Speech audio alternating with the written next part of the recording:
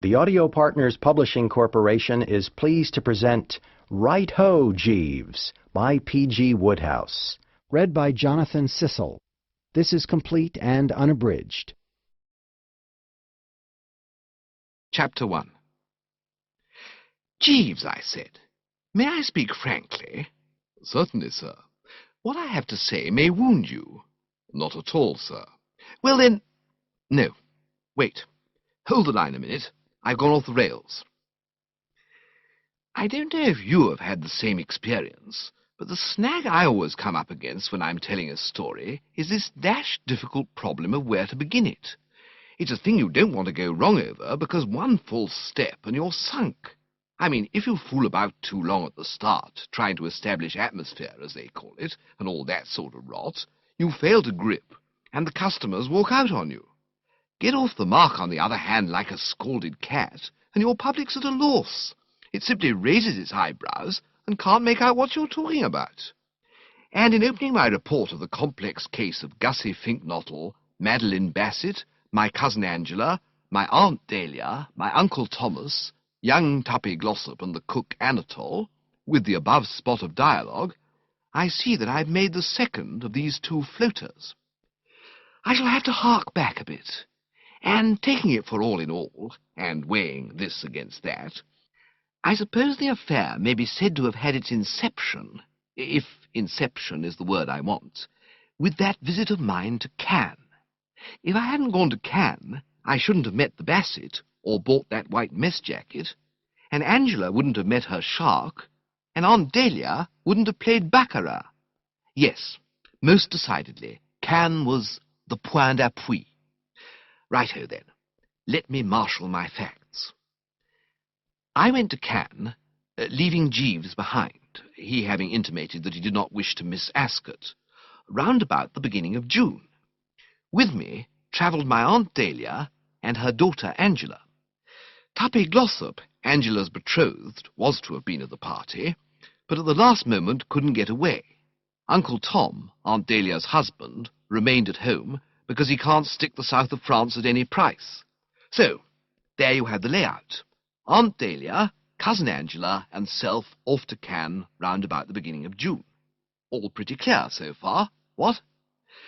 We stayed at Cannes about 2 months, and except for the fact that Aunt Dahlia lost her shirt at baccarat, and Angela nearly got inhaled by a shark while aquaplaning, a pleasant time was had by all. On July the 25th, looking bronzed and fit, I accompanied aunt and child back to London. At 7 p.m. on July the 26th, we alighted at Victoria, and at 7:20 or thereabouts, we parted with mutual expressions of esteem, they to shove off in Aunt Dahlia's car to Brinkley Court, her place in Worcestershire, where they were expecting to entertain Tuppy in a day or two, I to go to the flat, drop my luggage, clean up a bit, and put on the soup and fish preparatory to pushing round to the Drones for a bite of dinner. And it was while I was at the flat, toweling the torso after a much-needed rinse, that Jeeves, as we chatted of this and that, picking up the threads as it were, suddenly brought the name of Gussie Finknottle into the conversation. As I recall it, the dialogue ran something as follows. Self.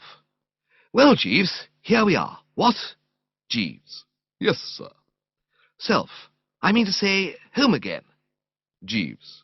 Precisely, sir. Self. Seems ages since I went away. Jeeves. Yes, sir. Self. Have a good time at Ascot. Jeeves. Most agreeable, sir. Self. Win anything? Jeeves. Quite a satisfactory sum, thank you, sir. Self. Good. Well, Jeeves, what news on the Rialto? Anybody been phoning or calling or anything during my abs? Jeeves. Mr. Finknottle, sir, has been a frequent caller. I stared. Indeed, it would not be too much to say that I gaped. Mr. Finknottle? Yes, sir. You don't mean Mr. Finknottle? Yes, sir. But Mr. Finknottle's not in London. Yes, sir. Well, I'm blowed. And I'll tell you why I was blowed. I found it scarcely possible to give credence to his statement. This Finknottle, you see, was one of those freaks you come across from time to time during life's journey who can't stand London. He lived year in and year out, covered with moss, in a remote village down in Lincolnshire, never coming up even for the Eton and Harrow match. And when I asked him once if he didn't find the time hang a bit heavy on his hands, he said no, because he had a pond in his garden and studied the habits of newts. I couldn't imagine what could have brought the chap up to the great city. I would have been prepared to bet that as long as the supply of newts didn't give out, nothing could have shifted him from that village of his. Are you sure? Yes, sir. You got the name correctly? Finknottle? Yes, sir. Well, it's the most extraordinary thing. It must be 5 years since he was in London. He makes no secret of the fact that the place gives him the pip. Until now, he's always stayed glued to the country, completely surrounded by newts. Sir? Newts, Jeeves. Mr. Finknottle has a strong newt complex. You must have heard of newts. Those little sort of lizard things that charge about in ponds. Oh, yes, sir. The aquatic members of the family Salamandridae, which constitute the genus Mulga. That's right. Well, Gussie has always been a slave to them. He used to keep them at school. I believe young gentlemen frequently do, sir. He kept them in his study in a kind of glass tank arrangement, and pretty niffy the whole thing was, I recall. I suppose one ought to have been able to see what the end would be even then, but you know what boys are. Careless, heedless, busy about our own affairs. We scarcely gave this kink in Gussie's character a thought. We may have exchanged an occasional remark about it taking all sorts to make a world, but nothing more. You can guess the sequel. The trouble spread. Indeed, sir. Absolutely, Jeeves. The craving grew upon him. The newts got him. Arrived at man's estate, he retired to the depths of the country and gave his life up to these dumb chums. I suppose he used to tell himself that he could take 'em or leave 'em alone, and then found, too late, that he couldn't. It is often the way, sir. Too true, Jeeves. At any rate, for the last 5 years, he's been living at this place of his down in Lincolnshire, as confirmed a species-shunning hermit as ever put fresh water in the tank every second day and refused to see a soul. That's why I was so amazed when you told me he'd suddenly risen to the surface like this. I still can't believe it. I'm inclined to think that there must be some mistake, and that this bird who's been calling here is some different variety of Finknottle. The chap I know wears horn-rimmed spectacles and has a face like a fish. How does that check up with your data? The gentleman who came to the flat wore horn-rimmed spectacles, sir. And looked like something on a slab? Possibly there was a certain suggestion of the Piscine, sir. Then it must be Gussie, I suppose. But what on earth can have brought him up to London? I am in a position to explain that, sir. Mr. Finknottle confided to me his motive in visiting the metropolis. He came because the young lady is here. Young lady? Yes, sir. You don't mean he's in love? Yes, sir. Well, I'm dashed. I'm really dashed. I positively am dashed, Jeeves. And I was, too. I mean to say, a joke's a joke, but there are limits. Then I found my mind turning to another aspect of this rummy affair. Conceding the fact that Gussie Finknottle, against all the ruling of the form book, might have fallen in love, why should he have been haunting my flat like this? No doubt the occasion was one of those when a fellow needs a friend, but I couldn't see what had made him pick on me. It wasn't as if he and I were in any way bosom. We'd seen a lot of each other at one time, of course, but in the last 2 years I hadn't had so much as a postcard from him. I put all this to Jeeves. Odd his coming to me. Still, if he did, he did. No argument about that. Must have been a nasty jar for the poor perisher when he found I wasn't here. No, sir. Mr. Finknottle did not call to see you, sir. Now, pull yourself together, Jeeves. You just told me that that's what he's been doing, and assiduously at that. It was I with whom he was desirous of establishing communication, sir. You? But I didn't know you'd ever met him. I had not had that pleasure until he called here, sir. But it appears that Mr. Sipley, a fellow student of whose Mr. Finknottle had been at the university, recommended him to place his affairs in my hands. The mystery had conked. I saw all. As I dare say you know, Jeeves's reputation as a counsellor has long been established among the conoscenti, and the first move of any of my little circle on discovering themselves in any form of soup is always to roll round and put the thing up to him. And when he's got A out of a bad spot, A puts B onto him, and then when he's fixed up B, B sends C along, and so on, if you get my drift, and so forth. That's how these big consulting practices like Jeeves's grow. Old Sippy, I knew, had been deeply impressed by the man's efforts on his behalf at the time when he was trying to get engaged to Elizabeth Moon, so it was not to be wondered at that he should have advised Gussie to apply. Pure routine, you might say. Ah, you're acting for him, are you? Yes, sir. Now I follow. Now I understand. And what is Gussie's trouble? Oddly enough, sir, precisely the same as that of Mr. Sipperley when I was enabled to be of assistance to him. No doubt you recall Mr. Sipperley's predicament, sir. Deeply attached to Miss Moon, he suffered from a rooted diffidence which made it impossible for him to speak. I nodded. I remember. Yes, I recall the Sipperley case. He couldn't bring himself to the scratch. A marked coldness of the feet, was there not? I recollect you saying he was letting, letting something do something. Cats entered into it, if I'm not mistaken. Letting I dare not wait upon I would, sir. That's right. But how about the cats? Like the poor cat I' the adage, sir. Exactly. Beats me how you think up these things. And Gussie, you say, is in the same position? Yes, sir. Each time he endeavours to formulate a proposal of marriage, his courage fails him. And yet if he wants this female to be his wife, he's got to say so, what? I mean, only civil to mention it. Precisely, sir. I mused. Well, I suppose this was inevitable, Jeeves. I wouldn't have thought that this Finknottle would ever have fallen a victim to the divine P. But if he has, no wonder he finds the going sticky. Yes, sir. Look at the life he's led. Yes, sir. I don't suppose he's spoken to a girl for years. What a lesson this is to us, Jeeves, not to shut ourselves up in country houses and stare into glass tanks. You can't be the dominant male if you do that sort of thing. In this life you can choose between two courses. You can either shut yourself up in a country house and stare into tanks, or you can be a dasher with the sex. You can't do both. No, sir. I mused once more. Gussie and I, as I say, had rather lost touch, but all the same I was exercised about the poor fish, as I am about all my pals, close or distant, who find themselves treading upon life's banana skins. It seemed to me that he was up against it. I threw my mind back to the last time I had seen him. About 2 years ago it had been.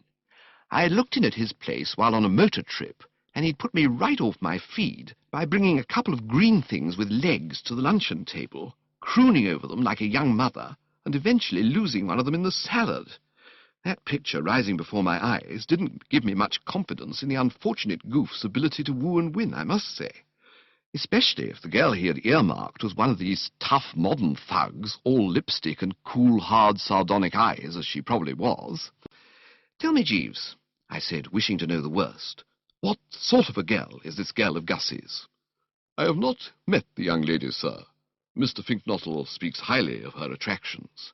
Seemed to like her, did he? Yes, sir. Did he mention her name? Perhaps I know her. She is a Miss Bassett, sir. Miss Madeline Bassett. What? Yes, sir.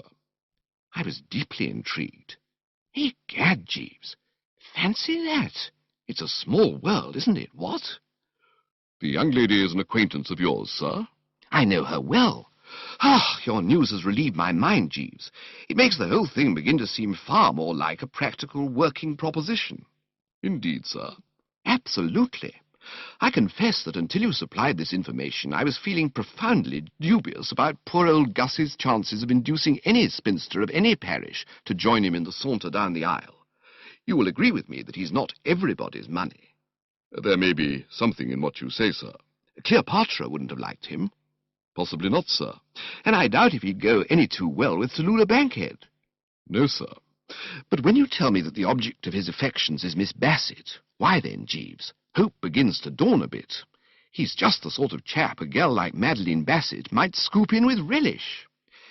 This Bassett, I must explain, had been a fellow visitor of ours at Cannes, and as she and Angela had struck up one of those effervescent friendships which girls do strike up, I had seen quite a bit of her. Indeed, in my moodier moments, it sometimes seemed to me that I could not move a step without stubbing my toe on the woman. And what made it all so painful and distressing was that the more we met, the less did I seem able to find to say to her. You know how it is with some girls. They seem to take the stuffing right out of you. I mean to say, there's something about their personality that paralyzes the vocal cords and reduces the contents of the brain to cauliflower. It was like that with this Bassett and me. So much so that I've known occasions when for minutes at a stretch Bertram Wooster might have been observed fumbling with the tie, shuffling the feet, and behaving in all other respects in her presence like the complete dumb brick. When, therefore, she took her departure some 2 weeks before we did, you may readily imagine that in Bertram's opinion it was not a day too soon. It was not her beauty, mark you, that thus numbed me. She was a pretty enough girl in a droopy, blonde, saucer-eyed way, but not the sort of breath-taker that takes the breath. No, what caused this disintegration in a usually fairly fluent prattler with the sex was her whole mental attitude. I don't want to wrong anybody, so I won't go so far as to say that she actually wrote poetry, but her conversation, to my mind, was of a nature calculated to excite the liveliest suspicions.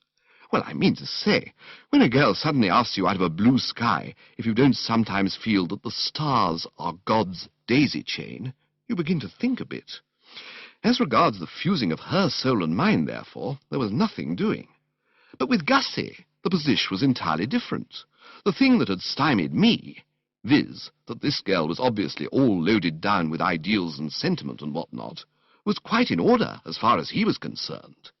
Gussie had always been one of those dreamy, soulful birds. You can't shut yourself up in the country and live only for newts if you're not, and I could see no reason why, if he could somehow be induced to get the low-burning words off his chest, he and the Bassett shouldn't hit it off like ham and eggs. "She's just the type for him," I said. "I am most gratified to hear it, sir." "And he's just the type for her.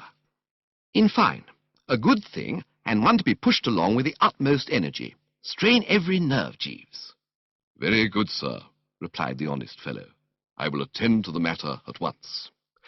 Now, up to this point, as you will doubtless agree, what you might call a perfect harmony had prevailed.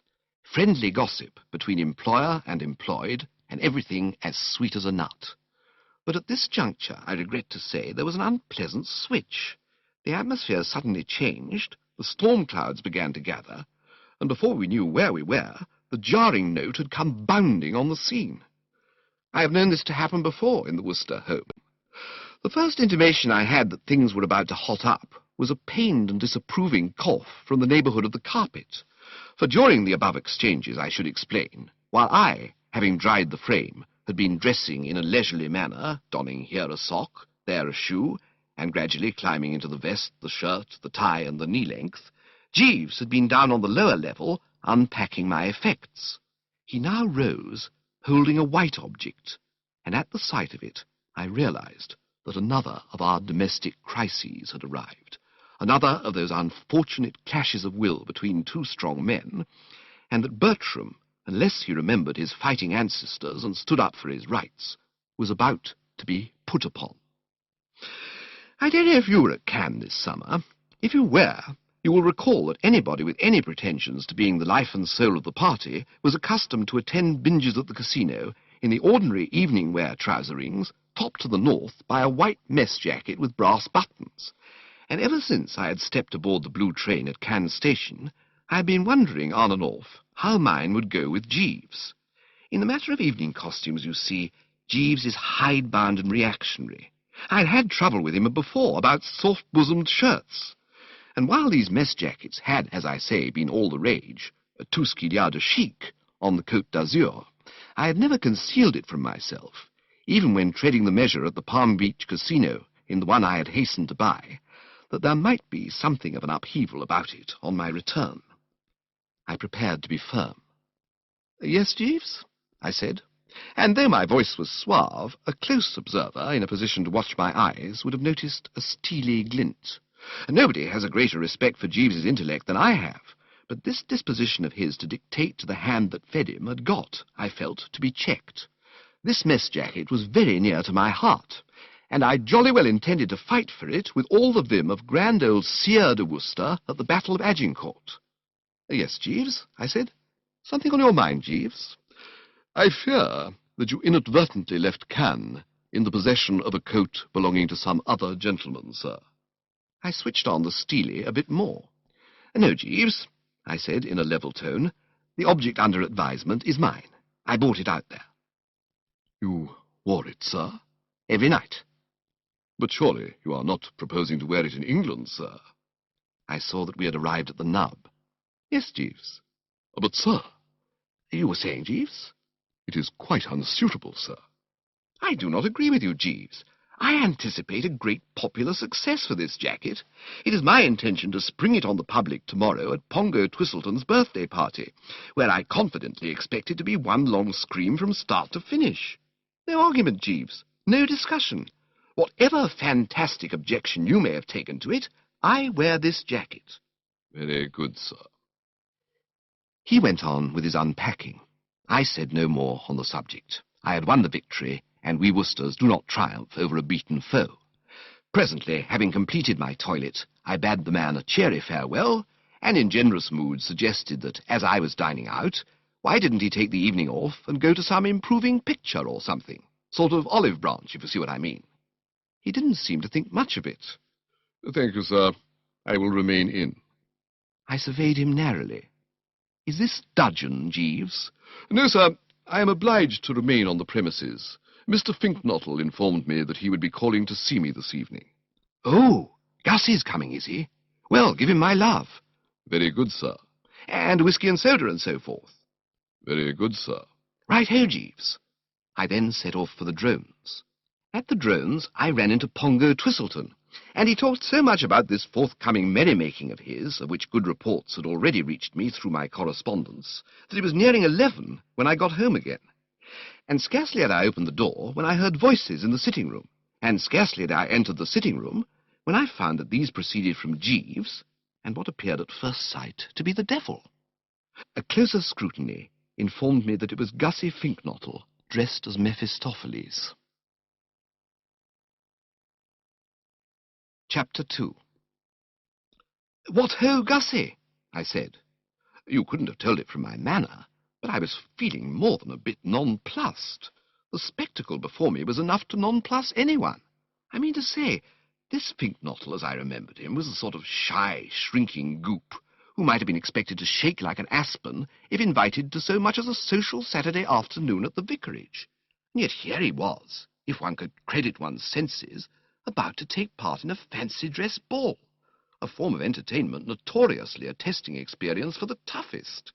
And he was attending that fancy-dress ball, mark you, not like every other well-bred Englishman as a Pierrot, but as Mephistopheles, this involving, as I need scarcely stress, not only scarlet tights, but a pretty frightful false beard.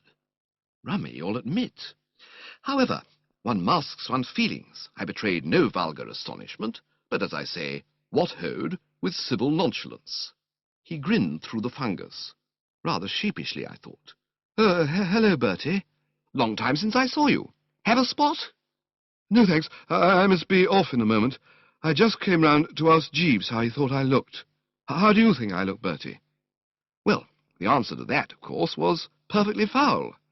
But we Worcesters are men of tact, and have a nice sense of the obligations of a host. We do not tell old friends beneath our roof-tree that they are an offence to the eyesight. I evaded the question. I hear you're in London," I said carelessly. "Oh, yes." "Must be years since you came up." "Oh, yes." "And now you're off for an evening's pleasure." He shuddered a bit. He had, I noticed, a hunted air. "Pleasure? Aren't you looking forward to this rout or revel?" I suppose it'll be all right," he said in a toneless voice. "Anyway, I ought to be off, I suppose. The thing starts round about 11. I told my cab to wait. Will you see if it's there, Jeeves?" "Very good, sir." There was something of a pause after the door had closed. A certain constraint. I mixed myself a beaker, while Gussie, a glutton for punishment, stared at himself in the mirror. Finally, I decided that it would be best to let him know that I was abreast of his affairs. It might be that it would ease his mind to confide in a sympathetic man of experience. I have generally found, with those under the influence, that what they want more than anything is the listening ear. "Well, Gussie, old leper," I said, "I've been hearing all about you." "Huh?" "This little trouble of yours. Jeeves has told me everything." He didn't seem any too braced. It's always difficult to be sure, of course, when a chap has dug himself in behind a Mephistopheles beard, but I fancy he blushed a trifle. "I wish Jeeves wouldn't go gassing all over the place. It was supposed to be confidential." I could not permit this tone. "Dishing up the dirt to the young master can scarcely be described as gassing all over the place," I said, with a touch of rebuke. "Anyway, there it is. I know all. And I should like to begin," I said, sinking my personal opinion that the female in question was a sloppy pest in my desire to buck and encourage, "by saying that Madeline Bassett is a charming girl, a winner, and just the sort for you." "You don't know her?" "Certainly I know her. What beats me is how you ever got in touch. Where did you meet?" "She was staying at a place near mine in Lincolnshire the week before last." "Yes, but even so. I didn't know you called on the neighbours." "I don't. I met her out for a walk with her dog. The dog had got a thorn in its foot, and when she tried to take it out, it snapped at her. So, of course, I had to rally round." "You extracted the thorn?" "Yes." "And fell in love at first sight?" "Yes." "Well, dash it, with a thing like that to give you a send-off, why didn't you cash in immediately?" "I hadn't the nerve." "What happened?" We talked for a bit." "What about?" "Oh, birds." "Birds? What birds?" "The birds that happened to be hanging round, and the scenery and all that sort of thing. And she said she was going to London, and asked me to look her up if I was ever there." "And after that you didn't so much as press her hand?" "Oh, of course not." "Well, I mean, it looked as though there was no more to be said. If a chap is such a rabbit that he can't get action when he's handed the thing on a plate, his case would appear to be pretty hopeless. Nevertheless, I reminded myself that this non-starter and I had been at school together. One must make an effort for an old school friend. "Ah, well," I said, "we must see what can be done. Things may brighten. At any rate, you'll be glad to learn that I am behind you in this enterprise. You have Bertram Wooster in your corner, Gussie." "Thanks, old man." "And Jeeves, of course, which is the thing that really matters." I don't mind admitting that I winced. He meant no harm, I suppose, but I'm bound to say that this tactless speech nettled me not a little. People are always nettling me like that. Giving me to understand, I mean to say, that in their opinion Bertram Wooster is a mere cipher, and that the only member of the household with brains and resources is Jeeves. It jars on me. And tonight it jarred on me more than usual, because I was feeling pretty dashed fed up with Jeeves. Over that matter of the mess jacket, I mean. True, I had forced him to climb down, quelling him, as described, with the quiet strength of my personality, but I was still a trifle shirty at his having brought the thing up at all. It seemed to me that what Jeeves wanted was the iron hand. "And what is he doing about it?" I inquired stiffly. "He's been giving the position of affairs a lot of thought." "He has he?" "It's on his advice that I'm going to this dance." "Why?" "She is going to be there. In fact, it was she who sent me the ticket of invitation, and Jeeves considered—" "And why not as a Pierrot?" I said, taking up the point which had struck me before. "Why this break with a grand old tradition?" "He particularly wanted me to go as Mephistopheles." I started. "He did he? He specifically recommended that definite costume?" "Yes." "Ha!" "Huh? Nothing. Just ha. And I'll tell you why I said ha. Here was Jeeves making heavy weather about me wearing a perfectly ordinary white mess jacket, a garment not only tout ce qu'il y a de chic, but absolutely de rigueur, and in the same breath, as you might say, inciting Gussie Finknottle to be a blot on the London scene in scarlet tights. Ironical, what? One looks askance at this sort of in-and-out running. What has he got against Pierrots? I don't think he objects to Pierrots as Pierrots, but in my case he thought a Pierrot wouldn't be adequate. I don't follow that. He said that the costume of Pierrot, while pleasing to the eye, lacked the authority of the Mephistopheles costume. I still don't get it. Well, it's a matter of psychology, he said. There was a time when a remark like that would have had me snookered, but long association with Jeeves had developed the Wooster vocabulary considerably. Jeeves has always been a whale for the psychology of the individual, and I now follow him like a bloodhound when he snaps it out of the bag. Oh, psychology. Yes, Jeeves is a great believer in the moral effect of clothes. He thinks I might be emboldened in a striking costume like this. He said a pirate chief would be just as good. In fact, a pirate chief was his first suggestion, but I objected to the boots. I saw his point. There is enough sadness in life without having fellows like Gussie Finknottle going about in sea boots. Are you emboldened? Well, to be absolutely accurate, Bertie, old man, no. A gust of compassion shook me. After all, though we had lost touch a bit of recent years, this man and I had once thrown ink darts at each other. Gussie, I said, take an old friend's advice and don't go within a mile of this binge. But it's my last chance of seeing her. She's off tomorrow to stay with some people in the country. Besides, you don't know. Don't know what? This idea of Jeeves's won't work. I feel a most frightful chump now, yes, but who can say whether that will not pass off when I get into a mob of other people in fancy dress? I had the same experience as a child one year during the Christmas festivities. They dressed me up as a rabbit, and the shame was indescribable. Yet when I got to the party and found myself surrounded by scores of other children, many in costumes even ghastlier than my own, I perked up amazingly, joined freely in the revels, and was able to eat so hearty a supper that I was sick twice in the cab coming home. What I mean is, you can't tell in cold blood.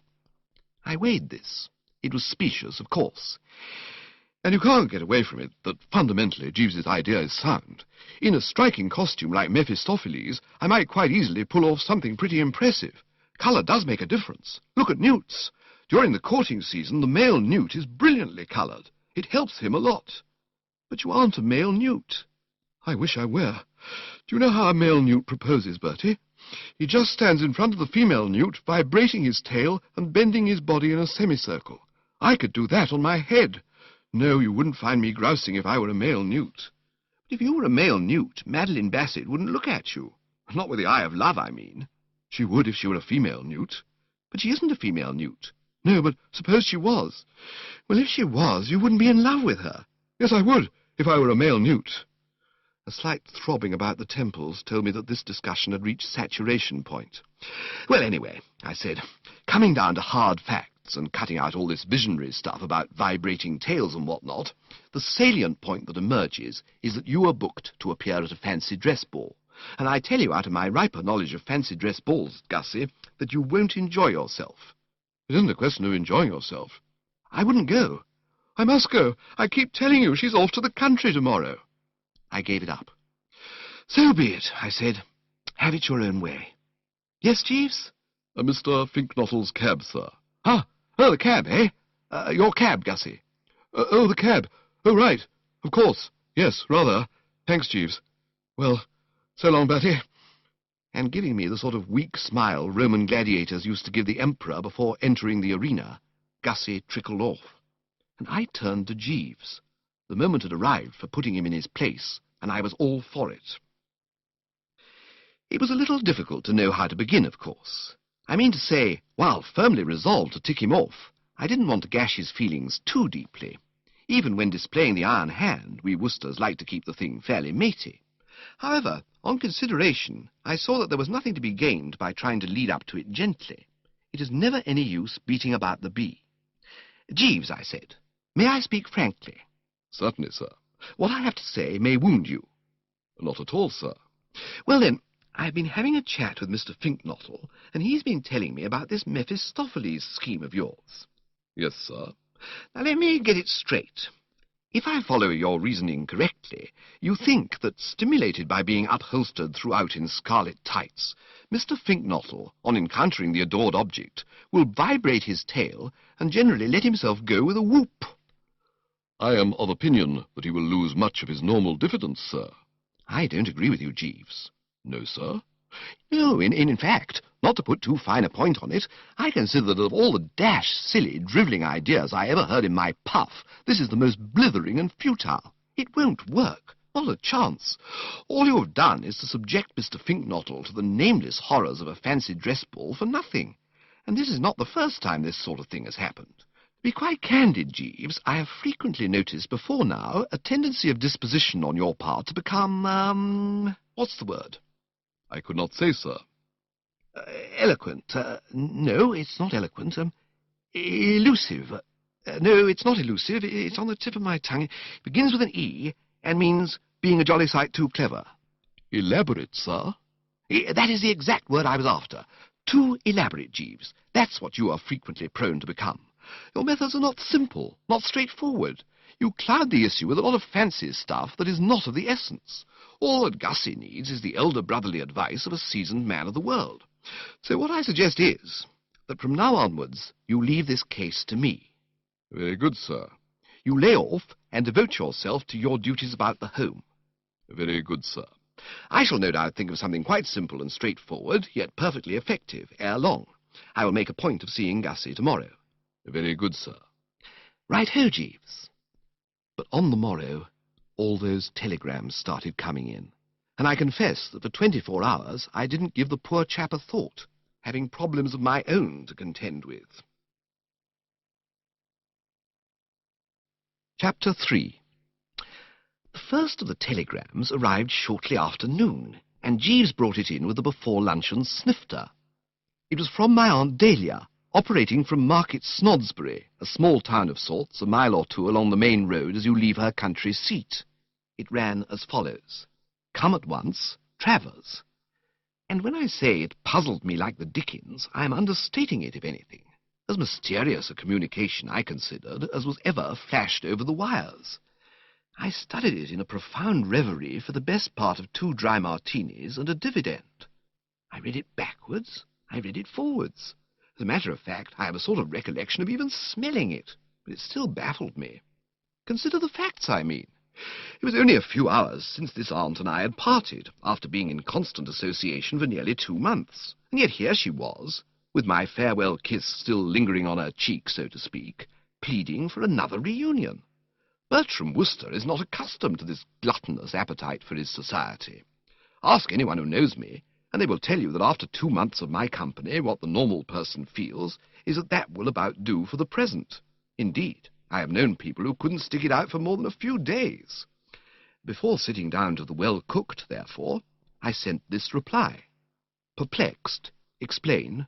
Bertie." To this I received an answer during the after-luncheon sleep.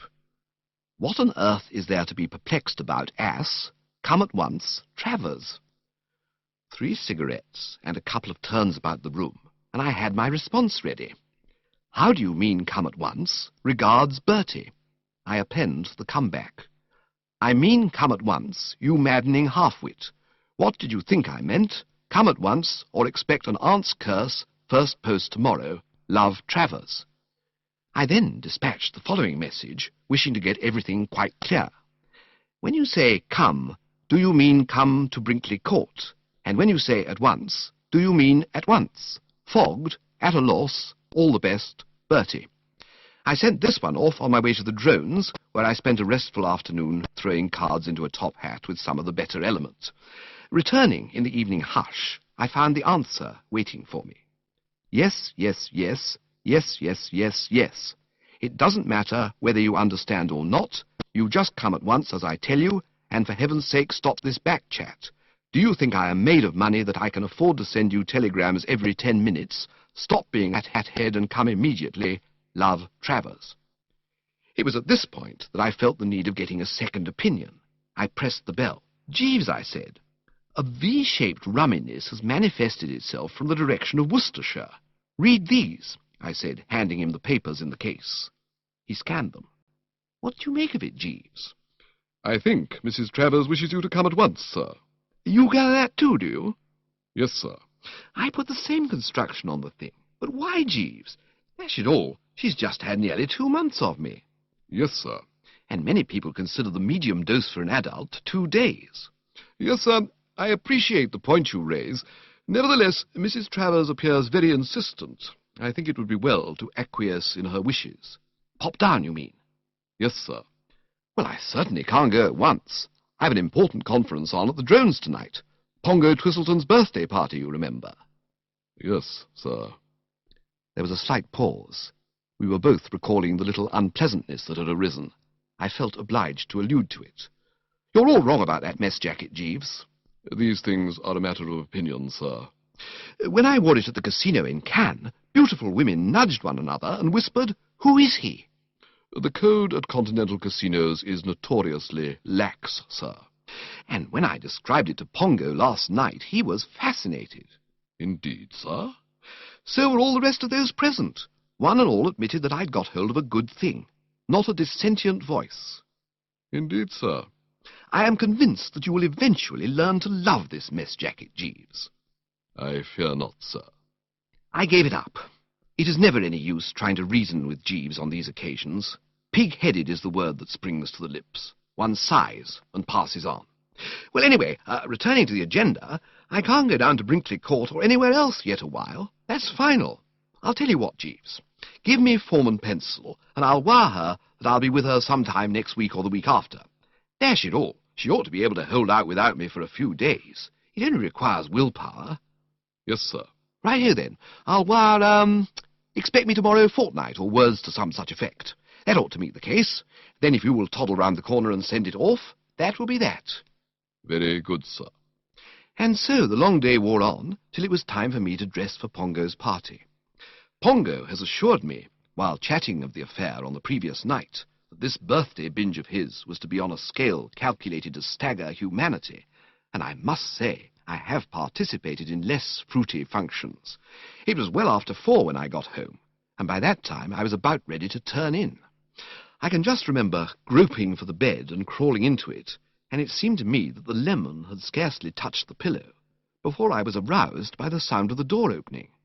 I was barely ticking over, but I contrived to raise an eyelid. That my tea, Jeeves?" No, sir. It is Mrs. Travers. And a moment later there was a sound like a mighty rushing wind, and the relative had crossed the threshold at 50 mph under her own steam. Chapter 4.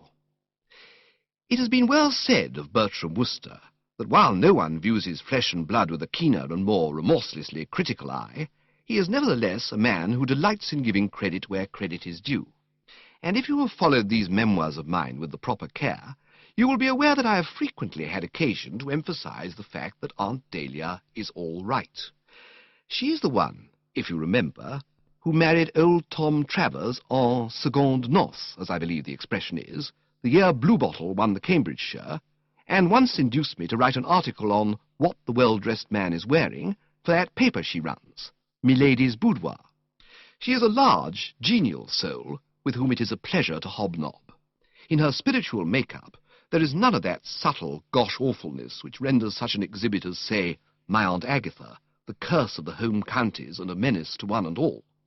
I have the highest esteem for Aunt Dahlia, and have never wavered in my cordial appreciation of her humanity, sporting qualities, and general good-eggishness. This being so, you may conceive of my astonishment at finding her at my bedside at such an hour. I mean to say, I've stayed at her place many a time and oft, and she knows my habits. She is well aware that until I've had my cup of tea in the morning, I do not receive. This crashing in at a moment when she knew that solitude and repose were of the essence was scarcely, I could not but feel, the good old form. Besides, what business had she being in London at all? That was what I asked myself. When a conscientious housewife has returned to her home after an absence of 7 weeks, one does not expect her to start racing off again the day after her arrival. One feels that she ought to be sticking round, ministering to her husband, conferring with the cook, feeding the cat, combing and brushing the Pomeranian, in a word, staying put.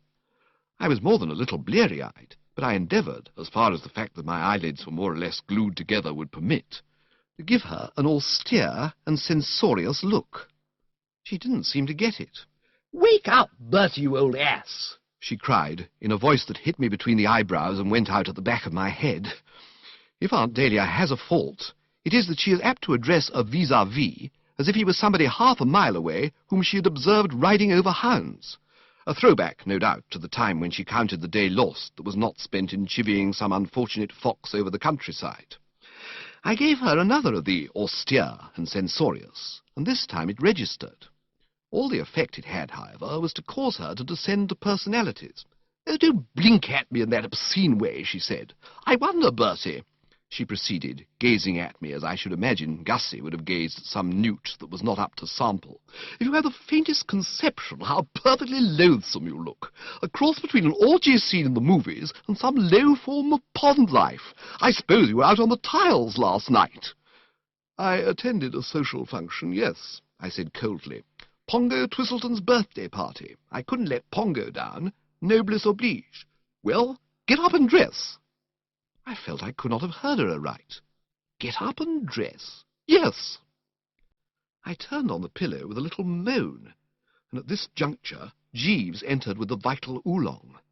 I clutched at it like a drowning man at a straw hat. A deep sip or two, and I felt, I won't say restored, because a birthday party like Pongo Twistleton's isn't a thing you get restored after with a mere mouthful of tea, but sufficiently the old Bertram to be able to bend the mind on this awful thing that had come upon me. And the more I bent same, the less I could grasp the trend of the scenario. "What is this, Aunt Dahlia?" I inquired. "Looks to me like tea," was her response, "but you know best. You're drinking it." If I hadn't been afraid of spilling the healing brew, I have little doubt that I should have given an impatient gesture. I know I felt like it. "Not the contents of this cup. All this. You're barging in and telling me to get up and dress. All that rot." "I barged in, as you call it, because my telegrams seem to produce no effect, and I told you to get up and dress because I want you to get up and dress. I've come to take you back with me. I like your crust, worrying that you'd come next year or whenever it was. You're coming now. I've got a job for you." "I don't want a job." "What you want, my lad, and what you're going to get are two very different things. There is man's work for you to do at Brinkley Court. Be ready to the last button in 20 minutes. I can't possibly be ready to any buttons in 20 minutes. I'm feeling awful." She seemed to consider. "Yes," she said. "I suppose it's only humane to give you a day or two to recover. All right, then. I shall expect you on the 30th at the latest." "But dash it, what is all this?" "How do you mean, a job? Why a job? What sort of job?" "I'll tell you if you only stop talking for a minute. It's quite an easy, pleasant job. You'll enjoy it. Have you ever heard of Market Snodsbury Grammar School?" "Never." "It's a grammar school at Market Snodsbury." I told her a little frigidly that I had divined as much. "Well, how was I to know that a man with a mind like yours would grasp it so quickly?" she protested. "All right, then.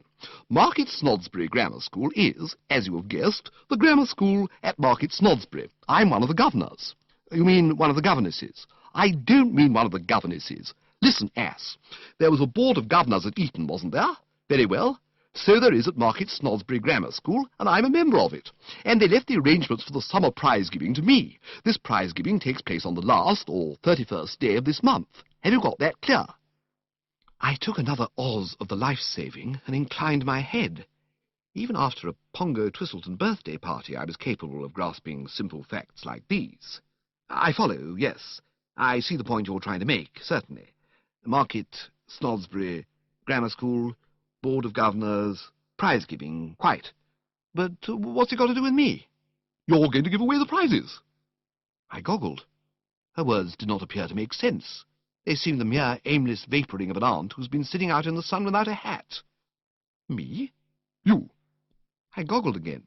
"You don't mean me?" "I mean you in person." I goggled a third time. "You're pulling my leg." "I am not pulling your leg. Nothing would induce me to touch your beastly leg.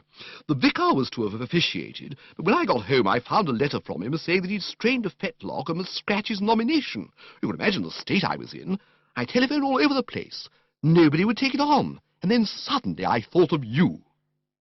I decided to check all this rot at the outset. Nobody is more eager to oblige deserving aunts than Bertram Wooster, but there are limits, and sharply defined limits at that. "So you think I'm going to strew prizes at this ballet-do-the-boys hall of yours?" "I do." "Make a speech?" "Exactly." I laughed derisively. "Oh, for goodness sake, don't start gargling now. This is serious." I was laughing. "Oh, were you? Well, I'm glad to see you taking it in this merry spirit." Derisively, I explained. "I won't do it. That's final. I simply will not do it. You will do it, young Bertie, or never darken my doors again. And you know what that means. No more of Anatole's dinners for you." A strong shudder shook me. She was alluding to her chef, that superb artist. A monarch of his profession, unsurpassed, nay unequalled, at dishing up the raw materials so that it melted in the mouth of the ultimate consumer, Anatole had always been a magnet that drew me to Brinkley Court with my tongue hanging out. Many of my happiest moments had been those which I had spent champing this great man's roasts and ragouts, and the prospect of being barred from digging into them in the future was a numbing one. "No, I say, dash it." "I thought that would rattle you, greedy young pig." "Greedy young pigs have nothing to do with it," I said with a touch of hauteur. "One is not a greedy young pig because one appreciates the cooking of a genius." "Well, I will say I like it myself," conceded the relative, "but not another bite of it do you get if you refuse to do this simple, easy, pleasant job. No, not so much as another sniff. So put that in your 12-inch cigarette holder and smoke it. I began to feel like some wild thing caught in a snare. But why do you want me? I mean, what am I? Ask yourself that. I often have. I mean to say, I'm not the type. You have to have some terrific nib to give away prizes. I seem to remember when I was at school, it was generally a prime minister or somebody. Ah, but that was at Eton. At Market Snodsbury, we aren't nearly so choosy. Anybody in spats impresses us. Why don't you get Uncle Tom? Uncle Tom? Well, why not? He's got spats.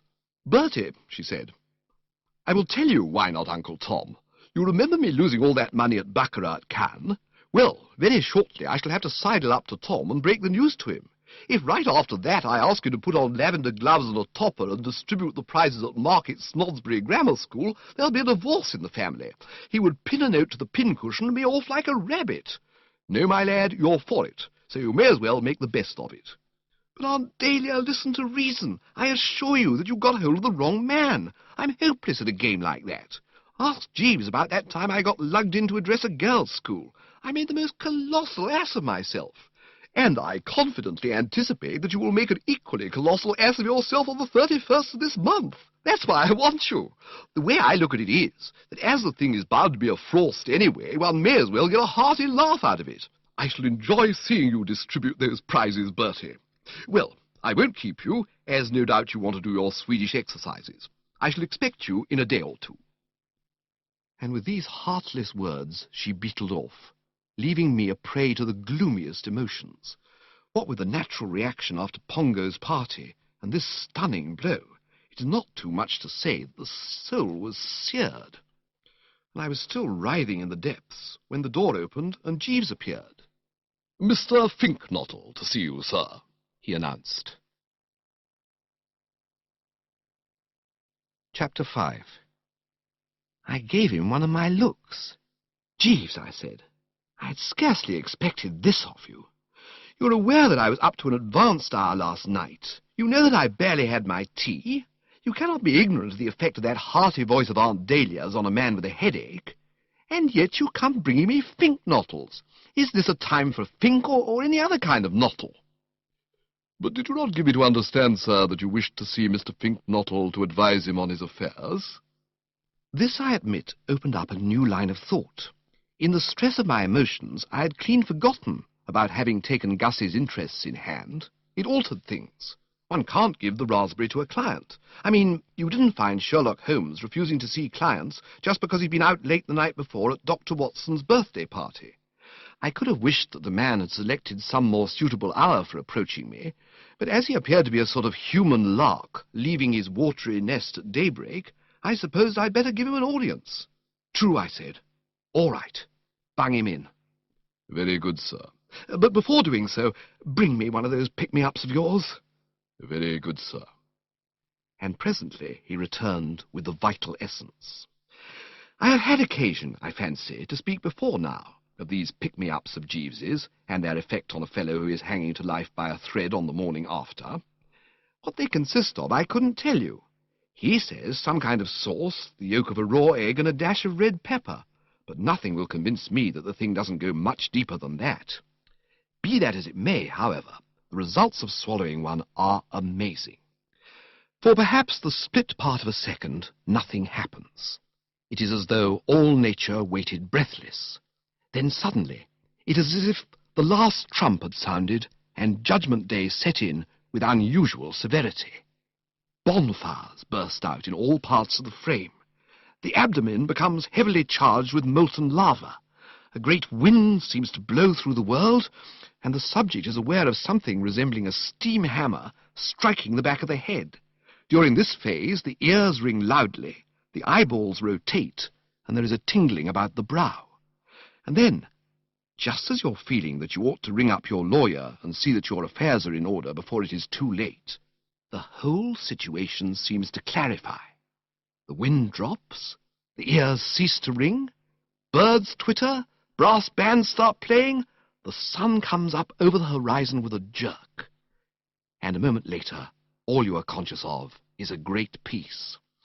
As I drain the glass now, new life seemed to burgeon within me. I remember Jeeves, who, However much he may go off the rails at times in the matter of dress clothes, and in his advice to those in love, has always had a neat turn of phrase, once speaking of someone rising on stepping stones of his dead self to higher things. It was that way with me now. I felt that the Bertram Wooster, who lay propped up against the pillows, had become a better, stronger, finer Bertram. "Thank you, Jeeves," I said. "Not at all, sir." That touched the exact spot. I am now able to cope with life's problems. "I am gratified to hear it, sir." What madness not to have had one of those before tackling Aunt Dahlia. However, too late to worry about that now. Tell me of Gussie. How did he make out at the fancy dress ball? "He did not arrive at the fancy dress ball, sir." I looked at him a bit austerely. "Jeeves," I said, "I admit that after that pick-me-up of yours I feel better, but don't try me too high. Don't stand by my sickbed talking absolute rot. We shot Gussie into a cab, and he started forth, headed for wherever this fancy dress ball was. He must have arrived." "No, sir. As I gather from Mr. Finknottle, he entered the cab convinced in his mind that the entertainment to which he had been invited was to be held at number 17 Suffolk Square, whereas the actual rendezvous was number 71 Norfolk Terrace. These aberrations of memory are not uncommon with those who, like Mr. Finknottle, belong essentially to what one might call the dreamer type." One might also call it the fat-headed type. "Yes, sir." "Well, On reaching number 17 Suffolk Square, Mr. Finknottle endeavoured to produce money to pay the fare. what stopped him?" The fact that he had no money, sir. He discovered that he had left it, together with his ticket of invitation, on the mantelpiece of his bedchamber in the house of his uncle, where he was residing. Bidding the cabman to wait accordingly, he rang the doorbell, and when the butler appeared, requested him to pay the cab, adding that it was all right, as he was one of the guests invited to the dance. The butler then disclaimed all knowledge of a dance on the premises. "And declined to unbelt?" "Yes, sir." Upon which Mr. Finknottle directed the cabman to drive him back to his uncle's residence. Well, why wasn't that the happy ending? All he had to do was go in, collect cash and ticket, and there he would have been, on velvet. "I should have mentioned, sir, that Mr. Finknottle had also left his latch-key on the mantelpiece of his bedchamber." He could have rung the bell." "He did ring the bell, sir, for some 15 minutes. At the expiration of that period, he recalled that he had given permission to the caretaker, the house was officially closed and all the staff on holiday, to visit his sailor son at Portsmouth." Golly, Jeeves. "Yes, sir." These dreamer types do live, don't they? "Yes, sir." What happened then? Mr. Finknottle appears to have realized at this point that his position as regards the cabman had become equivocal. The figures on the clock had already reached a substantial sum, and he was not in a position to meet his obligations. He could have explained. "You cannot explain to cabmen, sir. On endeavouring to do so, he found the fellows sceptical of his bona fides." I should have legged it. That is the policy which appears to have commended itself to Mr. Finknottle. He darted rapidly away, and the cabman, endeavouring to detain him, snatched at his overcoat. Mr. Finknottle contrived to extricate himself from the coat, and it would seem that his appearance in the masquerade costume beneath it came as something of a shock to the cabman. Mr. Finknottle informs me that he heard a species of whistling gasp, and looking round, observed the man crouching against the railings with his hands over his face. Mr. Finknottle thinks he was praying. No doubt an uneducated, superstitious fellow, sir. Possibly a drinker. Well, if he hadn't been one before, I'll bet he started being one shortly afterwards. I expect he could scarcely wait for the pubs to open. Very possibly, in the circumstances, he might have found a restorative agreeable, sir. And so, in the circumstances, might Gussie, too, I should think. What on earth did he do after that? London late at night, or even in the daytime for that matter, is no place for a man in scarlet tights. No, sir. He invites comment. Yes, sir. I can see the poor old bird ducking down side streets, skulking in alleyways, diving into dustbins. I gather from Mr. Finknottle's remarks, sir, that something very much on those lines was what occurred. Eventually, after a trying night, he found his way to Mr. Sipperley's residence, where he was able to secure lodging and a change of costume in the morning. I nestled against the pillows, the brow a bit drawn. It is all very well to try to do old school friends a spot of good, but I could not but feel that in espousing the cause of a lunkhead capable of mucking things up as Gussie had done, I had taken on a contract almost too big for human consumption. It seemed to me that what Gussie needed was not so much the advice of a seasoned man of the world as a padded cell in Colney Hatch and a couple of good keepers to see that he did not set the place on fire. Indeed, for an instant I had half a mind to withdraw from the case and hand it back to Jeeves. But the pride of the Woosters restrained me. When we Woosters put our hands to the plough, we do not readily sheathe the sword. Besides, after that business of the mess jacket, anything resembling weakness would have been fatal. "I suppose you realize, Jeeves," I said, for though one dislikes to rub it in, these things have to be pointed out, "that all this was your fault." "Sir?" "It's no good saying, sir. You know it was. If you'd not insisted on his going to that dance, a mad project as I spotted from the first, this would not have happened." "Yes, sir, but I confess I did not anticipate—" "Always anticipate everything, Jeeves," I said a little sternly. "It is the only way. Even if you had allowed him to wear a Pierrot costume, things would not have panned out as they did. A Pierrot costume has pockets. However," I went on more kindly, "we need not go into that now. If all this has shown you what comes of going about the place in scarlet tights, that is something gained. Gussie waits without, you say?" "Yes, sir." "Then shoot him in, and I will see what I can do for him." Chapter 6. Gussie, on arrival, proved to be still showing traces of his grim experience. The face was pale, the eyes gooseberry-like, the ears drooping, and the whole aspect that of a man who's passed through the furnace and been caught in the machinery. I hitched myself up a bit higher on the pillows and gazed at him narrowly. It was a moment I could see when first aid was required, and I prepared to get down to cases. "Well, Gussie." "Hello, Bertie." "What ho?" "What ho?" These civilities concluded, I felt that the moment had come to touch delicately on the past. "I hear you've been through it a bit." "Yes." "Thanks to Jeeves." "Wasn't Jeeves's fault." "Entirely Jeeves's fault." "I don't see that. I forgot my money and latchkey." "And now you'd better forget Jeeves, for you will be interested to hear, Gussie," I said, deeming it best to put him in touch with the position of affairs right away, "that he is no longer handling your little problem." This seemed to slip it across him properly. The jaw fell, the ears drooped more limply. He'd been looking like a dead fish. He now looked like a deader fish, one of last year's, cast up on some lonely beach and left there at the mercy of the wind and tides. "What?" "Yes." "You don't mean that Jeeves isn't going to—" "No." "But dash it!" I was kind but firm. "You will be much better off without him. Surely your terrible experiences of that awful night have told you that Jeeves needs a rest. The keenest of thinkers strikes a bad patch occasionally. That's what happened to Jeeves. I've seen it coming for some time. He's lost his form. He wants his plugs decarbonized. No doubt this is a shock to you. I suppose you came here this morning to seek his advice." "Of course I did. "On what point?" Madeline Bassett has gone to stay with these people in the country, and I want to know what he thinks I ought to do." "Well, as I say, Jeeves is off the case." "But Bertie, dash it!" "Jeeves," I said with a certain asperity, "is no longer on the case. I am now in sole charge." "But what on earth can you do?" I curbed my resentment. We Woosters are fair-minded. We can make allowances for men who have been parading London all night in scarlet tights. "That," I said quietly, "we shall see. Sit down and let us confer. I'm bound to say the thing seems quite simple to me. You say this girl has gone to visit friends in the country. Well, it appears obvious that you must go there too, and flock round her like a poultice. Elementary." "But I can't plant myself on a lot of perfect strangers." "Don't you know these people?" "Of course I don't. I don't know anybody." I pursed the lips. This did seem to complicate matters somewhat. "All I know is that their name is Travers, and it's a place called Brinkley Court down in Worcestershire." I unpursed the lips. "Gussie," I said, smiling paternally, "it was a lucky day for you when Bertram Wooster interested himself in your affairs. As I foresaw from the start, I can fix everything. This afternoon you shall go to Brinkley Court, an honoured guest." He quivered like a moose. I suppose it must always be rather a thrilling experience for the novice to watch me taking hold. But Bertie, you don't mean you know these Traverses?" "They are my Aunt Dahlia."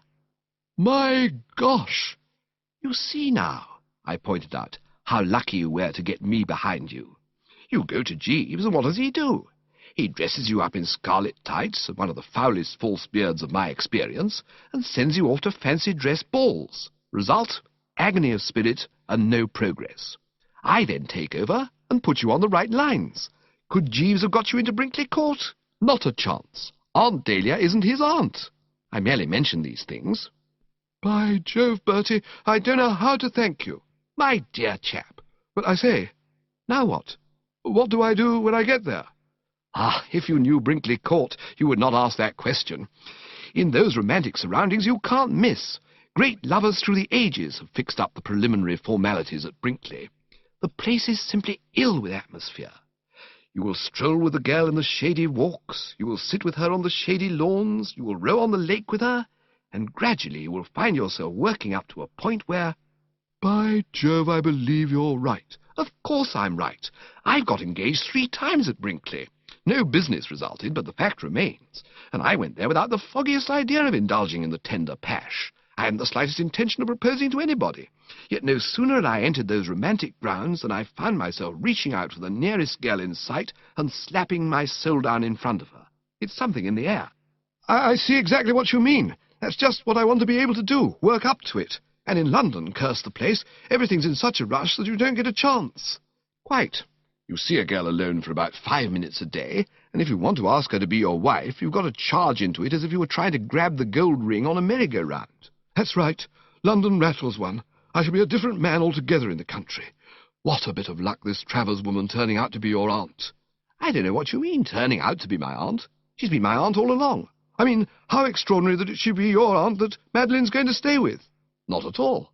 She and my cousin Angela are close friends. At Cannes, she was with us all the time. Oh, you met Madeline at Cannes, did you? By Jove, Bertie, said the poor lizard devoutly. I wish I could have seen her at Cannes. How wonderful she must have looked in beach pyjamas. Oh, Bertie. Quite, I said a little distantly. Even when restored by one of Jeeves's depth bombs, one doesn't want this sort of thing after a hard night. I touched the bell, and when Jeeves appeared, requested him to bring me a telegraph form and pencil.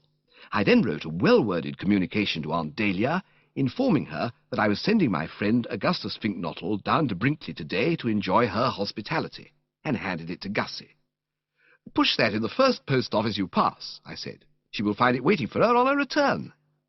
Gussie popped along, flapping the telegram and looking like a close-up of Joan Crawford, and I turned to Jeeves and gave him a précis of my operations. "Simple, you observe, Jeeves. Nothing elaborate." "No, sir." "Nothing far-fetched, nothing strained or bizarre. Just nature's remedy." "Yes, sir." "This is the attack as it should have been delivered. What do you call it when 2 people of opposite sexes are bunged together in close association in a secluded spot, meeting each other every day and, seeing a lot of each other?" "Is propinquity the word you wish, sir?" "It is. I stake everything on propinquity, Jeeves. Propinquity, in my opinion, is what will do the trick. At the moment, as you are aware, Gussie is a mere jelly when in the presence. But ask yourself how he will feel in a week or so, after he and she have been helping themselves to sausages out of the same dish day after day at the breakfast sideboard, cutting the same ham, ladling out communal kidneys and bacon. Why?" I broke off abruptly. I had one of my ideas. "Golly, Jeeves." "Sir?" "Here's an instance of how you have to think of everything. You heard me mention sausages, kidneys, bacon, and ham." "Yes, sir." "Well, there must be nothing of that. Fatal. The wrong note entirely. Give me that telegraph form and pencil. I must warn Gussie without delay. What he's got to do is to create in this girl's mind the impression that he is pining away for love of her. This cannot be done by wolfing sausages." "No, sir." "Very well, then. And taking form and P, I drafted the following. Finknottle, Brinkley Court, Market Snodsbury, Worcestershire. Lay off the sausages, avoid the ham. Bertie. Send that off, Jeeves, instanter."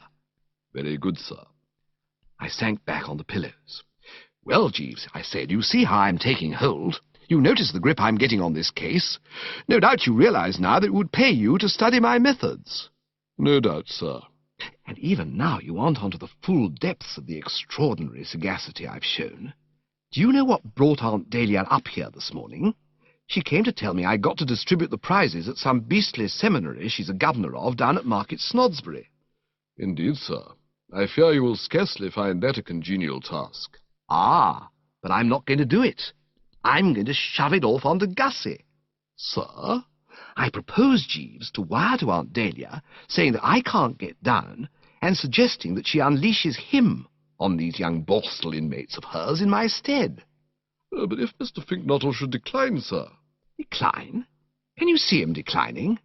Just conjure up the picture in your mind, Jeeves. Scene, the drawing room at Brinkley, Gussie wedged into a corner with Aunt Dahlia standing over him making hunting noises. I put it to you, Jeeves. Can you see him declining? Not readily, sir, I agree. Mrs. Travers is a forceful personality. He won't have a hope of declining. His only way out would be to slide off, and he can't slide off because he wants to be with Miss Bassett. No, Gussie will have to toe the line, and I shall be saved from a job at which I confess the soul shuddered. Getting up on a platform and delivering a short, manly speech to a lot of foul school kids. Golly, Jeeves, I've been through that sort of thing once, what? You remember that time at the girls' school? Very vividly, sir. What an ass I made of myself. Certainly, I have seen you to better advantage, sir. I think you might bring me just one more of those dynamite specials of yours, Jeeves. This narrow squeak has made me come over all faint. End of Disc 1. Disc 2. I suppose it must have taken Aunt Dahlia 3 hours or so to get back to Brinkley, because it wasn't till well after lunch that her telegram arrived. It read like a telegram that had been dispatched in a white-hot surge of emotion some 2 minutes after she had read mine, as follows. Am taking legal advice to ascertain whether strangling an idiot nephew counts as murder. If it doesn't, look out for yourself. Consider your conduct frozen limit. What do you mean by planting your loathsome friends on me like this? Do you think Brinkley Court is a leper colony, or what is it? Who is this spink bottle? Love, Travers. I had expected some such initial reaction. I replied in temperate vein. Not bottle, nottle. Regards, Bertie. Almost immediately after she had dispatched the above heart cry, Gussie must have arrived, for it wasn't 20 minutes later when I received the following. Cipher telegram signed by you has reached me here. Runs, lay off the sausages, avoid the ham. Wire key immediately, Finknottle. I replied, also kidneys. Cheerio, Bertie. I had staked all on Gussie making a favourable impression on his hostess, basing my confidence on the fact that he was one of those timid, obsequious, teacup-passing, thin bread-and-butter offering yes-men whom women of my Aunt Dahlia's type nearly always like at first sight.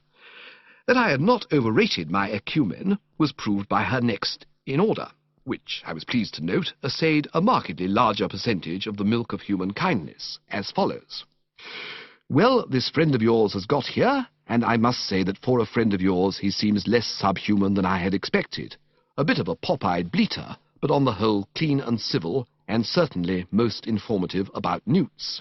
Am considering arranging series of lectures for him in neighbourhood. All the same, I like your nerve using my house as a summer hotel resort, and shall have much to say to you on subject when you come down. Expect you 30th, bring spats, love Travers. To this I riposted, on consulting engagement book, find it impossible come Brinkley Court. Deeply regret, Toodaloo, Bertie. Hers in reply struck a sinister note. Oh, so it's like that, is it? You and your engagement book, indeed. Deeply regret my foot. Let me tell you, my lad, that you will regret it a jolly sight more deeply if you don't come down. If you imagine for one moment that you are going to get out of distributing those prizes, you are very much mistaken. Deeply regret, Brinkley Court 100 miles from London, as unable hit you with a brick. Love, Travers. I then put my fortune to the test, to win or lose it all. It was not a moment for petty economies. I let myself go, regardless of expense. No, but dash it, listen. Honestly, you don't want me. Get Finknottle distribute prizes. A born distributor who will do you credit. Confidently anticipate Augustus Finknottle as Master of Revels on 31st inst. Would make genuine sensation. Do not miss this great chance, which may never occur again. Tinkety-tonk, Bertie. There was an hour of breathless suspense, And then the joyful tidings arrived. "Well, all right. Something in what you say, I suppose. Consider you treacherous worm and contemptible, spineless, cowardly custard, but have booked Spink Bottle. Stay where you are, then, and I hope you get run over by an omnibus. Love, Travers." The relief, as you may well imagine, was stupendous. A great weight seemed to have rolled off my mind. It was as if somebody had been pouring Jeeves's pick-me-ups into me through a funnel. I sang as I dressed for dinner that night. At the Drones I was so gay and cheery that there were several complaints. And when I got home and turned into the old bed, I fell asleep like a little child within 5 minutes of inserting the person between the sheets. It seemed to me that the whole distressing affair might now be considered definitely closed. Conceive my astonishment, therefore, when waking on the morrow and sitting up to dig into the morning teacup, I beheld on the tray another telegram. My heart sank. Could Aunt Dahlia have slept on it and changed her mind? Could Gussie, unable to face the ordeal confronting him, have legged it during the night down a water pipe? With these speculations racing through the bean, I tore open the envelope, and as I noted contents, I uttered a startled yip. "Sir?" said Jeeves, pausing at the door. I read the thing again. Yes, I'd got the gist all right. No, I had not been deceived in the substance. "Jeeves," I said, "do you know what?" "No, sir." "You know my cousin Angela?" "Yes, sir." "You know young Tuppy Glossop?" "Yes, sir." "They've broken off their engagement." "I'm sorry to hear that, sir." "I have here a communication from Aunt Dahlia specifically stating this. I wonder what the row is about." "I could not say, sir." "Of course you couldn't. Don't be an ass, Jeeves." "No, sir." I brooded. I was deeply moved. Well, this means that we shall have to go down to Brinkley today. Aunt Dahlia's obviously all of a twitter, and my place is by her side. You had better pack this morning and catch that 12:45 train with the luggage. I have a lunch engagement, so will follow in the car." "Very good, sir." I brooded some more. I must say, this has come as a great shock to me, Jeeves. "No doubt, sir." "Very great shock. Angela and Tuppy. Tut, tut. Why, they seemed like the paper on the wall. Life is full of sadness, Jeeves." "Yes, sir." "Still, there it is." "Undoubtedly, sir." "Righto, then. Switch on the bath." "Very good, sir." Chapter 7. I meditated pretty freely as I drove down to Brinkley in the old two-seater that afternoon. The news of this rift or rupture of Angela's and Tuppy's had disturbed me greatly. The projected match, you see, was one on which I had always looked with kindly approval. Too often, when a chap of your acquaintance is planning to marry a girl you know, you find yourself knitting the brow a bit and chewing the lower lip dubiously, feeling that he, or she, or both, should be warned while there is yet time. But I have never felt anything of this nature about Tuppy and Angela. Tuppy, when not making an ass of himself, is a soundish sort of egg. So is Angela a soundish sort of egg. And as far as being in love was concerned, it had always seemed to me that you wouldn't have been far out in describing them as two hearts that beat as one. True, they had had their little tiffs, notably on the occasion when Tuppy, with what he said was fearless honesty and I considered thorough goofiness, had told Angela that her new hat made her look like a Pekingese. But in every romance you have to budget for the occasional dust-up, and after that incident I had supposed that he had learnt his lesson, and that from then on life would be one grand sweet song. And now, this wholly unforeseen severing of diplomatic relations had popped up through a trap. I gave the thing the cream of the Worcester brain all the way down, but it continued to beat me what could have caused the outbreak of hostilities, and I bunged my foot sedulously on the accelerator in order to get to Aunt Dahlia with the greatest possible speed and learn the inside history straight from the horse's mouth. And what with all 6 cylinders hitting nicely, I made good time and found myself closeted with the relatives shortly before the hour of the evening cocktail. She seemed glad to see me. In fact, she actually said she was glad to see me, a statement no other aunt on the list would have committed herself to, the customary reaction of these near and dear ones to the spectacle of Bertram arriving for a visit being a sort of sick horror. "Decent of you to rally round, Bertie," she said. "My place was by your side, Aunt Dahlia," I responded. I could see at a G that the unfortunate affair had got in amongst her in no uncertain manner. Her usually cheerful map was clouded, and the genial smile conspic by its A. I pressed her hand sympathetically, to indicate that my heart bled for her. "Bad show this, my dear old flesh and blood," I said. "I'm afraid you've been having a sticky time. You must be worried." She snorted emotionally. She looked like an aunt who has just bitten into a bad oyster. "Worried is right. I haven't had a peaceful moment since I got back from Cannes. Ever since I put my foot across this blasted threshold," said Aunt Dahlia, returning for the nonce to the hearty argot of the hunting field, "everything's been at 6s and 7s. First there was that mix-up about the prize-giving." She paused at this point and gave me a look. "I had been meaning to speak freely to you about your behaviour in that matter, Bertie," she said. "I had some good things all stored up, but as you rallied round like this, I suppose I shall have to let you off. And anyway, it's probably all for the best that you evaded your obligations in that sickeningly craven way.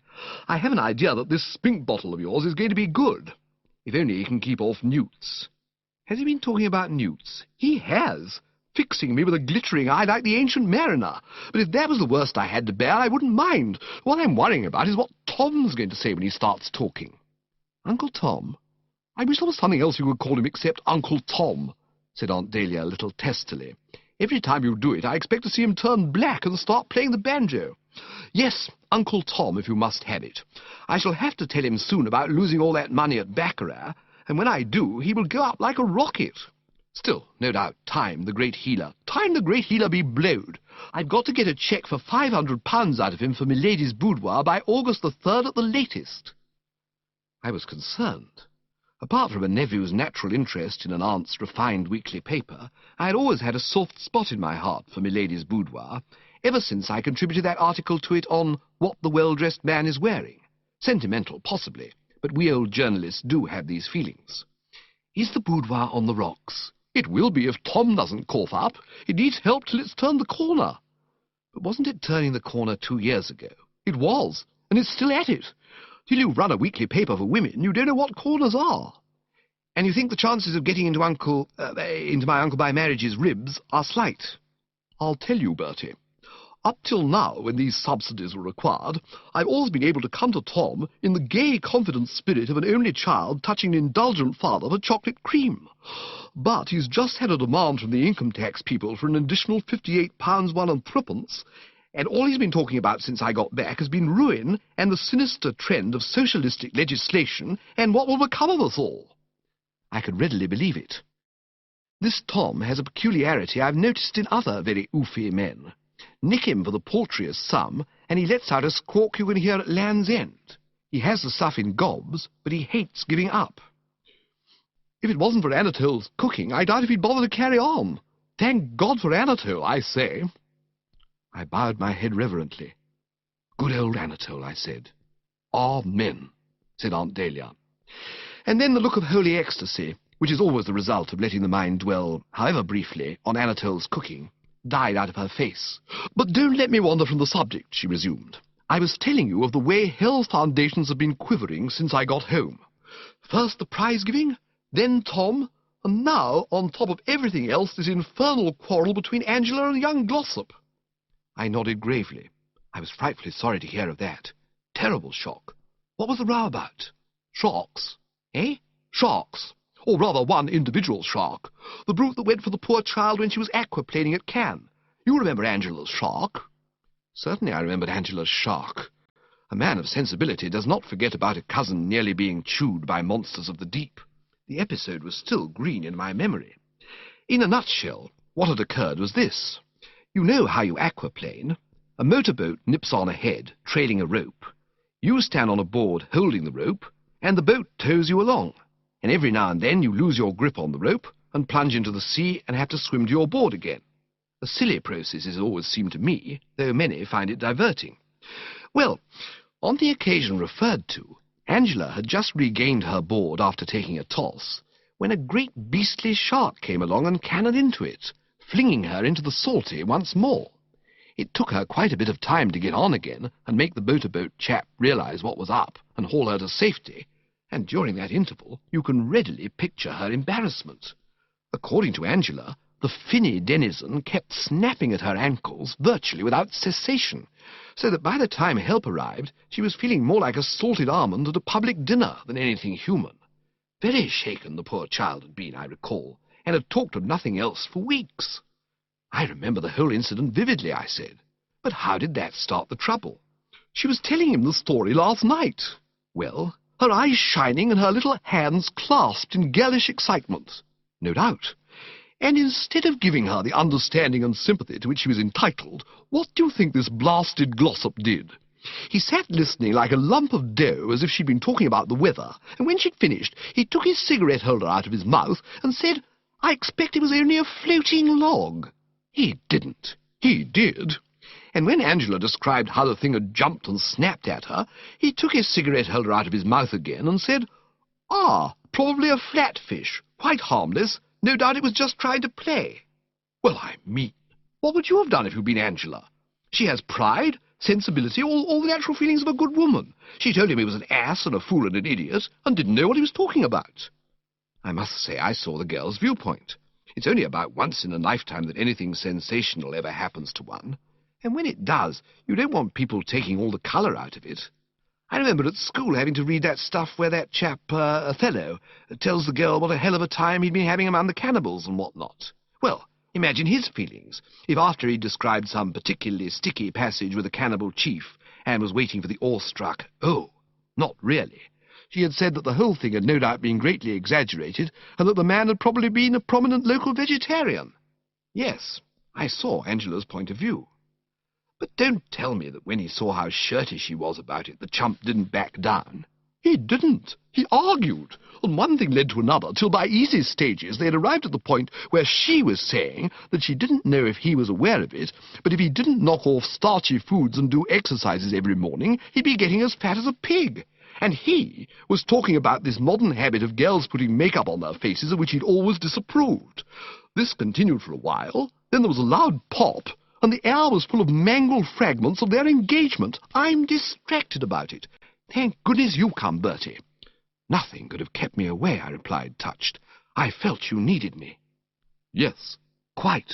Or rather, she said, not you, of course, but Jeeves. The minute all this happened, I thought of him. The situation obviously cries out for Jeeves. If ever, in the whole history of human affairs, there was a moment when that lofty brain was required about the home, this is it. I think if I had been standing up, I would have staggered. In fact, I'm pretty sure I would. But it isn't so dashed easy to stagger when you're sitting in an armchair. Only my face, therefore, showed how deeply I'd been stung by these words.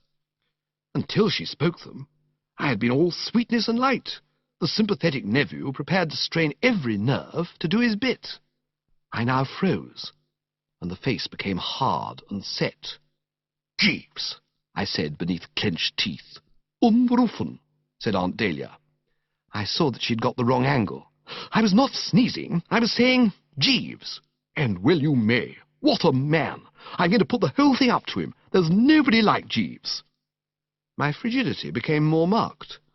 "I venture to take issue with you, Aunt Dahlia." "You take what?" "Issue. You do you?" "I emphatically do. Jeeves is hopeless." "What?" "Quite hopeless. He's lost his grip completely. Only a couple of days ago I was compelled to take him off a case because his handling of it was so footling. And in any way, I resent this assumption, if assumption is the word I want, that Jeeves is the only fellow with brain. I object to the way everybody puts things up to him without consulting me and letting me have a stab at them first." She seemed about to speak, but I checked her with a gesture. "It is true that in the past I have sometimes seen fit to seek Jeeves's advice. It is possible that in the future I may seek it again. But I claim the right to have a pop at these problems as they arise in person, without having everybody behave as if Jeeves was the only onion in the hash. I sometimes feel that Jeeves, though admittedly not unsuccessful in the past, has been lucky rather than gifted." "Have you and Jeeves had a row?" "Nothing of the kind. You seem to have it in for him." "Not at all." And yet I must admit that there was a modicum of truth in what she said. I had been feeling pretty austere about the man all day, and I'll tell you why. You remember that he caught that 12:45 with the luggage, while I remained on in order to keep a luncheon engagement. Well, just before I started out to the tryst, I was pottering about the flat, and suddenly, I don't know what put the suspicion into my head, possibly the fellow's manner had been furtive, something seemed to whisper to me to go and have a look in the wardrobe.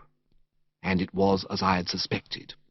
There was the mess jacket still on its hanger. The hound hadn't packed it. Well, as anybody at the drones will tell you, Bertram Wooster is a pretty hard chap to out-general. I shoved the thing in a brown paper parcel and put it in the back of the car, and it was on a chair in the hall now.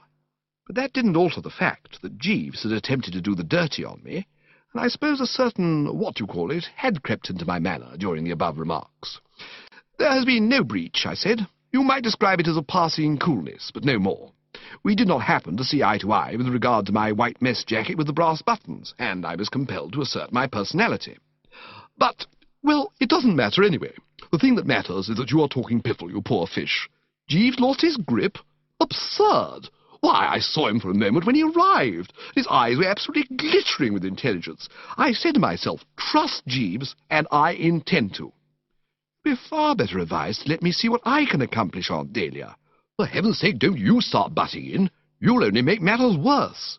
On the contrary, it may interest you to know that while driving here, I concentrated deeply on this trouble of Angela's and was successful in formulating a plan based on the psychology of the individual, which I am proposing to put into effect at an early moment. Oh, my God! My knowledge of human nature tells me it will work. Bertie, said Aunt Dahlia, and her manner struck me as febrile. Lay off, for pity's sake, lay off. I know these plans of yours. I suppose you want to shove Angela into the lake and push young Glossop in after to save her life, or something like that. Nothing of the kind. It's the sort of thing you do. My scheme is far more subtle. Let me outline it for you. No thanks. I say to myself, but not to me. Do listen for a second. I won't. Righto, then. I am dumb, and have been from a child. I perceived that little good could result from continuing the discussion. I waved a hand and shrugged a shoulder. Very well, Aunt Dahlia, I said with dignity. If you don't want to be in on the ground floor, that is your affair. But you are missing an intellectual treat. And anyway, no matter how much you may behave like the deaf adder of Scripture, which, as you are doubtless aware, the more one piped, the less it danced, or was that effect, I shall carry on as planned. I'm extremely fond of Angela, and I shall spare no effort to bring the sunshine back into her heart. Bertie, you abysmal chump! I appeal to you once more, will you please lay off? You'll only make things 10 times as bad as they are already.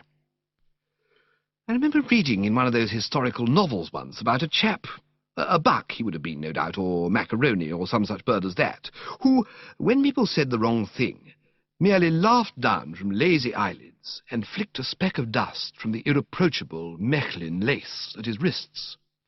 This was practically what I did now. At least, I straightened my tie and smiled one of those inscrutable smiles of mine. I then withdrew and went out for a saunter in the garden. And the first chap I ran into was young Tuppy. His brow was furrowed, and he was moodily bunging stones at a flower pot. Chapter 8. I think I've told you before about young Tuppy Glossop.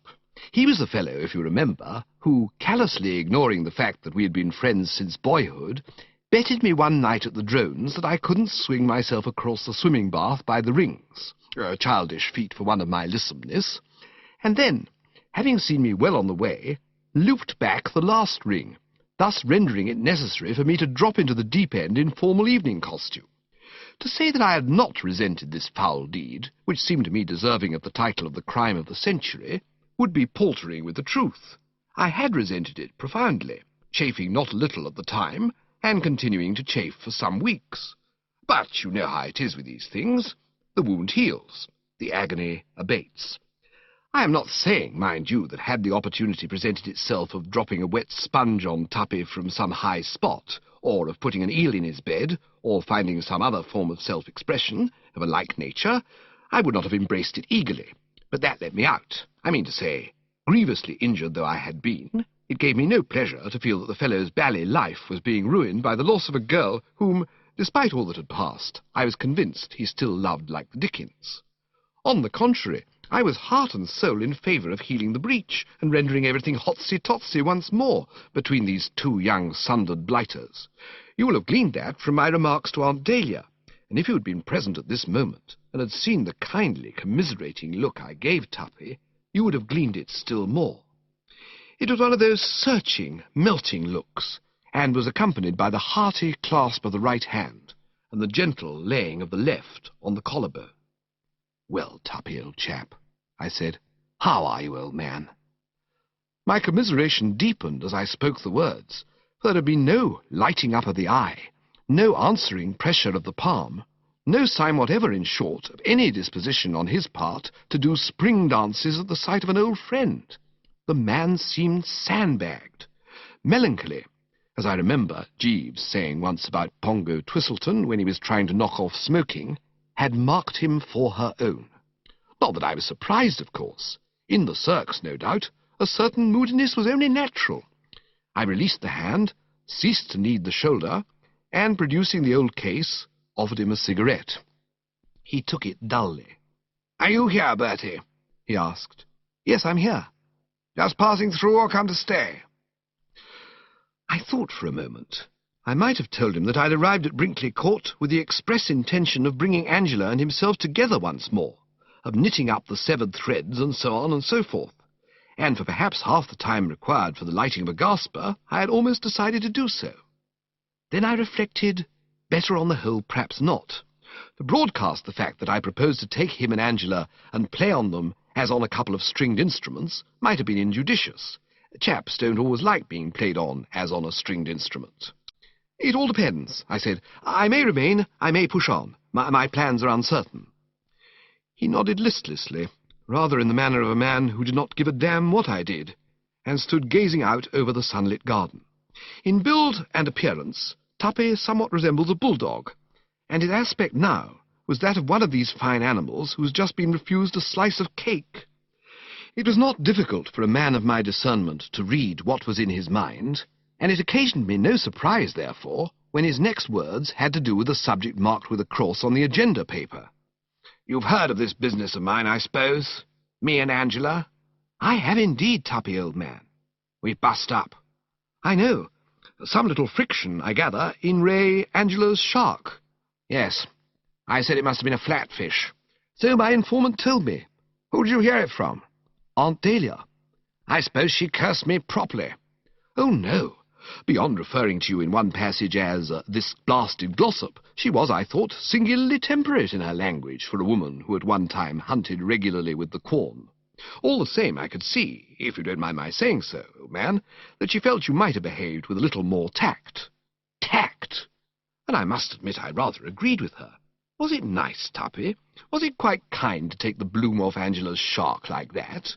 You must remember that Angela's shark is very dear to her. Could you not see what a sock on the jaw it would be for the poor child to hear it described by the man to whom she'd given her heart as a flatfish? I saw that he was struggling with some powerful emotion. "And what about my side of the thing?" he demanded in a voice choked with feeling. "Your side? You don't suppose," said Tuppy with rising vehemence, "that I would have exposed this dashed synthetic shark for the flatfish it undoubtedly was, if there had not been causes that led up to it?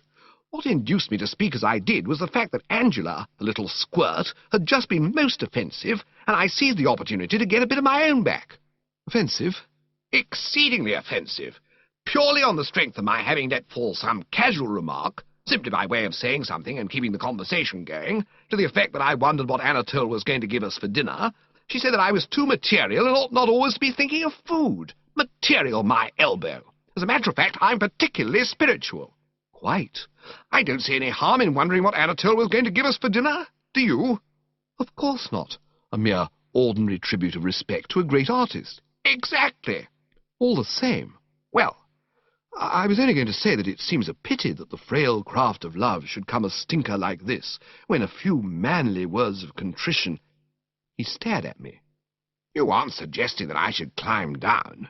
"It would be the fine big thing, old egg." "I wouldn't dream of climbing down." "But, Tuppy—" "No, I wouldn't do it." "But you love her, don't you?" This touched the spot. He quivered noticeably, and his mouth twisted, quite the tortured soul. "I'm not saying I don't love the little blighter," he said, obviously moved.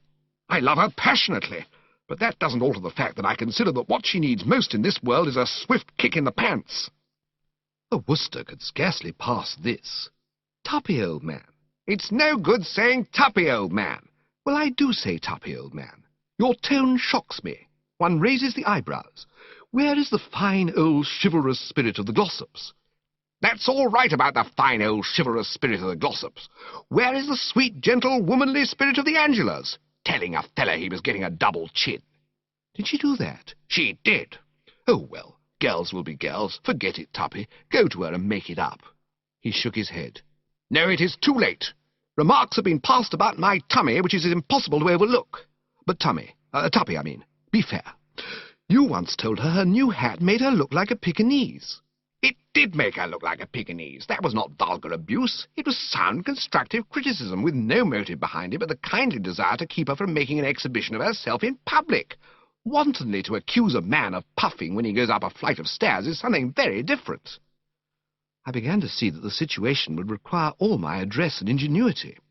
If the wedding bells were ever to ring out in the little church of Market Snodsbury, Bertram had plainly got to put in some shrewdish work. I had gathered, during my conversation with Aunt Dahlia, that there had been a certain amount of frank speech between the two contracting parties, but I had not realized till now that matters had gone so far. The pathos of the thing gave me the pip. Tuppy had admitted in so many words that love still animated the Glossop bosom, and I was convinced that even after all that occurred, Angela had not ceased to love him.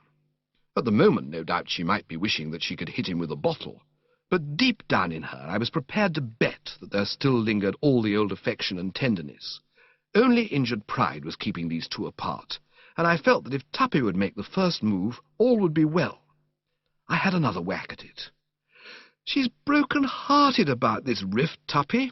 How do you know? Have you seen her? No, but I'll bet she is. She doesn't look it. Wearing the mask, no doubt. Jeeves does that when I assert my authority. She wrinkles her nose at me as if I was a drain that had gone out of order. Merely the mask. I feel convinced she loves you still, and that a kindly word from you is all that is required. I could see that this had moved him. He plainly wavered. He did a sort of twiddly on the turf with his foot, and when he spoke, one spotted the tremolo in the voice. You really think that? Absolutely. If you were to go to her— He shook his head. I can't do that. It'd be fatal. Bing instantly would go my prestige. I know girls. Grovel, and the best of them get uppish. He mused.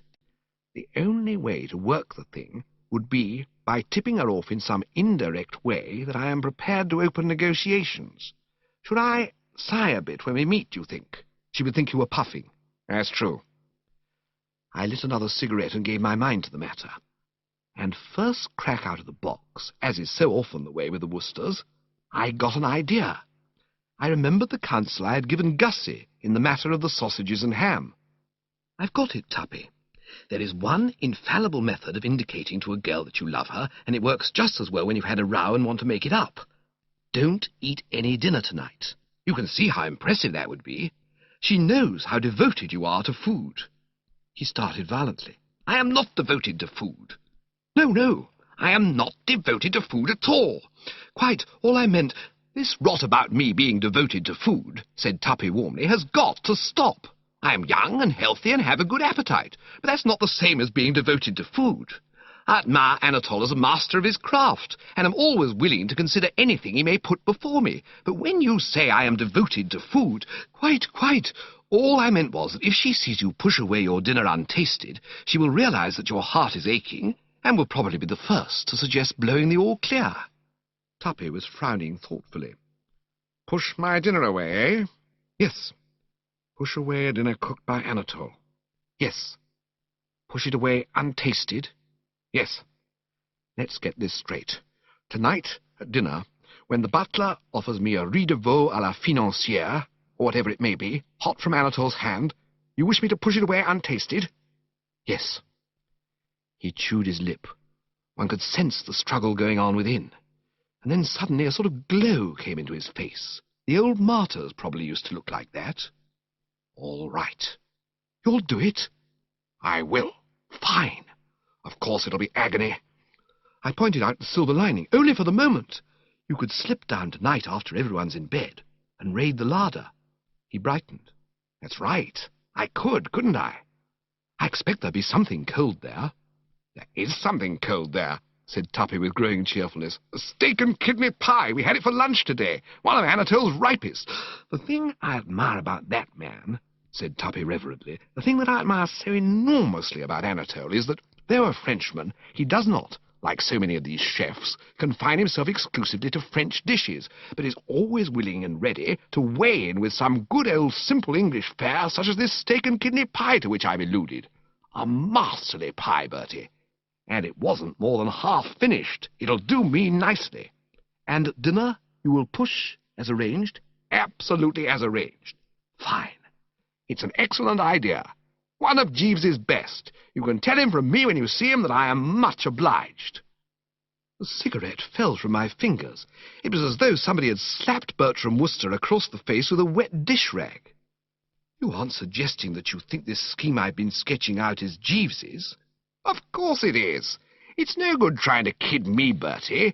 You wouldn't have thought of a wheeze like that in a million years." There was a pause. I drew myself up to my full height, then, seeing that he wasn't looking at me, lowered myself again. "Come, Glossop," I said coldly. "We had better be going. It is time we were dressing for dinner." Chapter 9. Tuppy's fat-headed words were still rankling in my bosom as I went up to my room. They continued rankling as I shed the form-fitting, and had not ceased to rankle when, clad in the old dressing-gown, I made my way along the corridor to the salle de bain. It is not too much to say that I was piqued to the tonsils. I mean to say, one does not court praise. The adulation of the multitude means very little to one. But all the same, when one has taken the trouble to whack out a highly juicy scheme to benefit an in-the-soup friend in his hour of travail, it's pretty foul to find him giving the credit to one's personal attendant, particularly if that personal attendant is a man who goes about the place not packing mess jackets. But after I'd been splashing about in the porcelain for a bit, composure began to return. I've always found that in moments of heart-bowed-downness there is nothing that calms the bruised spirit like a good go at the soap and water. I don't say that I actually sang in the tub, but there were times when it was a mere spin of the coin whether I would do so or not. The spiritual anguish induced by that tactless speech had become noticeably lessened. The discovery of a toy duck in the soap dish, presumably the property of some former juvenile visitor, contributed not a little to this new and happier frame of mind. What with one thing and another, I hadn't played with toy ducks in my bath for years, and I found the novel experience most invigorating. For the benefit of those interested, I may mention that if you shove the thing under the surface with the sponge, and then let go, it shoots out of the water in a manner calculated to divert the most careworn. 10 minutes of this, and I was enabled to return to the bedchamber much more the old merry Bertram. Jeeves was there, laying out the dinner disguise. He greeted the young master with his customary suavity. "Good evening, sir." I responded in the same affable key. "Good evening, Jeeves." "I trust you had a pleasant drive, sir." "Very pleasant, thank you, Jeeves. Hand me a sock or two, will you?" He did so, and I commenced to don. "Well, Jeeves," I said, reaching for the underlinen, "here we are again at Brinkley Court in the county of Worcestershire." "Yes, sir." "A nice mess things seem to have gone and got themselves into in this rustic joint." "Yes, sir."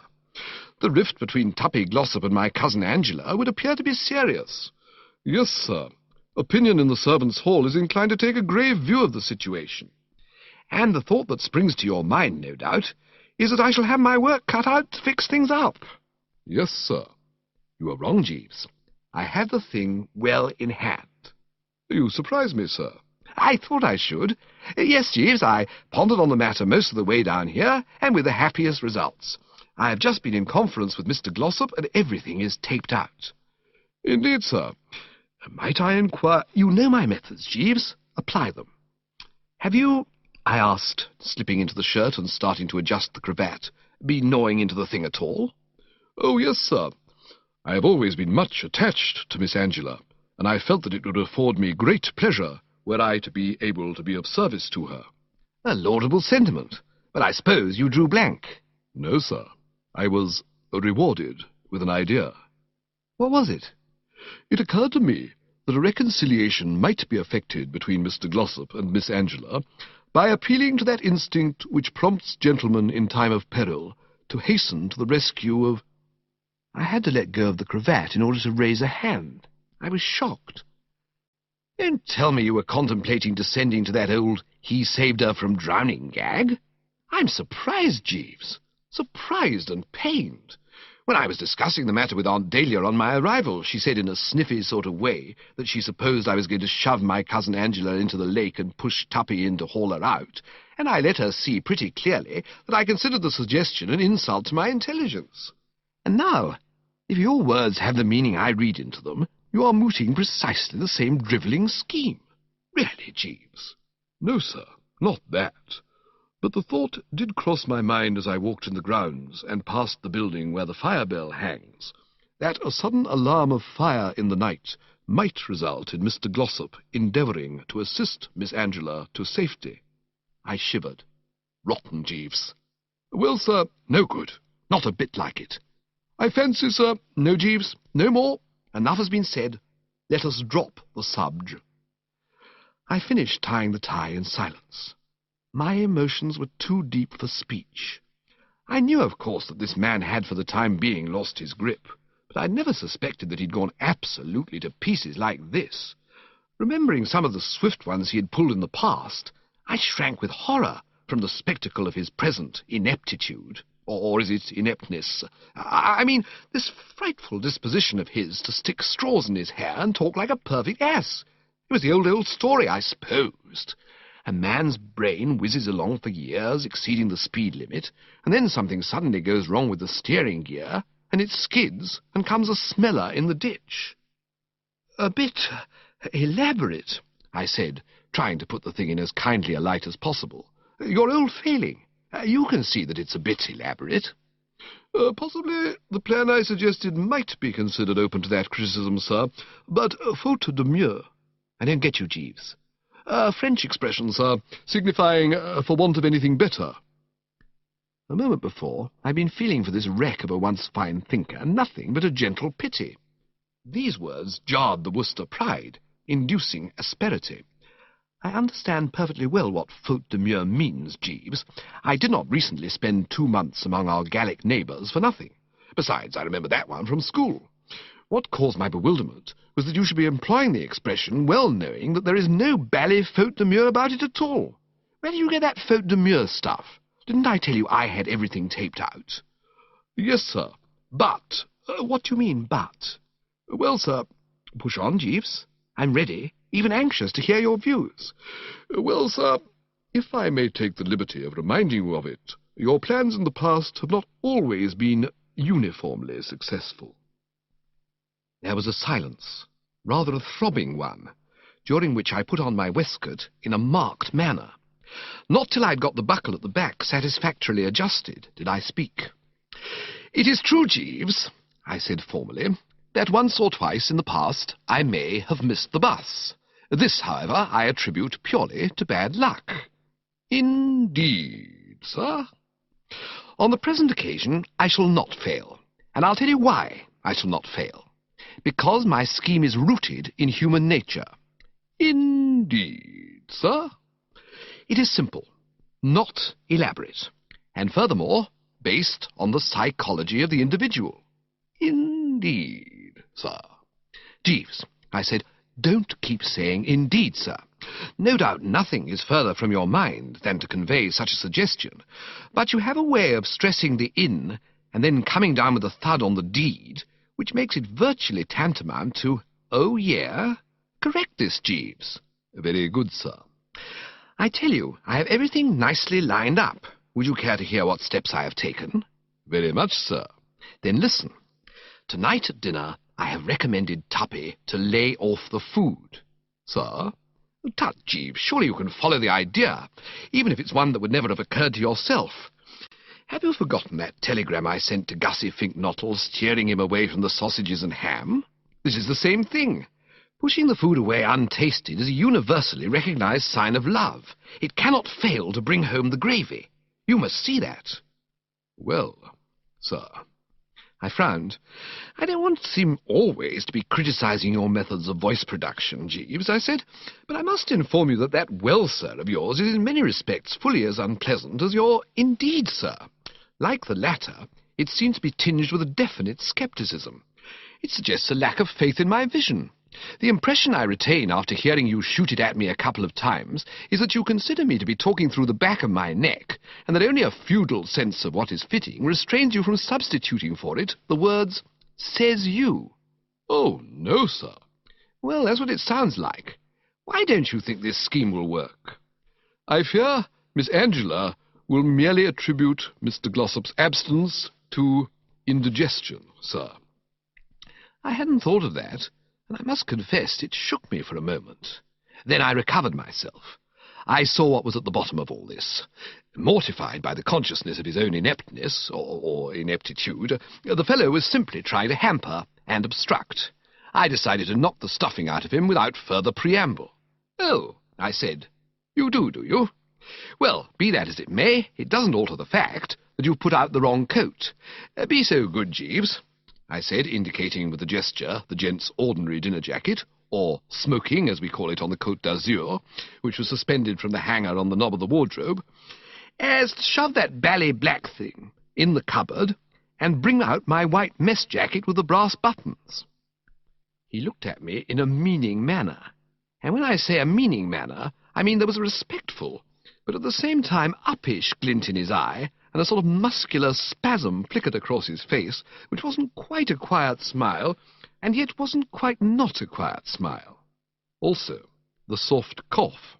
"I regret to say, sir, that I inadvertently omitted to pack the garment to which you refer." The vision of that parcel in the hall seemed to rise before my eyes, and I exchanged a merry wink with it. I may even have hummed a bar or two. I'm not quite sure.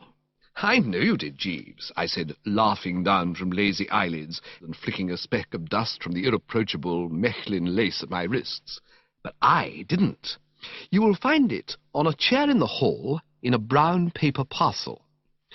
The information that his low manoeuvres had been rendered null and void, and that the thing was on the strength after all, must have been the nastiest of jars.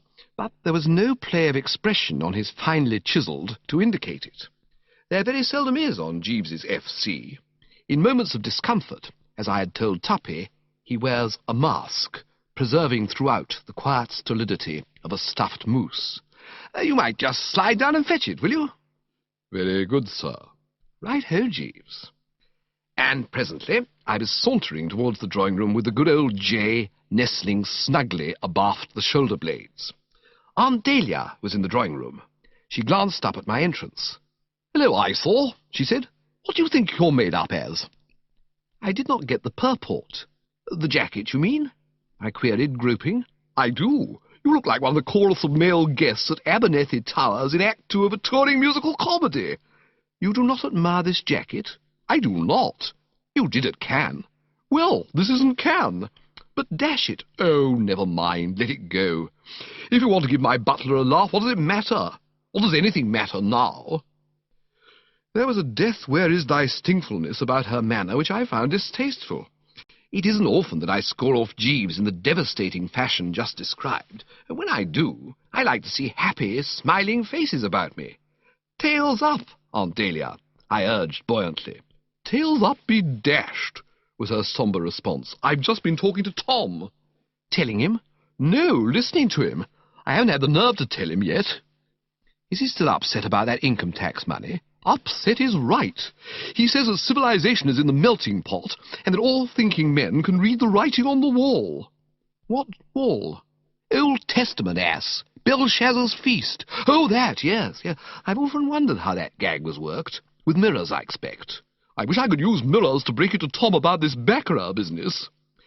I had a word of comfort to offer here. I had been turning the thing over in my mind since our last meeting, and I thought I saw where she had got twisted. Where she made her error, it seemed to me, was in feeling she had got to tell Uncle Tom.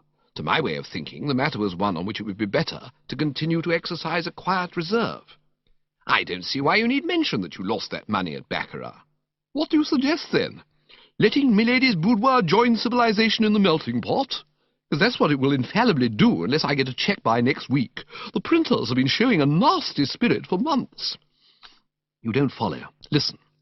It's an understood thing, I take it, that Uncle Tom foots the boudoir bills. If the bally sheet has been turning the corner for 2 years, he must have got used to forking out by this time. Well, simply ask him for the money to pay the printers.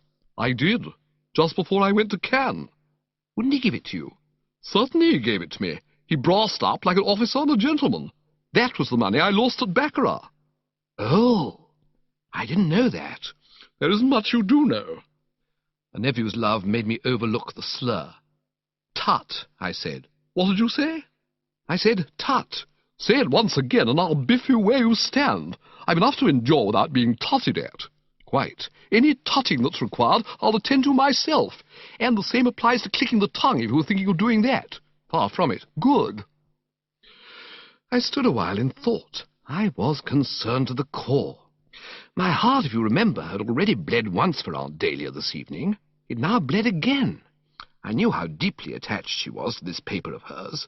Seeing it go down the drain would be for her like watching a loved child sink for the third time in some pond or mere. And there was no question that unless carefully prepared for the touch, Uncle Tom would see 100 milady boudoirs go phut rather than take the rap. Then I saw how the thing could be handled. This aunt, I perceived, must fall in line with my other clients. Tuppy Glossop was knocking off dinner to melt Angela. Gussie Finknottle was knocking off dinner to impress the Bassett.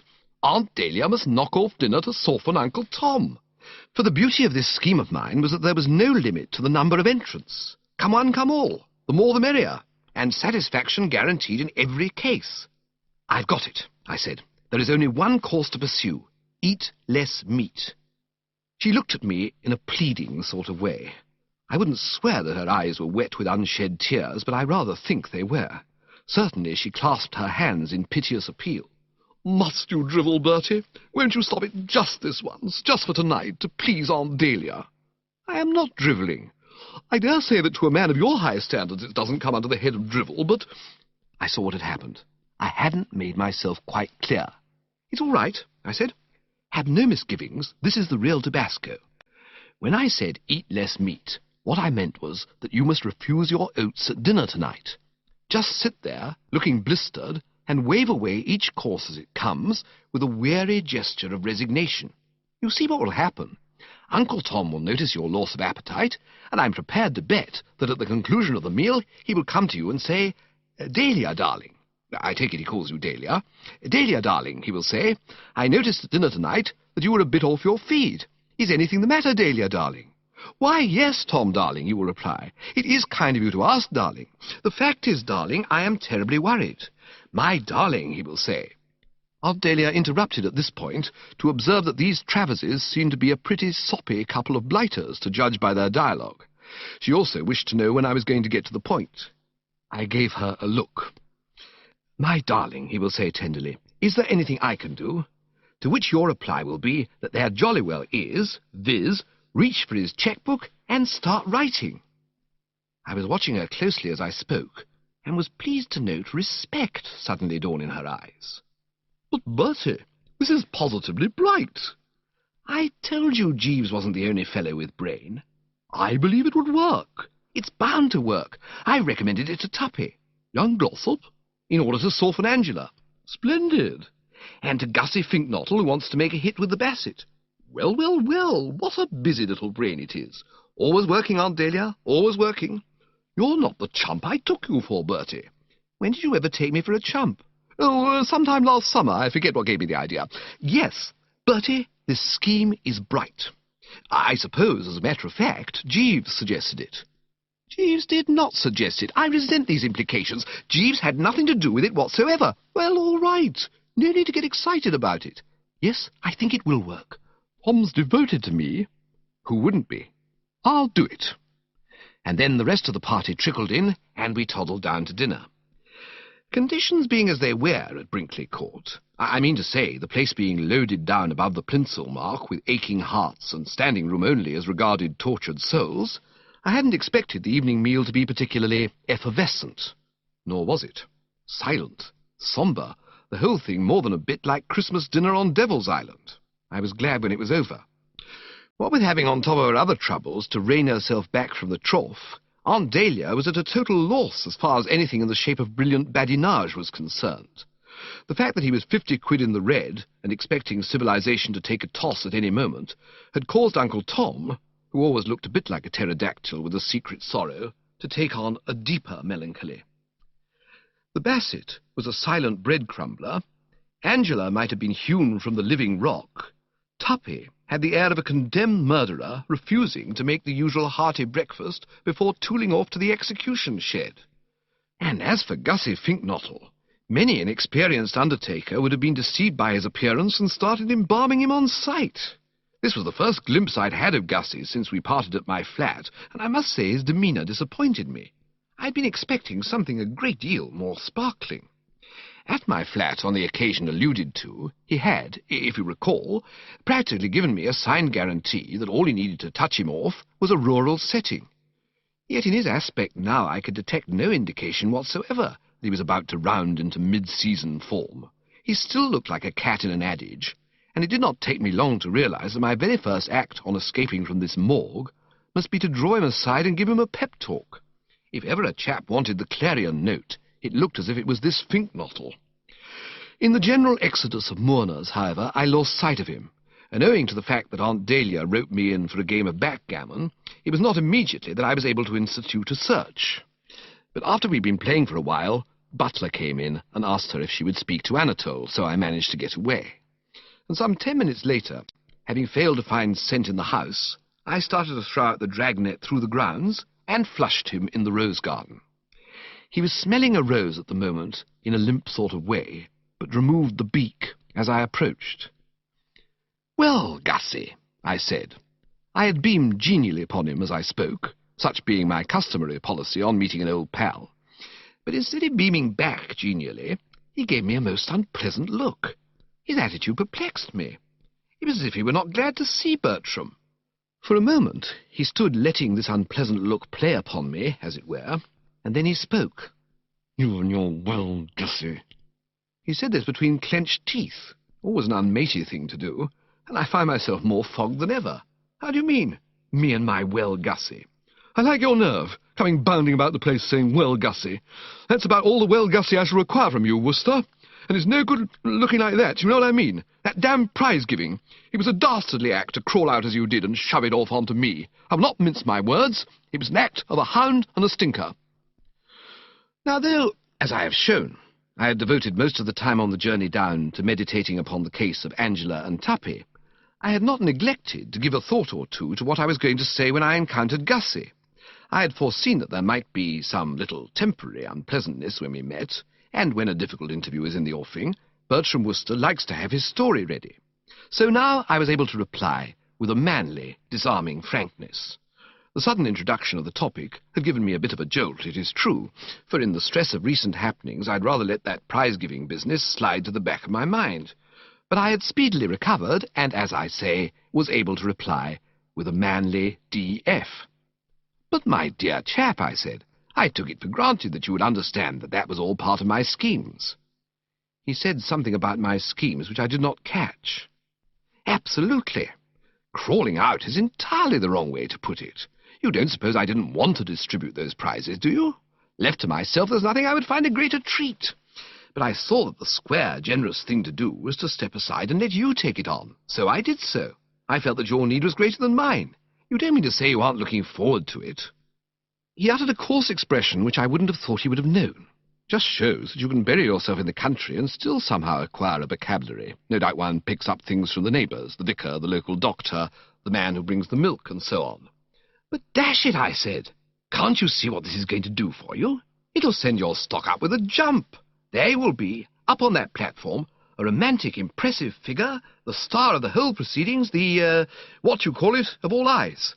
Madeline Bassett will be all over you. She will see you in a totally new light." "She will she?" "Certainly she will. Augustus Finknottle, the newt's friend, she knows. She's acquainted with Augustus Finknottle, the dog's chiropodist. But Augustus Finknottle, the orator, that'll knock her sideways, or I know nothing of the female heart. Girls go potty over a public man. If ever anyone did anyone else a kindness, it was I, when I gave this extraordinarily attractive assignment to you." He seemed impressed by my eloquence. Couldn't have helped himself, of course. The fire faded from behind his horn-rimmed spectacles, and in its place appeared the old fish-like goggle. "Yes," he said meditatively. Have you ever made a speech, Bertie? Dozens of times. It's pie. Nothing to it. Why, I once addressed a girls' school. You weren't nervous? Not a bit. How did you go? They hung on my lips. I held them in the hollow of my hand. They didn't throw eggs or anything? Not a thing. He expelled a deep breath, and for a space stood staring in silence at a passing slug. Well, he said at length, it may be all right. Possibly I'm letting the thing prey on my mind too much. I may be wrong in supposing it the fate that is worse than death. But I'll tell you this much. The prospect of that prize giving on the 31st of this month has been turning my existence into a nightmare. I haven't been able to sleep, or think, or eat. By the way, that reminds me, you never explained that cipher telegram of yours about the sausages and ham. It wasn't a cipher telegram. I wanted you to go light on the food so that she'd realize you were in love. He laughed hollowly. I see. Well, I've been doing that all right. Yes, I was noticing at dinner. Splendid. I don't see what's splendid about it. It's not going to get me anywhere. I shall never be able to ask her to marry me. I couldn't find the nerve to do that if I lived on wafer biscuits for the rest of my life. But dash it, Gussie. In these romantic surroundings, I should have thought the whispering trees alone. I don't care what you'd have thought. I can't do it. Oh, come. I can't. She seems so aloof, so remote. She doesn't. Yes, she does. Especially when you see her sideways. Have you seen her sideways, Bertie? That cold, pure profile. It just takes all the heart out of one. It doesn't. I tell you it does. I catch sight of it, and the words freeze on my lips. He spoke with a sort of dull despair, and so manifest was his lack of ginger and the spirit that wins to success, that for an instant, I confess, I felt a bit stymied. It seemed hopeless to go on trying to steam up such a human jellyfish. Then I saw the way. With that extraordinary quickness of mine, I realized exactly what must be done if this pink knottle was to be enabled to push his nose past the judge's box. She must be softened up, I said. Be what? Softened up, sweetened, worked on. Preliminary spade work must be put in. Here, Gussie, is the procedure I propose to adopt. I shall now return to the house and lug this Bassett out for a stroll.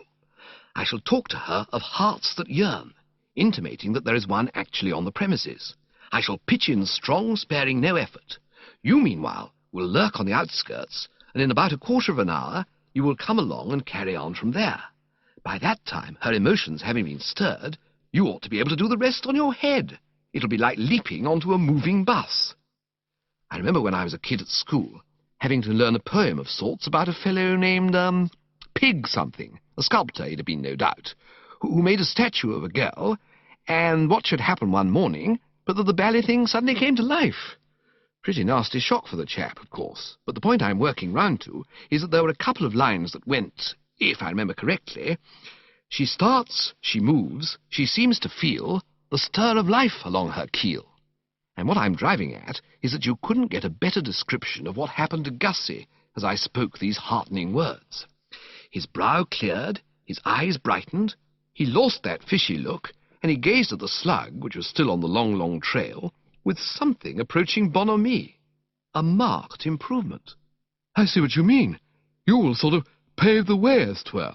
That's right. Spade work. It's a terrific idea, Bertie. It'll make all the difference. Quite. But don't forget that after that it'll be up to you. You will have to haul up your slacks and give her the old oil, or my efforts will have been in vain. Something of his former gawd-elpusness seemed to return to him. He gasped a bit. That's true. What the dickens shall I say? I restrained my impatience with an effort. The man had been at school with me. Well, dash it, there are hundreds of things you can say. Talk about the sunset. Sunset? Certainly. Half the married men you meet began by talking about the sunset. But what can I say about the sunset?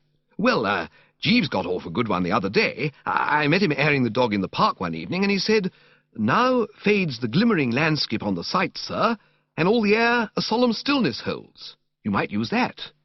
What sort of landscape? Glimmering. G for gastritis, L for lizard. Oh, glimmering. Yes, that's not bad. Glimmering landscape, solemn stillness. Yes, I call that pretty good. You could then say that you've often thought that the stars are God's daisy chain. Well, I haven't. Well, I dare say not, but she has. Hand her that one, and I don't see how she can help feeling that you're a twin soul. God's daisy chain. God's daisy chain. And then you go on about how twilight always makes you sad. I know you're going to say it doesn't, but on this occasion it's jolly well got to. Why? That's just what she will ask, and you will then have got her going, because you will reply that it is because yours is such a lonely life. It wouldn't be a bad idea to give her a brief description of a typical home evening at your Lincolnshire residence, showing how you pace the meadows with a heavy tread. I generally sit indoors and listen to the wireless. No, you don't. You pace the meadows with a heavy tread, wishing that you had someone to love you. And then you speak of the day when she came into your life. Like a fairy princess. Absolutely, I said with approval. I hadn't expected such a hot one from such a quarter. Like a fairy princess. Nice work, Gussie. And then? Well, after that, it's easy. You say you have something you want to say to her, then you snap into it. I don't see how it can fail. If I were you, I should do it in this rose garden. It is well established that there's no sounder move than to steer the adored object into rose gardens in the gloaming. And you better have a couple of quick ones first. Quick ones? Snifters. Drinks, do you mean? But I don't drink. What? I've never touched a drop in my life. This made me a bit dubious, I must confess. On these occasions it is pretty generally conceded that a moderate skinful is of the essence. However, if the facts were as he had stated, I suppose there was nothing to be done about it. Well, you'll have to make out as best you can on ginger pop. I always drink orange juice. Orange juice, then. Tell me, Gussie, to settle a bet, do you really like that muck? Very much. Then there's no more to be said. Now, let's just have a run-through to see that you've got the layout straight. Start off with the glimmering landscape. Stars, God's daisy chain. Twilight makes you feel sad. Because mine lonely life. Describe life. Talk about the day I met her. Add fairy princess gag. Say there's something you want to say to her, heave a couple of sighs, grab her hand and give her the works. Right? And confident that he had grasped the scenario, that everything might now be expected to proceed through the proper channels, I picked up the feet and hastened back to the house. It was not until I had reached the drawing-room and was enabled to take a square look at the Basset that I found the debonair gaiety with which I had embarked on this affair beginning to wane a trifle. Beholding her at close range like this, I suddenly became cognizant of what I was in for. The thought of strolling with this rummy specimen undeniably gave me a most unpleasant sinking feeling. I could not but remember how often, when in her company at Cannes, I had gazed dumbly at her, wishing that some kindly motorist in a racing car would ease the situation by coming along and ramming her amidships. As I have already made abundantly clear, this girl was not one of my most congenial buddies. However, a Worcester's word is his bond. Worcesters may quail, but they do not edge out. Only the keenest ear could have detected the tremor in the voice, as I asked her if she would care to come out for half an hour. "Lovely evening," I said. "Yes, lovely, isn't it?" "Lovely. Reminds me of Cannes." "How lovely the evenings were there." "Lovely," I said. "Lovely," said the Basset. "Lovely," I agreed. That completed the weather and news bulletin for the French Riviera. Another minute, and we were out in the great open spaces, she cooing a bit about the scenery, and self-replying, "Oh, rather, quite," and wondering how best to approach the matter in hand. Chapter 10. How different it all would have been, I could not but reflect, if this girl had been the sort of girl one chirrups cheerily to over the telephone and takes for spins in the old two-seater. In that case, I would have simply have said, "Listen," and she'd have said, "What?" And I would have said, "You know Gussie Finknottle," and she would have said, "Yes," and I would have said, "He loves you," and she would have said either, "What? That mutt? Well, thank heaven for one good laugh today," or else, in more passionate vein, "Hot dog, tell me more." I mean to say, in either event, the whole thing over and done with in under a minute. But with the Basset, something less snappy and a good deal more glutinous was obviously indicated. What with all this daylight-saving stuff, we had hit the great open spaces at a moment when the twilight had not yet begun to cheese it in favour of the shades of night. There was a fag-end of sunset still functioning.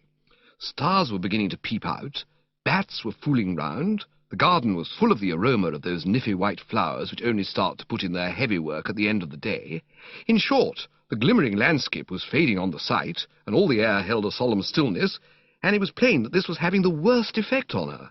Her eyes were enlarged, and her whole map a good deal too suggestive of the soul's awakening for comfort. Her aspect was that of a girl who was expecting something fairly fruity from Bertram. In these cirques, conversation inevitably flagged a bit.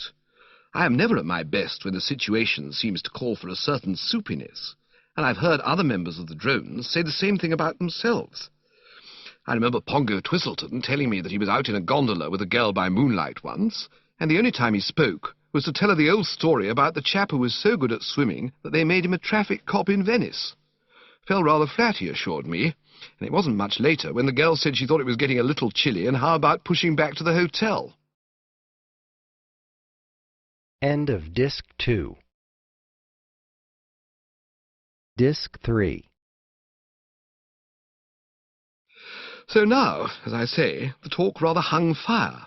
It had been all very well for me to promise Gussie that I would cut loose to this girl about aching hearts, but you want a cue for that sort of thing.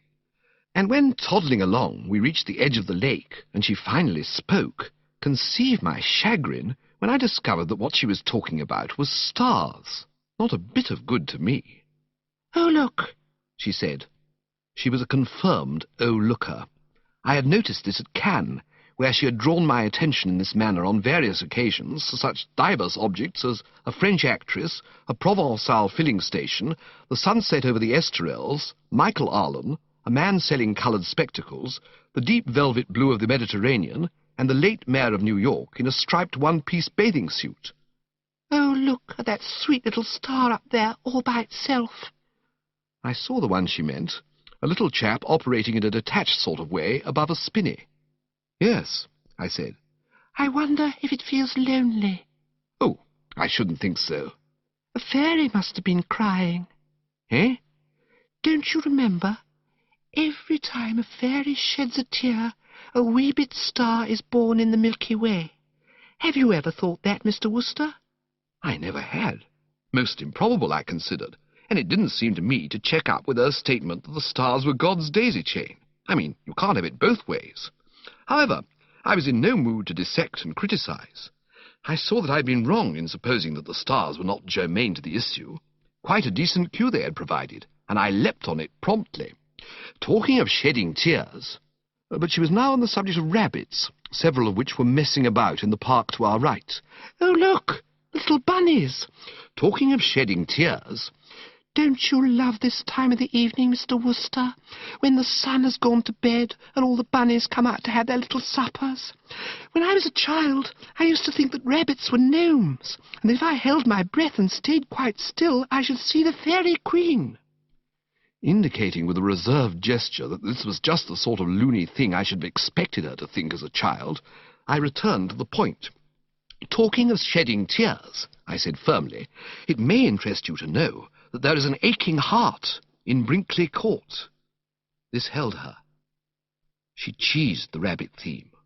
Her face, which had been aglow with what I supposed was a pretty animation, clouded. She unshipped a sigh that sounded like the wind going out of a rubber duck. Yes, life is very sad, isn't it? It is for some people. This aching heart, for instance.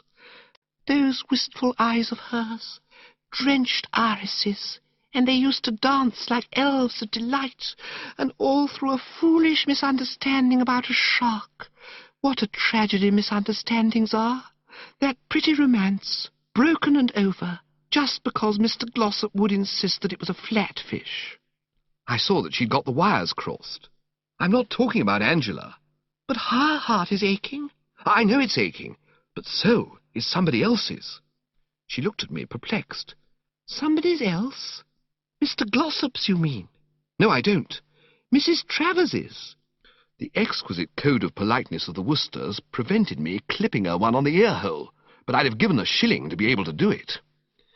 There seemed to me something deliberately fat-headed in the way she persisted in missing the gist. No, not Aunt Dahlia's either.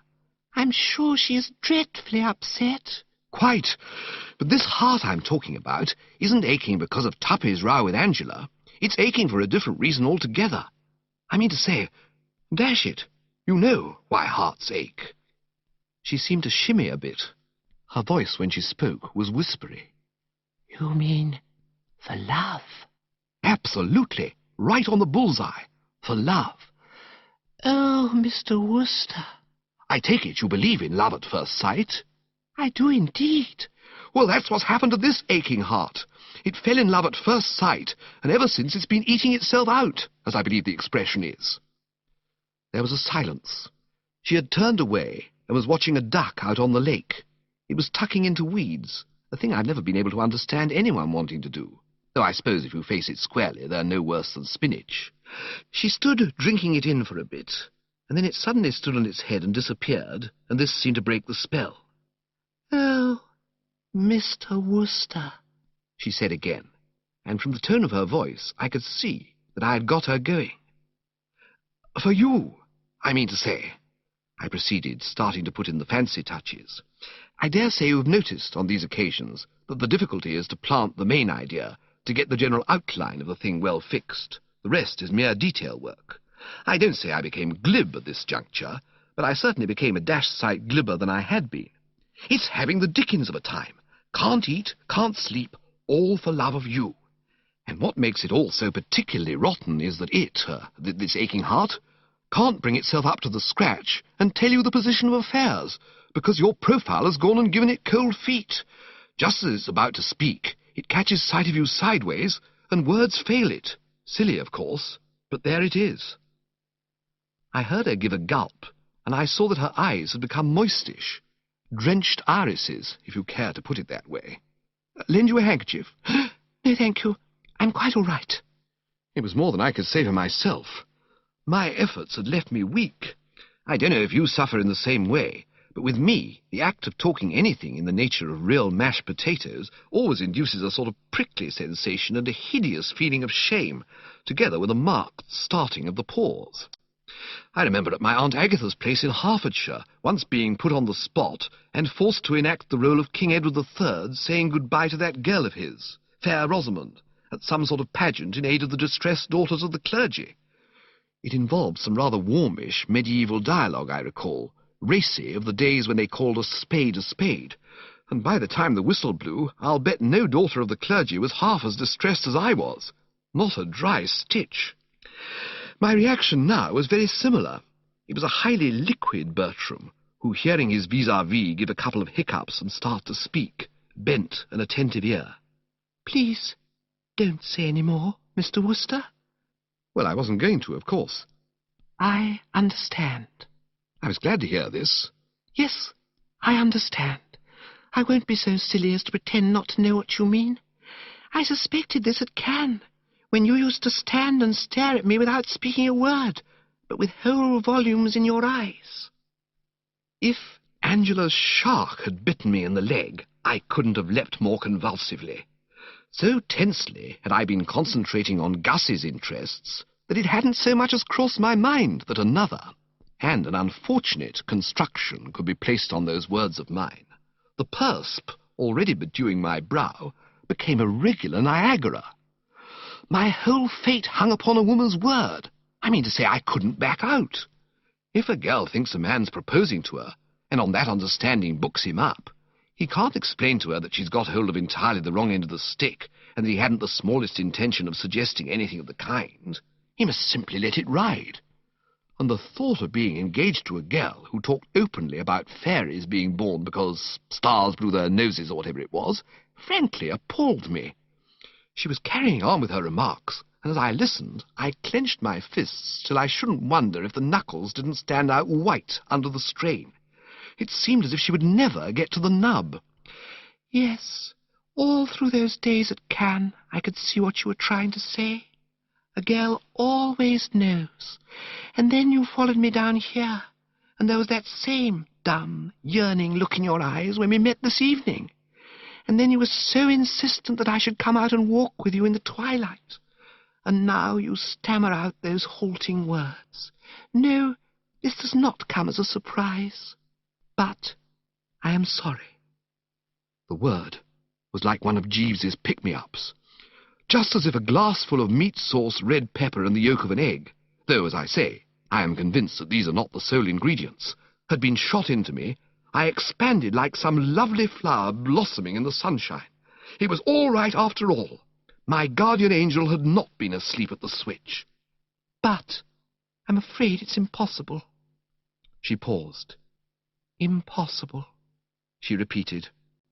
I had been so busy feeling saved from the scaffold that I didn't get on to it for a moment that an early reply was desired. "Oh, right-ho," I said hastily. I'm sorry. "Quite all right. Sorrier than I can say. Don't give it another thought." We can still be friends. "Oh, rather." Then shall we just say no more about it? Keep what has happened as a tender little secret between ourselves? "Absolutely." We will, like something lovely and fragrant laid away in lavender. In lavender. Right. There was a longish pause. She was gazing at me in a divinely pitying sort of way, much as if I'd been a snail she had happened accidentally to bring her short French vamp down on, and I longed to tell her that it was all right, and that Bertram, so far from being the victim of despair, had never felt fizzier in his life. But of course one can't do that sort of thing. I simply said nothing, and stood there looking brave. I wish I could, she murmured. Could?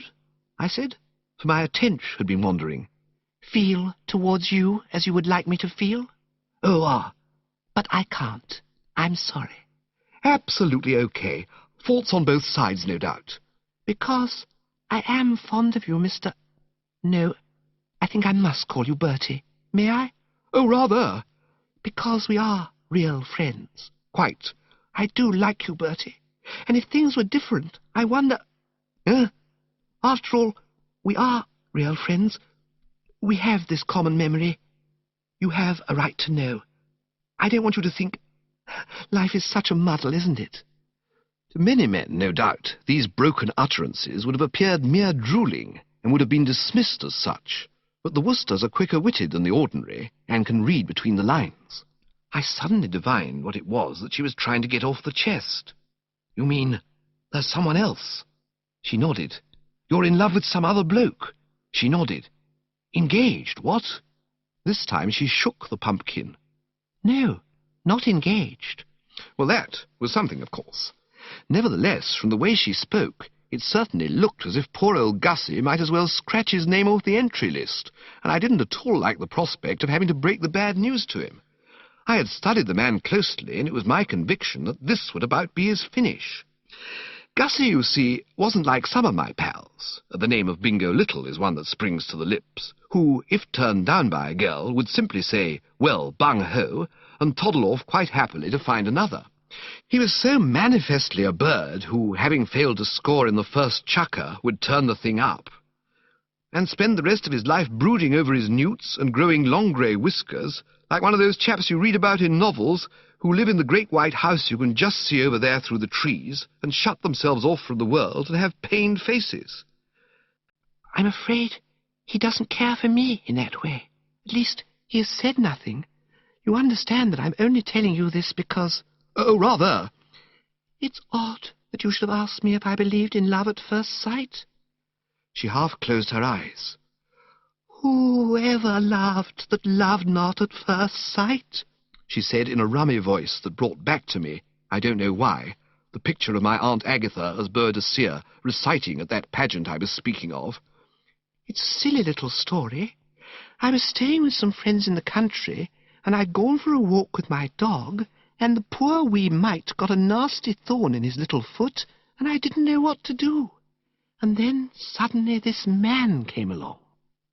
Harking back once again to that pageant, in sketching out for you my emotions on that occasion, I showed you only the darker side of the picture. There was, I should now mention, a splendid aftermath, when, having climbed out of my suit of chain mail and sneaked off to the local pub, I entered the saloon bar and requested mine host to start pouring. A moment later, a tankard of their special home-brewed was in my hand, and the ecstasy of that first gollop is still green in my memory. The recollection of the agony through which I had passed was just what was needed to make it perfect. It was the same now. When I realized, listening to her words, that she must be referring to Gussie, I mean to say there couldn't have been a whole platoon of men taking thorns out of her dog that day, the animal wasn't a pincushion, and became aware that Gussie, who an instant before had to all appearances gone so far back in the betting as not to be worth a quotation, was the big winner after all. A positive thrill permeated the frame, and there escaped from my lips a wow so crisp and hearty that the Basset leapt a liberal 1.5 inches from terra firma. "I beg your pardon?" she said. I waved a jaunty hand. "Nothing," I said, "nothing. Just remember there's a letter I have to write tonight without fail. If you don't mind, I think I'll be going in. Here," I said, "comes Gussie Finknottle. He will look after you." And as I spoke, Gussie came sidling out from behind a tree. I passed away and left them to it. As regards these two, everything was beyond a question absolutely in order. All Gussie had to do was to keep his head down and not press. Already, I felt, as I legged it back to the house, the happy ending must have begun to function. I mean to say, when you leave a girl and a man, each of whom has admitted in set terms that she and he loves him and her, in close juxtaposition in the twilight, there doesn't seem much more to do but start pricing fish slices. Something attempted, something done, seemed to me to have earned 2 penn'orth of wassail in the smoking room. I proceeded thither. Chapter 11. The makings were neatly laid out on a side table, and to pour into a glass 1 inch or so of the raw spirit and shoosh some soda water on top of it was with me the work of a moment. This done, I retired to an armchair and put my feet up, sipping the mixture with carefree enjoyment, rather like Caesar having one in his tent the day he overcame the Nervii. As I let the mind dwell on what must even now be taking place in that peaceful garden, I felt bucked and uplifted. Though never for an instant faltering in my opinion that Augustus Finknottle was nature's final word in cloth-headed guffins, I liked the man, wished him well, and could not have felt more deeply involved in the success of his wooing if I, and not he, had been the bloke under the ether. The thought that by this time he might quite easily have completed the preliminary pourparlers and be deep in an informal discussion of honeymoon plans was very pleasant to me. Of course, considering the sort of girl Madeline Basset was, stars and rabbits and all that, I mean, you might say that a sober sadness would have been more fitting. But in these matters you've got to realize that tastes differ. The impulse of right-thinking men might be to run a mile when they saw the Basset, but for some reason she appealed to the deeps in Gussie, so that was that. I had reached this point in my meditations when I was aroused by the sound of the door opening. Somebody came in and started moving like a leopard towards the side table, and lowering the feet, I perceived that it was Tuppy Glossop. The sight of him gave me a momentary twinge of remorse, reminding me as it did that in the excitement of getting Gussie fixed up, I had rather forgotten about this other client. It is often that way when you're trying to run 2 cases at once. However, Gussie now being off my mind, I was prepared to devote my whole attention to the Glossop problem. I had been much pleased by the way he had carried out the task assigned him at the dinner table. No easy one, I can assure you, for the browsing and sluicing had been of the highest quality, and there had been one dish in particular, I allude to the nonette de poulet Agnès Sorel, which might well have broken down the most iron resolution. But he had passed it up like a professional fasting man, and I was proud of him. "Oh, hello, Tuppy," I said. "I wanted to see you." He turned, snifter in hand, and it was easy to see that his privations had tried him sorely. He was looking like a wolf on the steppes of Russia, which has seen its peasants shin up a high tree. "Yes," he said rather unpleasantly. "Well, here I am." "Well?" "How do you mean, well?" "Make your report." "What report?" "Have you nothing to tell me about Angela?" "Only that she's a blister." I was concerned. "Hasn't she come clustering round you yet?" "She has not." "Very odd." "Why odd?" "Well, she must have noted your lack of appetite." He barked raspingly, as if he were having trouble with the tonsils of the soul. "Lack of appetite? I'm as hollow as the Grand Canyon." "Courage, Tuppy. Think of Gandhi." "What about Gandhi?" "He hasn't had a square meal for years." "Nor have I. Or I could swear I hadn't. Gandhi, my left foot." I thought it might be best to let the Gandhi motive slide. I went back to where we had started. "She's probably looking for you now." "Who is? Angela?" "Yes. She must have noticed your supreme sacrifice." "I don't suppose she noticed it at all, the little fathead." I'll bet it didn't register in any way whatsoever. Come, Tuppy, I urged. This is morbid. Don't take this gloomy view. She must at least have spotted that you refused those nonettes de poulet agnes sorel. It was a sensational renunciation, and stuck out like a sore thumb, and the cèpe à la Rossini. A hoarse cry broke from his twisted lips. Will you stop it, Bertie? Do you think I'm made of marble? Isn't it bad enough to have sat watching one of Anatole's supremest dinners flit by course after course without having you make a song about it? Don't remind me of those nonettes. I can't stand it. I endeavoured to hearten and console. Be brave, Tuppy. Fix your thoughts on that cold steak and kidney pie in the larder. As the good book says, it cometh in the morning. Yes, in the morning. And it's now about 9:30 at night. You would bring that pie up, wouldn't you? Just when I was trying to keep my mind off it. I saw what he meant. Hours must pass before he could dig into that pie. I dropped the subject, and we sat for a pretty good time in silence. Then he rose and began to pace the room in an overwrought sort of way, like a zoo lion who has heard the dinner gong go and is hoping the keeper won't forget him in the general distribution. I averted my gaze tactfully, but I could hear him kicking chairs and things. It was plain that the man's soul was in travail and his blood pressure high. Presently he returned to his seat, and I saw that he was looking at me intently. There was that about his demeanour that led me to think that he had something to communicate. Nor was I wrong. He tapped me significantly on the knee and spoke. Bertie. Hello. Shall I tell you something? Certainly, old bird, I said cordially. I was just beginning to feel that the scene could do with a bit more dialogue. This business of Angela and me. Yes. I've been putting in a lot of solid thinking about it. Oh, yes? I have analysed the situation pitilessly, and one thing stands out as clear as damn it. There has been dirty work afoot. I don't get you. All right. Let me review the facts. Up to the time she went to Cannes, Angela loved me. She was all over me. I was the blue-eyed boy in every sense of the term. You'll admit that, indisputably. And directly she came back, we had this bust-up. Quite. About nothing. Oh, dash it, old man, nothing? You're a bit tactless, what, about her shark? I was frank and candid about her shark, and that's just my point.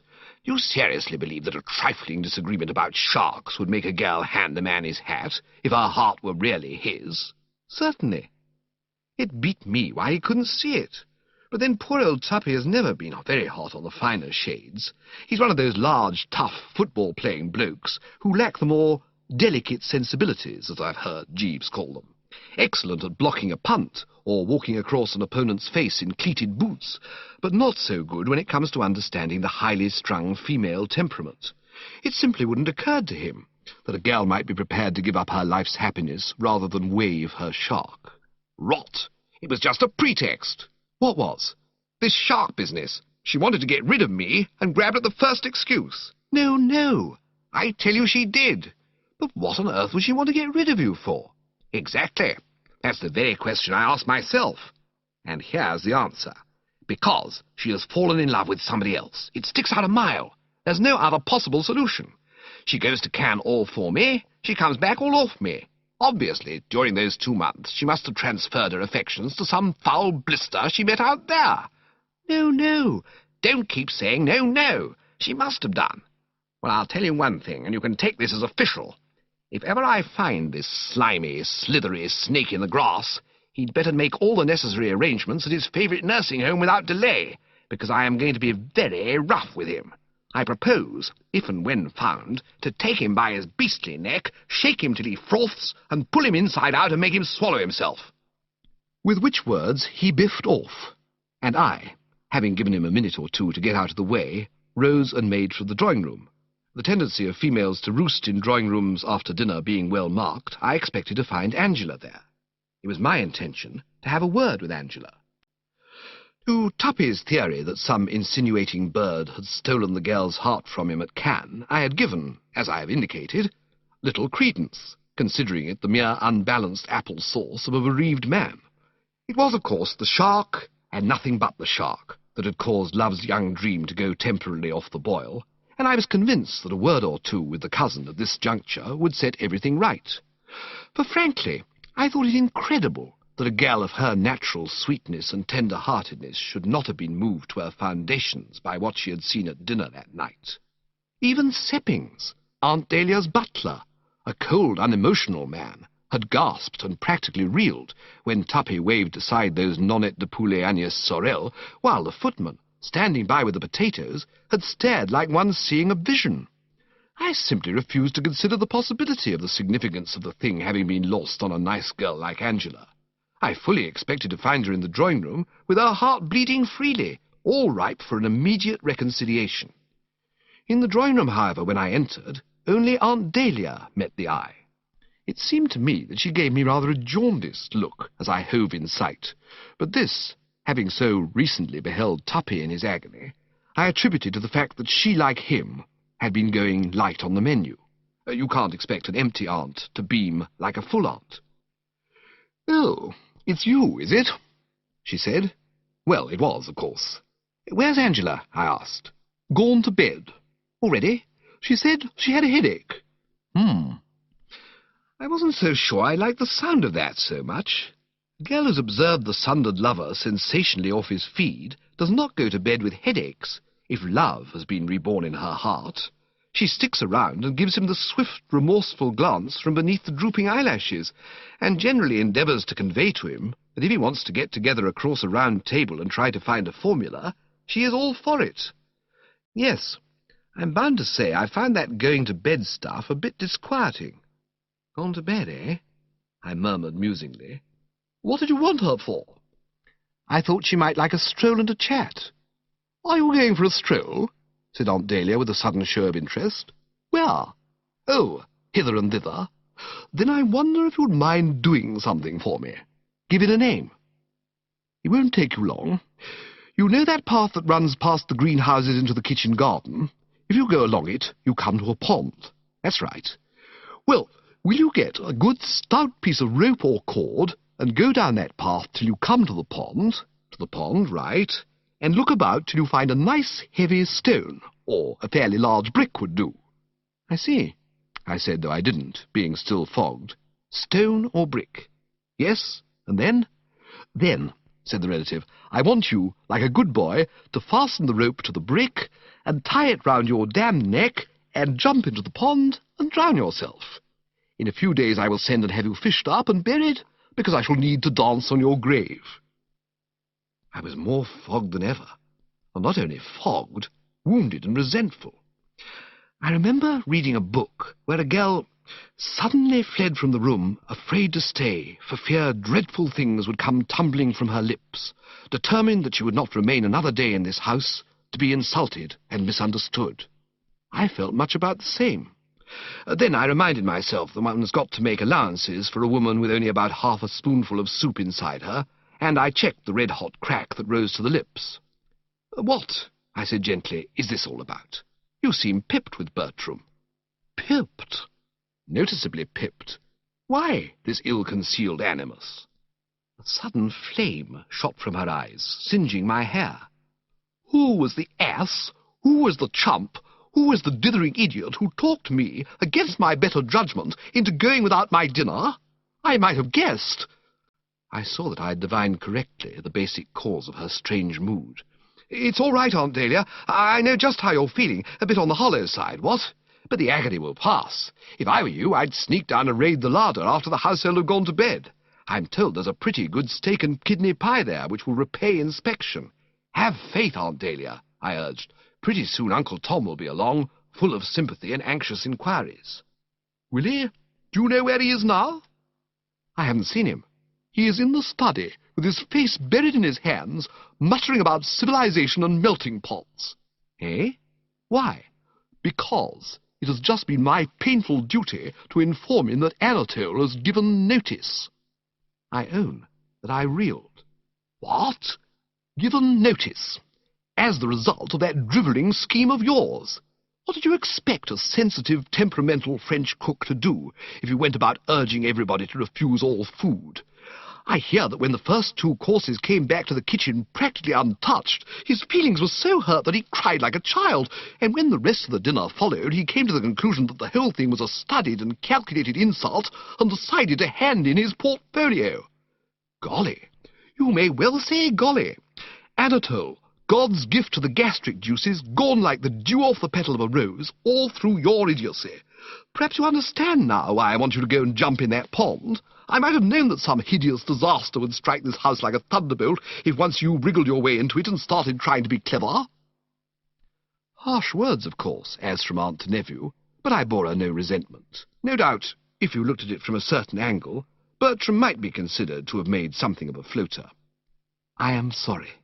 What's the good of being sorry? I acted for what I deemed the best. Another time try acting for the worst. Then we may possibly escape with a mere flesh wound. Uncle Tom's not feeling too bucked about it all, you say. He's groaning like a lost soul, and any chance I ever had of getting that money out of him is gone. I stroked the chin thoughtfully. There was, I had to admit, reason in what she said. None knew better than I how terrible a blow the passing of Anatole would be to Uncle Tom. I have stated earlier in this chronicle that this curious object of the seashore, with whom Aunt Dahlia has linked her lot, is a bloke who habitually looks like a pterodactyl that has suffered. And the reason he does so is that all those years he spent making millions in the Far East put his digestion on the blink, and the only cook that has ever been discovered capable of pushing food into him without starting something like Old Home Week in Moscow under the 3rd waistcoat button is this uniquely gifted Anatole. Deprived of Anatole's services, all he was likely to give the wife of his bee was a dirty look. Yes, unquestionably, things seem to have struck a somewhat rocky patch, and I must admit that I found myself at the moment of going to press a little destitute of constructive ideas. Confident, however, that these would come ere long, I kept the stiff upper lip. Bad, I conceded, quite bad beyond a doubt. Certainly a nasty jar for one and all. But have no fear, Aunt Dahlia, I will fix everything.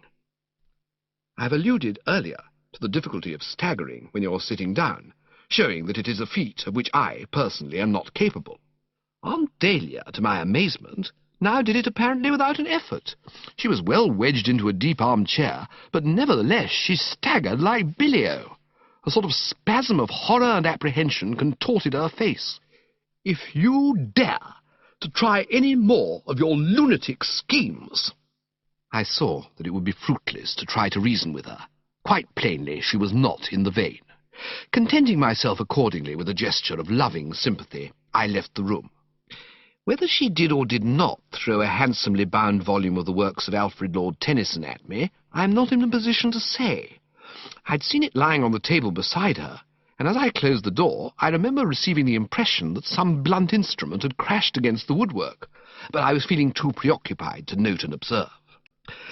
I blamed myself for not having taken into consideration the possible effects of a sudden abstinence on the part of virtually the whole strength of the company on one of Anatole's impulsive Provençal temperament. These Gauls, I should have remembered, can't take it. Their tendency to fly off the handle at the slightest provocation is well known. No doubt the man had put his whole soul into those nonnettes de poulet, and to see them come homing back to him must have gashed him like a knife. However, spilt milk blows nobody any good, and it is useless to dwell upon it.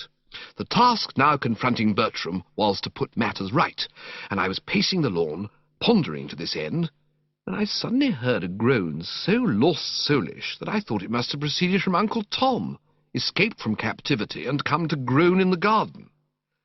Looking about me, however, I could discern no uncles. Puzzled, I was about to resume my meditations when the sound came again, and peering into the shadows, I observed a dim form seated on one of the rustic benches which so liberally dotted this pleasance, and another dim form standing beside same. A second and more penetrating glance, and I had assembled the facts. These dim forms were, in the order named, Gussie Finknottle and Jeeves. And what Gussie was doing, groaning all over the place like this, was more than I could understand. Because, I mean to say, there was no possibility of error. He wasn't singing. As I approached, he gave an encore, and it was beyond question a groan. Moreover, I could now see him clearly, and his whole aspect was definitely sandbagged. "Good evening, sir," said Jeeves. "Mr. Finknottle is not feeling well." Nor was I. Gussie had begun to make a low bubbling noise, and I could no longer disguise it from myself that something must have gone seriously wrong with the works. I mean, I know marriage is a pretty solemn business, and the realization that he is in for it frequently churns a chap up a bit, but I had never come across a case of a newly engaged man taking it on the chin quite so completely as this. Gussie looked up. His eye was dull. He clutched the thatch. "Goodbye, Bertie," he said, rising. I seemed to spot an error. You mean hello, don't you? "No, I don't. I mean goodbye. I'm off. Off where? To the kitchen garden, to drown myself." Don't be an ass. "I'm not an ass. Am I an ass, Jeeves?" "Possibly a little injudicious, sir." "Drowning myself, you mean?" Yes, sir. "You think, on the whole, not drown myself?" I should not advocate it, sir. "Very well, Jeeves. I accept your ruling. After all, it'd be unpleasant for Mrs. Travers to find a swollen body floating in her pond." Yes, sir. "And she's been very kind to me." Yes, sir. "And you've been very kind to me, Jeeves." Thank you, sir. "So have you, Bertie. Very kind. Everybody's been very kind to me. Very, very kind. Very kind indeed. I have no complaints to make. All right. I'll go for a walk instead." I followed him with bulging eyes as he tottered off into the darkness. "Jeeves," I said, and I am free to admit that in my emotion I bleated like a lamb, drawing itself to the attention of the parent sheep. "What the dickens is all this?" "Mr. Finknottle is not quite himself, sir. He has passed through a trying experience." I endeavoured to put together a brief synopsis of previous events. I left him out there with Miss Bassett. "Yes, sir." I had softened her up. "Yes, sir." He knew exactly what he had to do. I had coached him thoroughly in lines and business. "Yes, sir. So Mr. Finknottle informed me." Well, then. "I regret to say, sir, that there was a slight hitch." You mean something went wrong? "Yes, sir." I could not fathom. The brain seemed to be tottering on its throne. But how could anything go wrong? She loves him, Jeeves. "Indeed, sir." She definitely told me so. All he had to do was propose. "Yes, sir." Well, didn't he? "No, sir." Then what the dickens did he talk about? "Newts, sir." Newts? "Yes, sir." Newts?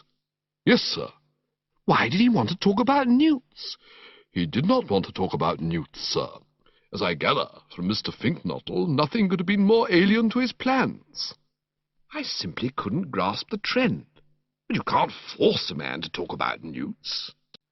"Mr. Finknottle was the victim of a sudden unfortunate spasm of nervousness, sir. Upon finding himself alone with the young lady, he admits to having lost his morale. In such circumstances, gentlemen frequently talk at random, saying the first thing that chances to enter their heads. This, in Mr. Finknottle's case, would seem to have been the newt, its treatment in sickness and in health." The scales fell from my eyes. I understood.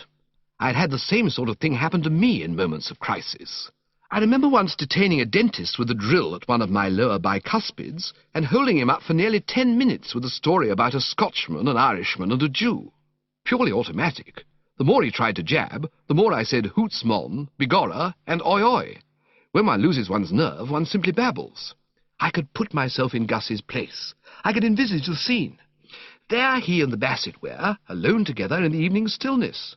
No doubt, as I had advised, he'd shot the works about sunsets and fairy princesses and so forth, and then had arrived at the point where he had to say that bit about having something to say to her. At this, I take it, she lowered her eyes and said, "Oh, yes."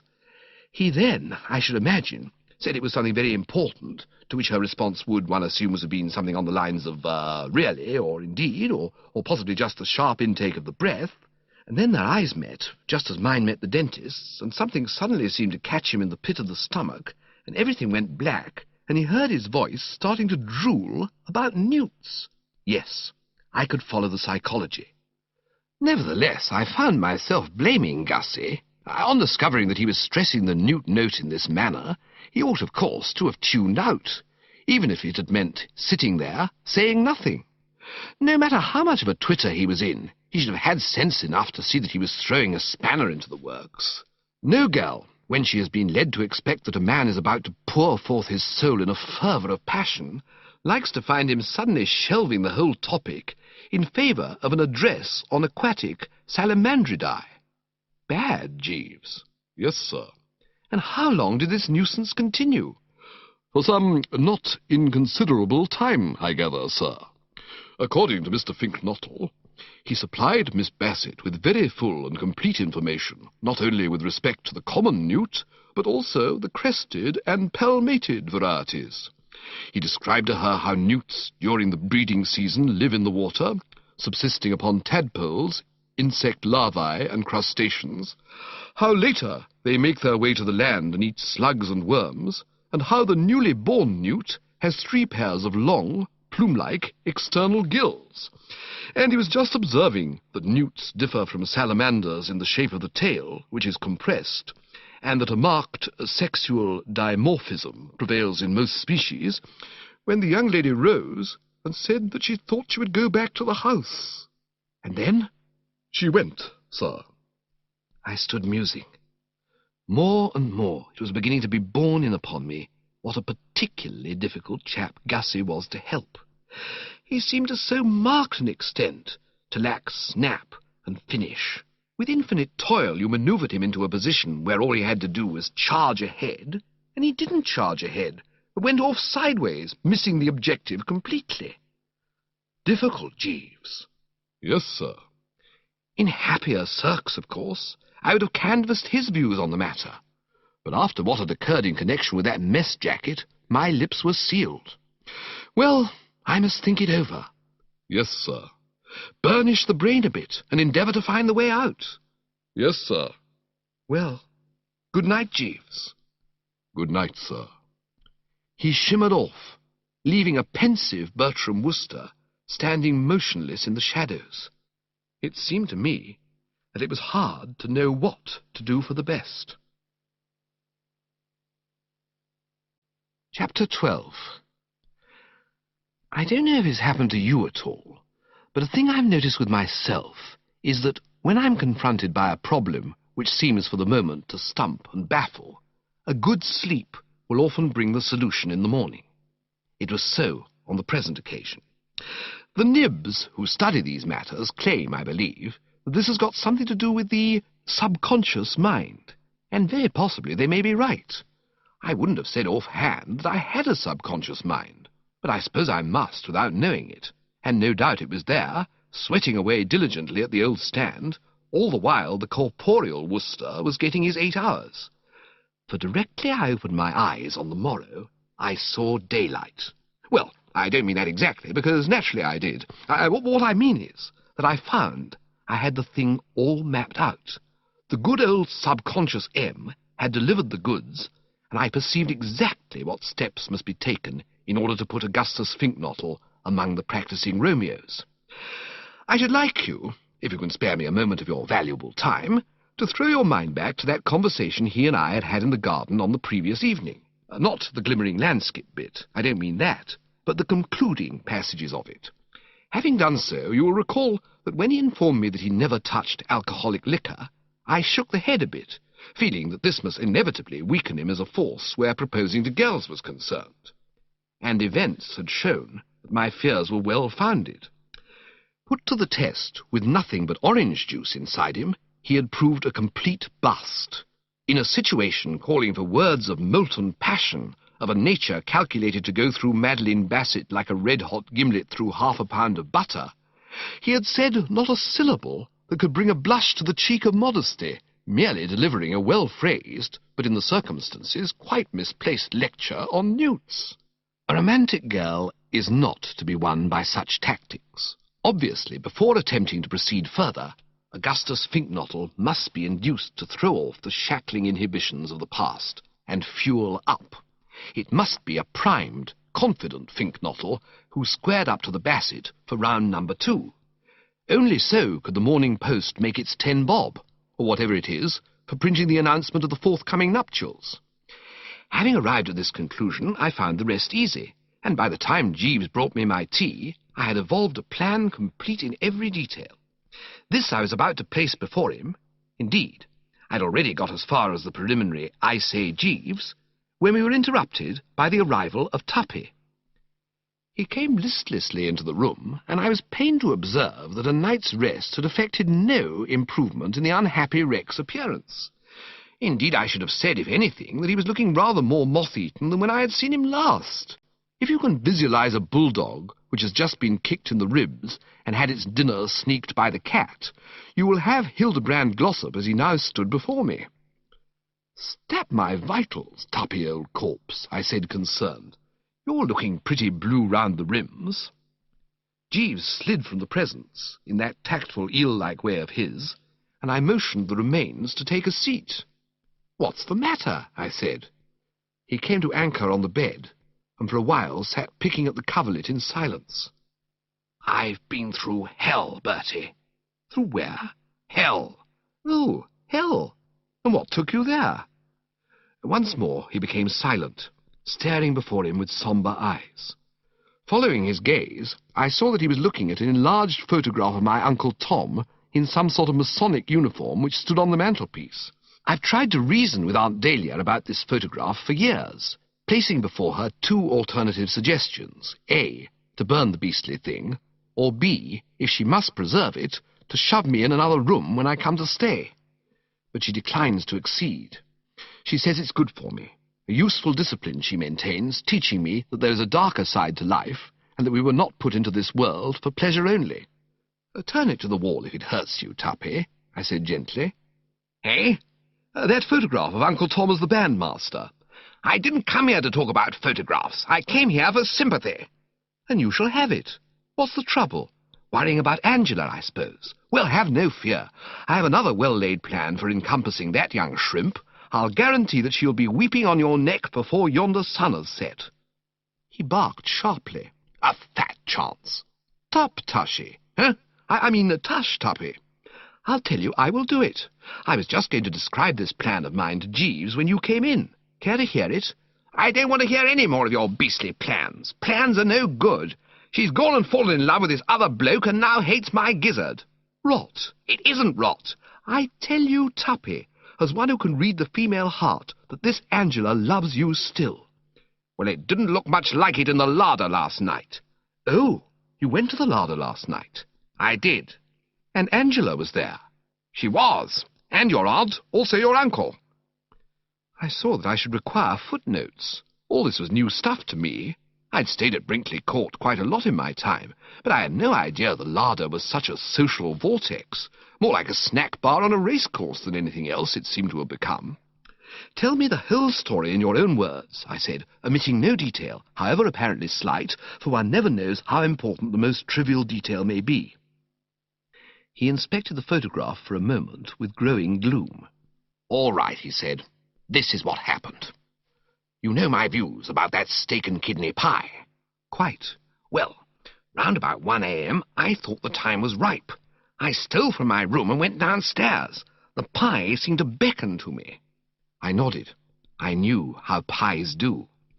"I got to the larder. I fished it out. I set it on the table. I found knife and fork. I collected salt, mustard, and pepper. There were some cold potatoes. I added those. And I was about to pitch in when I heard a sound behind me, and there was your aunt at the door, in a blue and yellow dressing gown." "Embarrassing." "Most." "I suppose you didn't know where to look." "I looked at Angela." "She came in with my aunt?" "No, with your uncle a minute or two later. He was wearing mauve pyjamas and carried a pistol.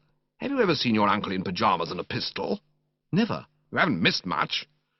"Tell me, Tuppy," I asked, for I was anxious to ascertain this, "about Angela. Was there any momentary softening in her gaze as she fixed it on you?" "She didn't fix it on me. She fixed it on the pie." "Did she say anything?" "Not right away. Your uncle was the first to speak. He said to your aunt, 'God bless my soul, Dahlia, what are you doing here?' To which she replied, 'Well, if it comes to that, my merry somnambulist, what are you?' Your uncle then said he thought there must be burglars in the house as he'd heard noises." I nodded again. I could follow the trend.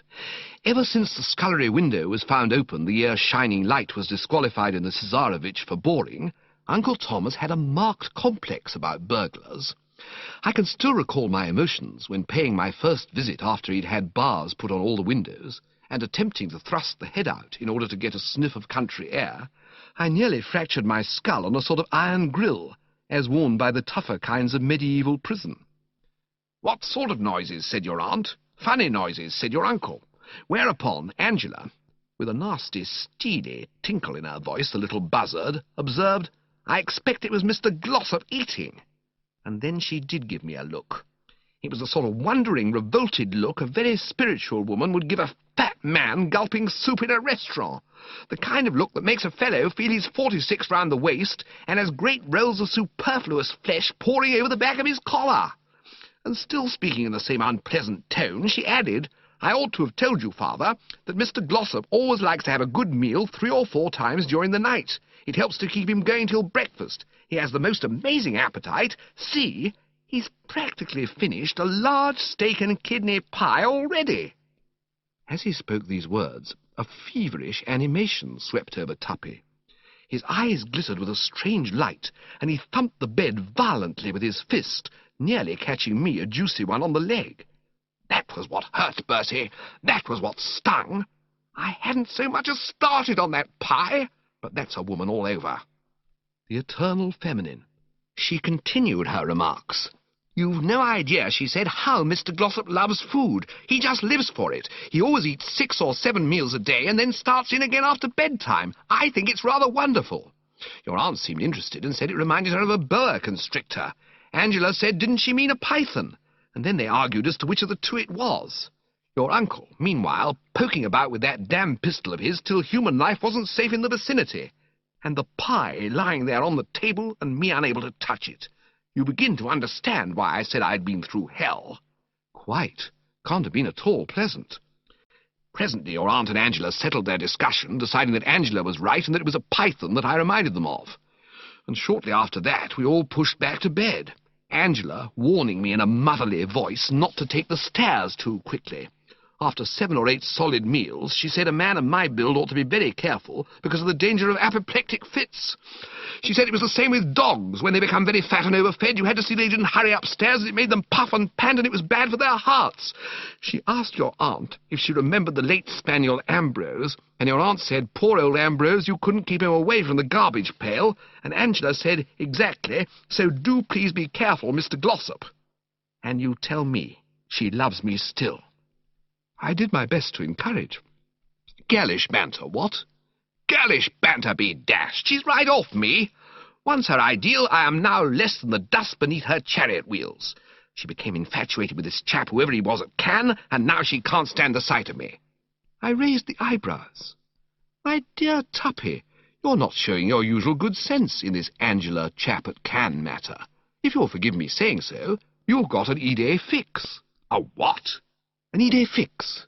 You know, one of those things fellows get, like Uncle Tom's delusion that everybody who's known even slightly to the police is lurking in the garden waiting for a chance to break into the house. You keep talking about this chap at Cannes, and there never was a chap at Cannes, and I tell you why I'm so sure about this. During those 2 months on the Riviera, it so happens that Angela and I were practically inseparable.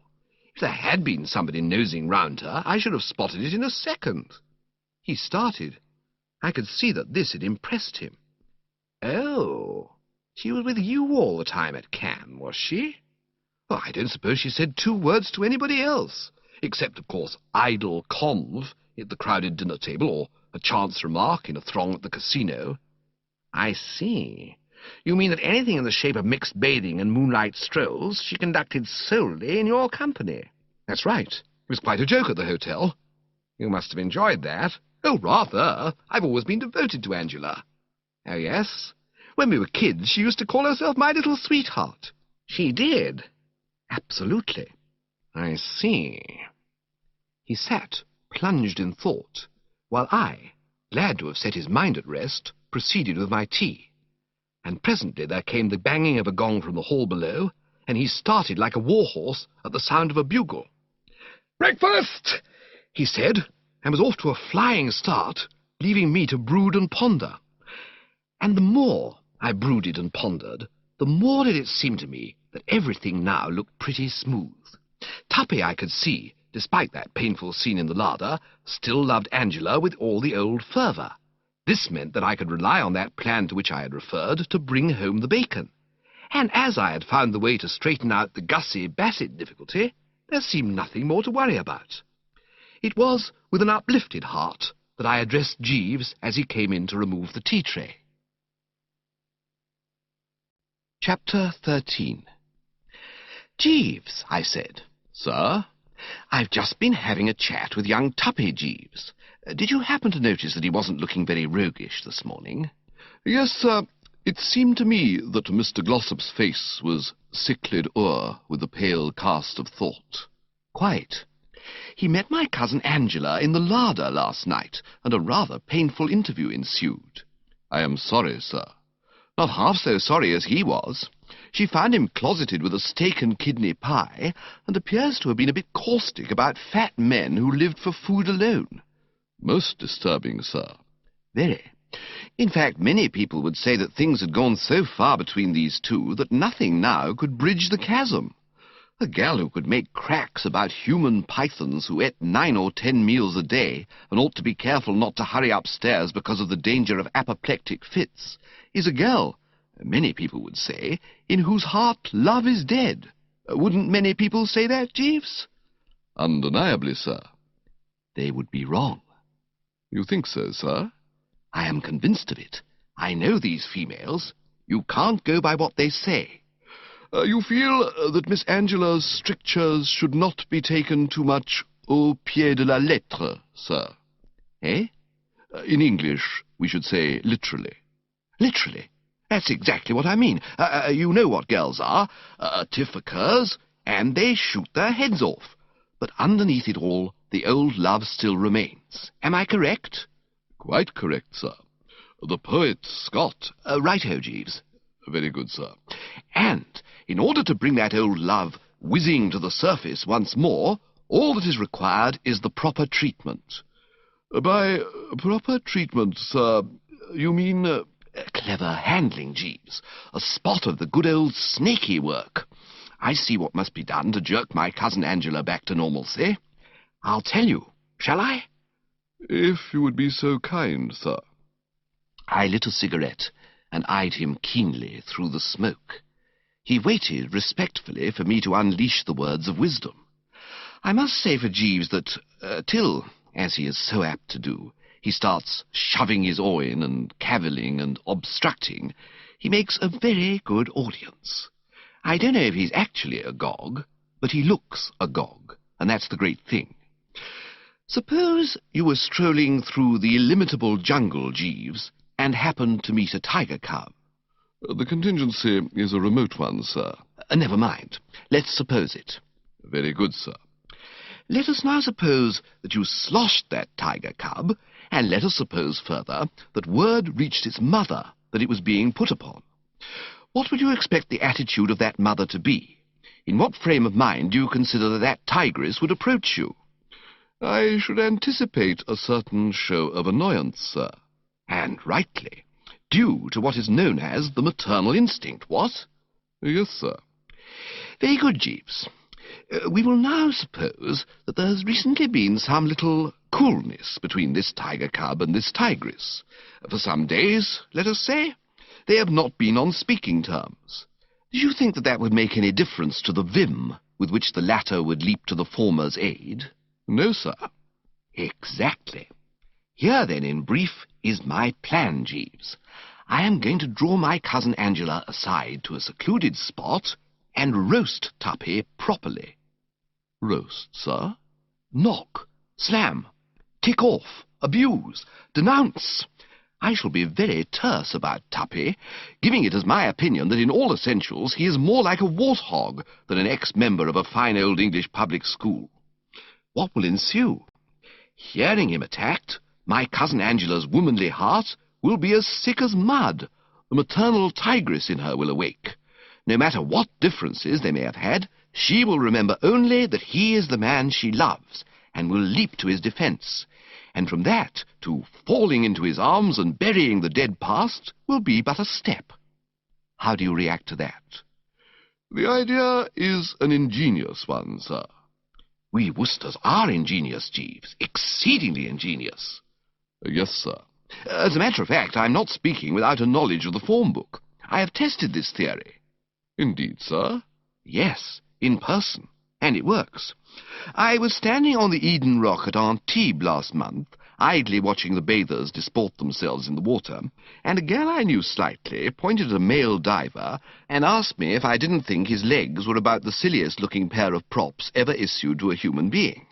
I replied that I did indeed, and for the space of perhaps 2 minutes was extraordinarily witty and satirical about this bird's underpinning. At the end of that period I suddenly felt as if I'd been caught up in the tail of a cyclone. Beginning with a critique of my own limbs, which she said justly enough were nothing to write home about, this girl went on to dissect my manners, morals, intellect, general physique, and method of eating asparagus with such acerbity that by the time she'd finished, the best you could say of Bertram was that, so far as was known, he had never actually committed murder or set fire to an orphan asylum. Subsequent investigation proved that she was engaged to the fellow with the legs, and had had a slight disagreement with him the evening before on the subject of whether she should or should not have made an original call of 2 spades, having 7 but without the ace. That night I saw them dining together, with every indication of relish, their differences made up, and the love-light once more in their eyes. That shows you, Jeeves. Yes, sir. I expect precisely similar results from my cousin Angela when I start roasting Tuppy. By lunchtime, I should imagine, the engagement will be on again, and the diamond and platinum ring glittering as of yore on her 3rd finger. Or is it the 4th? Scarcely by luncheon time, sir. Miss Angela's maid informs me that Miss Angela drove off in her car early this morning, with the intention of spending the day with friends in the vicinity. Well, within half an hour of whatever time she comes back, then. These are mere straws, Jeeves. Do not let us chop them. No, sir. The point is that as far as Tuppy and Angela are concerned, we may say with confidence that everything will shortly be hotsy-totsy once more. And what an agreeable thought that is, Jeeves. Very true, sir. If there is one thing that gives me the pip, it is 2 loving hearts being estranged. I can readily appreciate the fact, sir. I placed the stub of my gasper in the ashtray and lit another to indicate that that completed chap 1. Right-ho, then. So much for the western front. We now turn to the eastern. Sir? I speak in parables, Jeeves.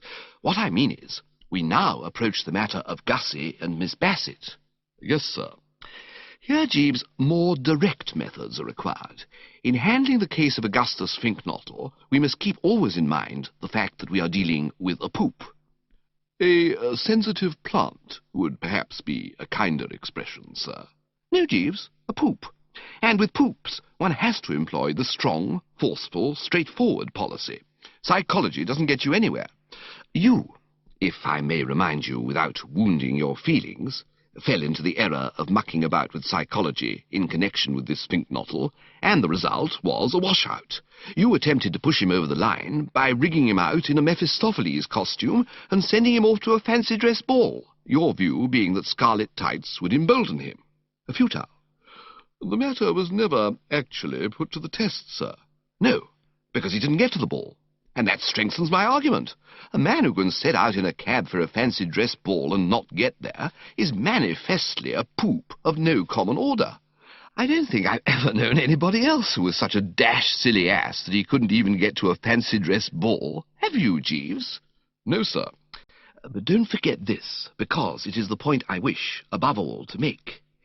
Even if Gussie had got to that ball, even if those scarlet tights, taken in conjunction with his horn-rimmed spectacles, hadn't given the girl a fit of some kind, even if she had rallied from the shock, and he'd been able to dance and generally hobnob with her, even then your efforts would have been fruitless, because Mephistopheles costume or no Mephistopheles costume, Augustus Finknottle would never have been able to summon up the courage to ask her to be his. All that would have resulted would have been that she would have got that lecture on newts a few days earlier. And why, Jeeves? Shall I tell you why? Yes, sir. Because he would have been attempting the hopeless task of trying to do the thing on orange juice. Sir? Gussie is an orange juice addict. He drinks nothing else." "I was not aware of that, sir." "I have it from his own lips. Whether from some hereditary taint, or because he promised his mother he wouldn't, or simply because he doesn't like the taste of the stuff, Gussie Finknottle has never in the whole course of his career pushed so much as the simplest gin and tonic over the larynx. And he expects, this poop expects, Jeeves, this wobbling, shrinking, diffident rabbit in human shape, expects under these conditions to propose to the girl he loves. One hardly knows whether to smile or weep, what? You consider total abstinence a handicap to a gentleman who wishes to make a proposal of marriage, sir?" The question amazed me. "Why, dash it," I said, astounded. "You must know it is. Use your intelligence, Jeeves. Reflect what proposing means. It means that a decent, self-respecting chap has got to listen to himself saying things which, if spoken on the silver screen, would cause him to dash to the box office and demand his money back. Let him attempt to do it on orange juice, and what ensues? Shame seals his lips. Or, if it doesn't do that, makes him lose his morale and start to babble. Gussie, for example, as we have seen, babbles of syncopated newts. Palmated newts, sir. Palmated or syncopated, it doesn't matter which. The point is that he babbles, and is going to babble again if he has another try at it, unless, and this is where I want you to follow me very closely, Jeeves, unless steps are taken at once through the proper channels. Only active measures promptly applied can provide this poor pusillanimous poop with the proper pep. And that is why, Jeeves, I intend tomorrow to secure a bottle of gin and lace his luncheon orange juice with it liberally." "Sir?" I clicked the tongue. "I've already had occasion, Jeeves," I said rebukingly, "to comment on the way you say, 'Well, sir,' and 'Indeed, sir.' I take this opportunity of informing you that I object equally strongly to your 'sir' pure and simple. The word seems to suggest that in your opinion I've made a statement or mooted a scheme so bizarre that your brain reels at it. In the present instance, there is absolutely nothing to say 'sir' about. The plan I put forward is entirely reasonable and icily logical, and should excite no sirring whatsoever. Or don't you think so?" "Well, sir—" "Jeeves?" "I beg your pardon, sir. The expression escaped me inadvertently. What I intended to say, since you press me, was that the action which you propose does seem to me somewhat injudicious." "Injudicious? I don't follow you, Jeeves." "A certain amount of risk would enter into it, in my opinion, sir. It is not always a simple matter to gauge the effect of alcohol on a sub unaccustomed to such stimulant. I have known it to have distressing results in the case of parrots." "Parrots?" "I was thinking of an incident of my earlier life, sir, before I entered your employment. I was in the service of the late Lord Brancaster at the time, a gentleman who owned a parrot to which he was greatly devoted, and one day the bird chanced to be lethargic, and his lordship, with the kindly intention of restoring it to its customary animation, offered it a portion of seed cake steeped in the 84 port. The bird accepted the morsel gratefully, and consumed it with every indication of satisfaction. Almost immediately afterwards, however, its manner became markedly feverish. Having bitten his lordship in the thumb, and sung part of a sea shanty, it fell to the bottom of the cage, and remained there for a considerable period of time with its legs in the air, unable to move. I merely mention this, sir, in order to—" I put my finger on the floor. I had spotted it all along. But Gussie isn't a parrot.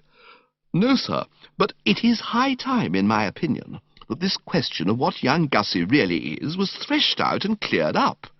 He seems to think he's a male newt, and you appear to suggest that he's a parrot. The truth of the matter being that he is just a plain, ordinary poop, and needs a snootful as badly as ever man did. So no more discussion, Jeeves. My mind is made up. There's only one way of handling this difficult case, and that is the way I have outlined." "Very good, sir." "Right-ho, Jeeves. So much for that, then. Now, here's something else. You noticed that I said I was going to put this project through tomorrow, and no doubt you wondered why I said tomorrow. Why did I, Jeeves?" "Because you feel that if it were done when 'tis done, then 'twere well it were done quickly, sir?" Partly, Jeeves, but not altogether. My chief reason for fixing the date as specified is that tomorrow, though you have doubtless forgotten it, is the day of the distribution of prizes at Market Snodsbury Grammar School, at which, as you know, Gussie is to be the male star and master of the revels. So you see we shall, by lacing that juice, not only embolden him to propose to Miss Bassett, but also put him so into shape that he will hold that Market Snodsbury audience spellbound. In fact, you will be killing two birds with one stone, sir. Exactly. A very neat way of putting it. And now, here is a minor point. On second thoughts, I think the best plan will be for you, not me, to lace the juice. Sir? Jeeves. I beg your pardon, sir. And I'll tell you why that'll be the best plan. Because you are in a position to obtain ready access to the stuff. It is served to Gussie daily, I have noticed, in an individual jug. This jug will presumably be lying about the kitchen or somewhere before lunch tomorrow. It'll be the simplest of tasks for you to slip a few fingers of gin in it. No doubt, sir. But, don't say but, Jeeves. I fear, sir, is just as bad. What I am endeavouring to say, sir, is that I am sorry, but I am afraid I must enter an unequivocal nolle prosequi. Do what? The expression is a legal one, sir, signifying the resolve not to proceed with the matter. In other words, eager though I am to carry out your instructions, sir, as a general rule, on this occasion I must respectfully decline to cooperate. You won't do it, you mean? Precisely, sir. I was stunned. I began to understand how a general must feel when he has ordered a regiment to charge and has been told that it isn't in the mood. Jeeves, I said, I had not expected this of you. No, sir? No, indeed. Naturally, I realize that lacing Gussie's orange juice is not one of those regular duties for which you receive the monthly stipend. And if you care to stand on the strict letter of the contract, I suppose there's nothing to be done about it. But you will permit me to observe that this is scarcely the feudal spirit. I am sorry, sir. It's quite all right, Jeeves. Quite all right. I'm not angry, only a little hurt. Very good, sir. Right-ho, Jeeves. End of Disc 3. Disc 4. Chapter 14. Investigation proved that the friends Angela had gone to spend the day with were some stately homeowners of the name of Stretchley Budd, hanging out in a joint called Kingham Manor, about 8 miles distant in the direction of Pershaw. I didn't know these birds, but their fascination must have been considerable, for she tore herself away from them only just in time to get back and dress for dinner. It was accordingly not until coffee had been consumed that I was able to get matters moving. I found her in the drawing-room, and at once proceeded to put things in train. It was with very different feelings from those which had animated the bosom when approaching the Bassett 24 hours before, in the same manner, in this same drawing-room, that I headed for where she sat. As I had told Tuppy, I have always been devoted to Angela, and there is nothing I like better than a ramble in her company. And I could see by the look of her now how sorely in need she was of my aid and comfort. Frankly, I was shocked by the unfortunate young prune's appearance. At Cannes, she had been a happy, smiling English girl of the best type, full of beans and buck. Her face now was pale and drawn, like that of a hockey centre-forward at a girls' school, who, in addition to getting a fruity one on the shin, has just been penalised for sticks. In any normal gathering, her demeanour would have excited instant remark, but the standard of gloom at Brinkley Court had become so high that it passed unnoticed. Indeed, I shouldn't wonder if Uncle Tom, crouched in his corner waiting for the end, didn't think she was looking indecently cheerful. I got down to the agenda in my debonair way. "What ho, Angela, old girl." "Hello, Bertie, darling." "Glad you're back at last. I missed you." "Did you, darling?" "I did indeed. Care to come for a saunter?" "I'd love it." "Fine. I have much to say to you that is not for the public ear." I think at this moment poor old Tuppy must have got a sudden touch of cramp. He had been sitting hard by, staring at the ceiling, and he now gave a sharp leap, like a gaffed salmon, and upset a small table containing a vase, a bowl of pot-pourri, 2 china dogs, and a copy of Omar Khayyam bound in limp leather. Aunt Dahlia uttered a startled hunting cry. Uncle Tom, who probably imagined from the noise that this was civilization crashing at last, helped things along by breaking a coffee cup. Tuppy said he was sorry. Aunt Dahlia, with a deathbed groan, said it didn't matter. And Angela, having stared haughtily for a moment like a princess of the old regime confronted by some notable example of gaucherie on the part of some particularly foul member of the underworld, accompanied me across the threshold. And presently I had deposited her and self on one of those rustic benches in the garden, and was ready to snap into the business of the evening. I considered it best, however, before doing so, to ease things along with a little informal chit-chat. You don't want to rush a delicate job like the one I had in hand, and so for a while we spoke of neutral topics. She said that what had kept her so long at the Stretchley Budds was that Hilda Stretchley Budd had made her stop on and help with the arrangements for their servants' ball tomorrow night, a task which she couldn't very well decline, as all the Brinkley Court domestic staff were to be present. I said that a jolly night's revelry might be just what was needed to cheer Anatole up and take his mind off things, to which she replied that Anatole wasn't going. On being urged to do so by Aunt Dahlia, she said, he had merely shaken his head sadly and gone on talking of returning to Provence, where he was appreciated. It was after the sombre silence induced by this statement that Angela said the grass was wet and she thought she would go in. This, of course, was entirely foreign to my policy. "No, don't do that. I haven't had a chance to talk to you since you arrived." "I shall ruin my shoes." "Put your feet up on my lap." "All right, and you can tickle my ankles." "Quite." Matters were accordingly arranged on these lines, and for some minutes we continued chatting in desultory fashion. Then the conversation petered out. I made a few observations in the scenic effects, featuring the twilight hush, the peeping stars, and the soft glimmer of waters on the lake, and she said yes. Something rustled in the bushes in front of us, and I advanced the theory that it was possibly a weasel, and she said it might be. But it was plain that the girl was distrait, and I considered it best to waste no more time. "Well, old thing," I said, "I've heard all about your little dust-up. So, those wedding bells are not going to ring out, what?" "No." "Definitely over, is it?" "Yes." "Well, if you want my opinion, I think that's a bit of goose for you, Angela, old girl. I think you're extremely well out of it. It's a mystery to me how you stood this Glossop so long. Take him for all in all, he ranks very low down among the wines and spirits. A washout, I should describe him as. A frightful oik, and a mass of side to boot. I'd pity the girl who was linked for life to a bargee like Tuppy Glossop." And I emitted a hard laugh, one of the sneering kind. "I always thought you were such friends," said Angela. I let go another hard one with a bit more top spin on it than the first time. "Friends? Absolutely not. One was civil, of course, when one met the fellow, but it would be absurd to say that one was a friend of his. A club acquaintance, and a mere one at that. And then one was at school with the man." "At Eton?" "Good heavens, no. We wouldn't have a fellow like that at Eton. At a kid's school before I went there. A grubby little brute he was, I recollect, covered with ink and mire generally, and washing only on alternate Thursdays. In short, a notable outsider, shunned by all." I paused. I was more than a bit perturbed.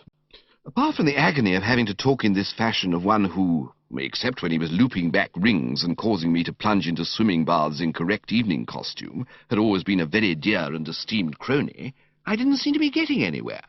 Business was not resulting. Staring into the bushes without a yip, she appeared to be bearing these slurs and innuendos of mine with an easy calm. I had another pop at it. "Uncouth about sums it up. I doubt if I've ever seen an uncouther kid than this Glossop. Ask anyone who knew him in those days to describe him in a word, and the word they will use is uncouth, and he's just the same today. It's the old story. The boy is the father of the man." She appeared not to have heard. "The boy," I repeated, not wishing her to miss that one, "is the father of the man." "What are you talking about?" "I'm talking about this Glossop." "I thought you said something about somebody's father." "I said the boy was the father of the man." What boy? The boy Glossop. He hasn't got a father. I never said he had. I said he was the father of the boy, or rather, of the man. What man? I saw that the conversation had reached a point where, unless care was taken, we should be muddled. The point I am trying to make, I said, is that the boy Glossop is the father of the man Glossop. In other words, each loathsome fault and blemish that led the boy Glossop to be frowned upon by his fellows is present in the man Glossop, and causes him, I'm speaking now of the man Glossop, to be a hissing and a byword at places like the Drones, where a certain standard of decency is demanded from the inmates. Ask anyone at the Drones, and they will tell you that it was a black day for the dear old club when this chap Glossop somehow wriggled into the list of members.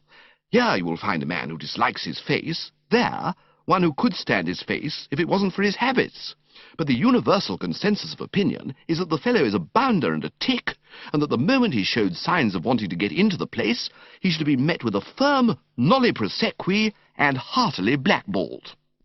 I had to pause again here, partly in order to take in a spot of breath, and partly to wrestle with the almost physical torture of saying these frightful things about poor old Tuppy. There are some chaps, I resumed, forcing myself once more to the nauseous task, who, in spite of looking as if they had slept in their clothes, can get by quite nicely because they are amiable and suave. There are others who, for all that they excite adverse comment by being fat and uncouth, find themselves on the credit side of the ledger owing to their wit and sparkling humour. But this Glossop, I regret to say, falls into neither class. In addition to looking like one of those things that come out of hollow trees, he is universally admitted to be a dumb brick of the first water. No soul, no conversation. In short, any girl who, having been rash enough to get engaged to him, has managed at the 11th hour to slide out, is justly entitled to consider herself dash lucky. I paused once more and cocked an eye at Angela to see how the treatment was taking. All the while I had been speaking, she had sat gazing silently into the bushes, but it seemed to me incredible that she should not now turn on me like a tigress, according to specifications. It beat me why she hadn't done it already. It seemed to me that a mere tithe of what I had said, if said to a tigress about a tiger of which she was fond, would have made her, the tigress I mean, hit the ceiling. And the next moment you could have knocked me down with a toothpick. Yes, she said, nodding thoughtfully. You're quite right. Eh? That's exactly what I've been thinking myself. What? Dumb brick. It just describes him. One of the 6 silliest asses in England, I should think he must be. I did not speak. I was endeavouring to adjust the faculties, which were in urgent need of a bit of first-aid treatment. I mean to say, all this had come as a complete surprise. In formulating the well-laid plan which I had just been putting into effect, the one contingency I had not budgeted for was that she might adhere to the sentiments which I expressed. I had braced myself for a gush of stormy emotion. I was expecting the tearful ticking off, the girlish recriminations, and all the rest of the bag of tricks along those lines. But this cordial agreement with my remarks I had not foreseen, and it gave me what you might call pause for thought. She proceeded to develop her theme, speaking in ringing, enthusiastic tones as if she loved the topic. Jeeves could tell you the word I want. I think it's ecstatic, unless that's the sort of rash you get on your face and have to use ointment for. But if that is the right word, then that's what her manner was, as she ventilated the subject of poor old Tuppy. If you'd been able to go simply by the sound of her voice, she might have been a court poet cutting loose about an oriental monarch, or Gussie Finknottle describing his last consignment of newts. It's so nice, Bertie, talking to somebody who really takes a sensible view about this man Glossop. Mother says he's a good chap, which is simply absurd. Anybody can see that he's absolutely impossible. He's conceited and opinionative, and argues all the time, even when he knows perfectly well that he's talking through his hat, and he smokes too much, and eats too much, and drinks too much, and I don't like the colour of his hair. Not that he'll have any hair in a year or two, because he's pretty thin on the top already, and before he knows where he is, he'll be as bald as an egg, and he's the last man who can afford to go bald. And I think it's simply disgusting the way he gorges all the time. Do you know, I found him in the larder at 1 o'clock this morning, absolutely wallowing in a steak and kidney pie. There was hardly any of it left, and you remember what an enormous dinner he had. Quite disgusting, I call it. But I can't stop out here all night talking about men who aren't worth wasting a word on and haven't even enough sense to tell sharks from flatfish. I'm going in." And gathering about her slim shoulders the shawl which she had put on as a protection against the evening dew, she buzzed off, leaving me alone in the silent night. Well, as a matter of fact, not absolutely alone, because a few moments later there was a sort of upheaval in the bushes in front of me, and Tuppy emerged. Chapter 15. I gave him the eye. The evening had begun to draw in a bit by now, and the visibility, in consequence, was not so hot, but there still remained ample light to enable me to see him clearly. And what I saw convinced me that I should be a lot easier in my mind with a stout rustic bench between us. I rose accordingly, modelling my style on that of a rocketing pheasant, and proceeded to deposit myself on the other side of the object named. My prompt agility was not without its effect. He seemed somewhat taken aback. He came to a halt, and for about the space of time required to allow a bead of persp to trickle from the top of the brow to the tip of the nose, stood gazing at me in silence. "So," he said at length, and it came as a complete surprise to me that fellows ever really do say "so." I'd always thought it was just a thing you read in books, like quotha, I mean to say, or odds bodikins, or even e bar gum. Still, there it was. Quaint or not quaint, bizarre or not bizarre, he had said so, and it was up to me to cope with the situation on those lines. It would have been a duller man than Bertram Wooster who had failed to note that the dear old chap was a bit steamed up. Whether his eyes were actually shooting forth flame, I couldn't tell you, but there appeared to me to be a distinct incandescence. For the rest, his fists were clenched, his ears quivering, and the muscles of his jaw rotating rhythmically, as if he were making an early supper off something. His hair was full of twigs, and there was a beetle hanging to the side of his head, which would have interested Gussie Finknottle. To this, however, I paid scant attention. There is a time for studying beetles and a time for not studying beetles. "So," he said again. Now, those who know Bertram Wooster best will tell you that he is always at his shrewdest and most level-headed in moments of peril. Who is it who, when gripped by the arm of the law on boat race night not so many years ago and hauled off to Vine Street Police Station, assumed in a flash the identity of Eustace H. Plimsoll of the Laburnums, Allen Road, West Dulwich, thus saving the grand old name of Wooster for being dragged in the mire and avoiding wide publicity of the wrong sort? Who was it? But I need not labour the point. My record speaks for itself. 3 times pinched, but never once sentenced under the correct label. Ask anyone at the drones about this. So now, in a situation threatening to become every moment more scaly, I did not lose my head. I preserved the old sang-froid, smiling a genial and affectionate smile, and hoping that it wasn't too dark for it to register, I spoke with a jolly cordiality. "Why, hello, Tuppy. You here?" He said yes, he was here. "Been here long?" "I have." "Fine. I wanted to see you." "Well, here I am. Come out from behind that bench." "No thanks, old man. I like leaning on it. It seems to rest the spine." "In about 2 seconds," said Tuppy, "I'm going to kick your spine up through the top of your head." I raised the eyebrows. Not much good, of course, in that light, but it seemed to help the general composition. "Is this Hildebrand Glossop speaking?" I said. He replied that it was, adding that if I wanted to make sure, I might move a few feet over in his direction. He also called me an opprobrious name. I raised the eyebrows again. Come, Tuppy, don't let us let this little chat become acrid. Is acrid the word I want?" "I couldn't say," he replied, beginning to sidle round the bench. I saw that anything I might wish to say must be said quickly. Already he had sidled some 6 feet, and though by dint of sidling too I had managed to keep the bench between us, who could predict how long this happy state of affairs would last? I came to the point, therefore. I think I know what's on your mind, Tuppy," I said. "If you were in those bushes during my conversation with the recent Angela, I dare say you heard what I was saying about you." "I did." "I see. Well, we won't go into the ethics of the thing. Eavesdropping, some people might call it, and I can imagine stern critics drawing in the breath to some extent. Considering it, I don't want to hurt your feelings, Tuppy, but considering it un-English. A bit un-English, Tuppy, old man, you must admit. I'm Scotch. Really? I said. I never knew that before. Rummy, how you don't suspect a man of being Scotch, unless he's mucked something and says, "Och aye," and things like that. I wonder... I went on, feeling that an academic discussion on some neutral topic might ease the tension. If you can tell me something that has puzzled me a good deal. What exactly is it that they put into haggis? I've often wondered about that.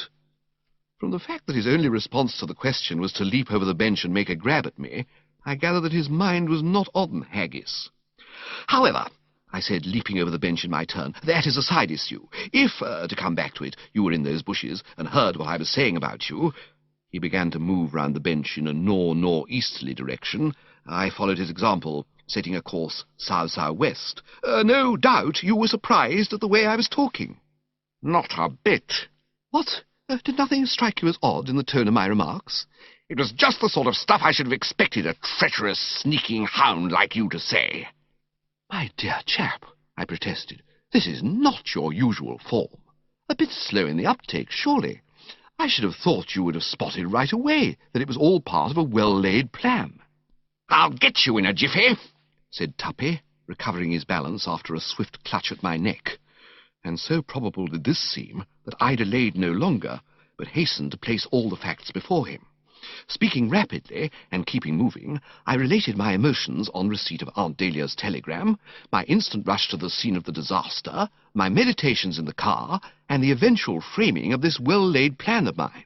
I spoke clearly and well, and it was with considerable concern, consequently, that I heard him observe, between clenched teeth which made it worse, that he didn't believe a damned word of it.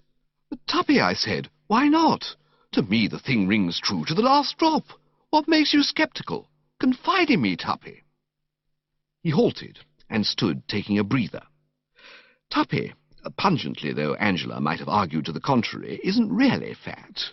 During the winter months you will find him constantly booting the football with merry shouts, and in the summer the tennis racket is seldom out of his hand. But at the recently concluded evening meal, feeling, no doubt, that after that painful scene in the larder there was nothing to be gained by further abstinence, he had rather let himself go, and as it were made up leeway, and after really immersing himself in one of Anatole's dinners, a man of his sturdy build tends to lose elasticity a bit.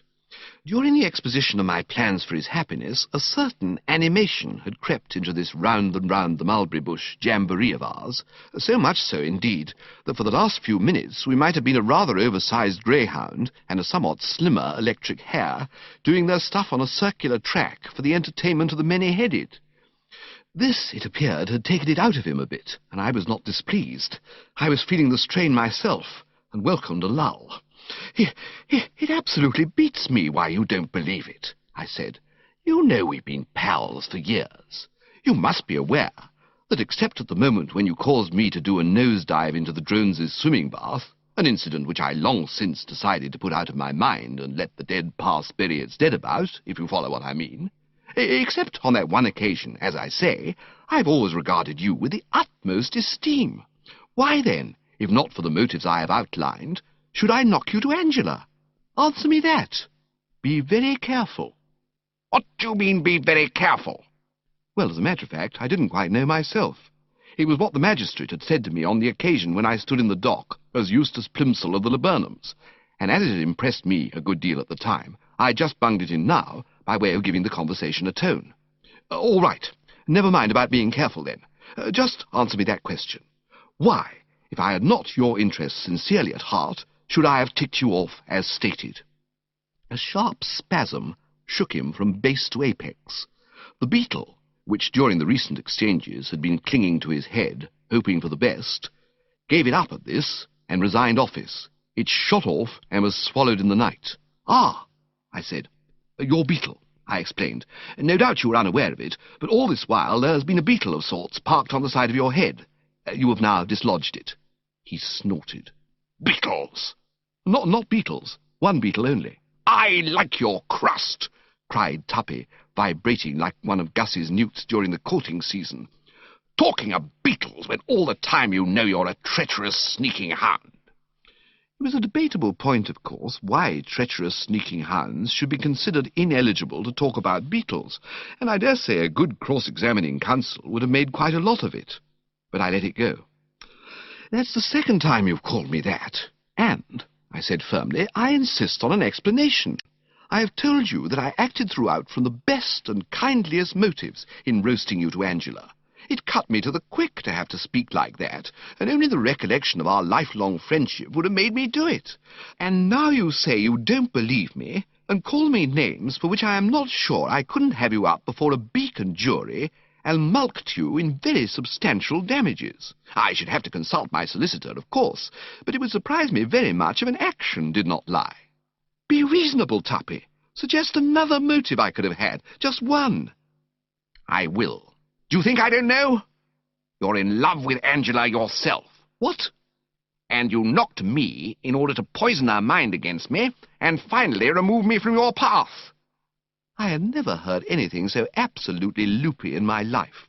"Why, dash it, I've known Angela since she was so high. You don't fall in love with close relations you've known since they were so high. Besides, isn't there something in the Book of Rules about a man may not marry his cousin? Or am I thinking of grandmothers?" "Tuppy, my dear old ass," I cried, "this is pure banana oil. You come unscrewed." "Oh, yes? Me in love with Angela? Ha-ha. You can't get out of it with any ha-has. She called you darling." "I know, and I disapproved. This habit of the younger G of scattering darlings about like birdseed is one that I deprecate. Lax is how I should describe it." "You tickled her ankles." "In a purely cousinly spirit. It didn't mean a thing. Why, dash it, you must know that in the deeper and truer sense I wouldn't touch Angela with a barge pole." "Oh, and why not? Not good enough for you?" No, you misunderstand me," I hastened to reply. "When I say I wouldn't touch Angela with a barge pole, I intend merely to convey that my feelings towards her are those of distant, though cordial, esteem. In other words, you may rest assured that between this young prune and myself there never has been, and never could be, any sentiment warmer and stronger than that of ordinary friendship." "I believe it was you who tipped her off that I was in the larder last night, so that she could find me there with that pie, thus damaging my prestige." "My dear Tuppy, a Worcester?" I was shocked. "You think a Worcester would do that?" He breathed heavily.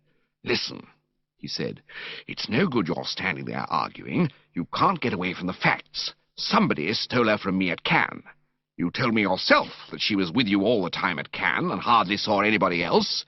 You gloated over the mixed bathing and those moonlight walks you had together." "Not gloated, just mentioned them." "So now you understand why, as soon as I can get you clear of this damn bench, I am going to tear you limb from limb. Why they have these bally benches in gardens," said Tuppy discontentedly, "is more than I can see. They only get in the way." He ceased, and grabbing out, missed me by a hair's breadth. It was a moment for swift thinking, and it is at such moments, as I have already indicated, that Bertram Wooster is at his best. I suddenly remembered the recent misunderstanding with the Bassett, and with a flash of clear vision saw that this was where it was going to come in handy. "You've got it all wrong, Tuppy," I said, moving to the left. "True, I saw a lot of Angela, but my dealings with her were on a basis from start to finish of the purest and most wholesome camaraderie. I can prove it. During that sojourn at Cannes, my affections were engaged elsewhere." "What?" "Engaged elsewhere. My affections. During that sojourn." I had struck the right note. He stopped sidling. His clutching hand fell to his side. "Is that true?" "Quite official." "Who was she?" "My dear Tuppy, does one bandy a woman's name?" "One does if one doesn't want one's ruddy head pulled off." I saw that it was a special case. "Madeline Bassett," I said. "Who?" "Madeline Bassett." He seemed stunned. "You stand there and tell me you were in love with that Bassett disaster?" "I wouldn't call her that Bassett disaster, Tuppy. Not respectful." "Dash being respectful. I want facts. You deliberately assert that you loved that weird God help us?" "I don't see why you should call her a weird God help us, either. A charming and beautiful girl.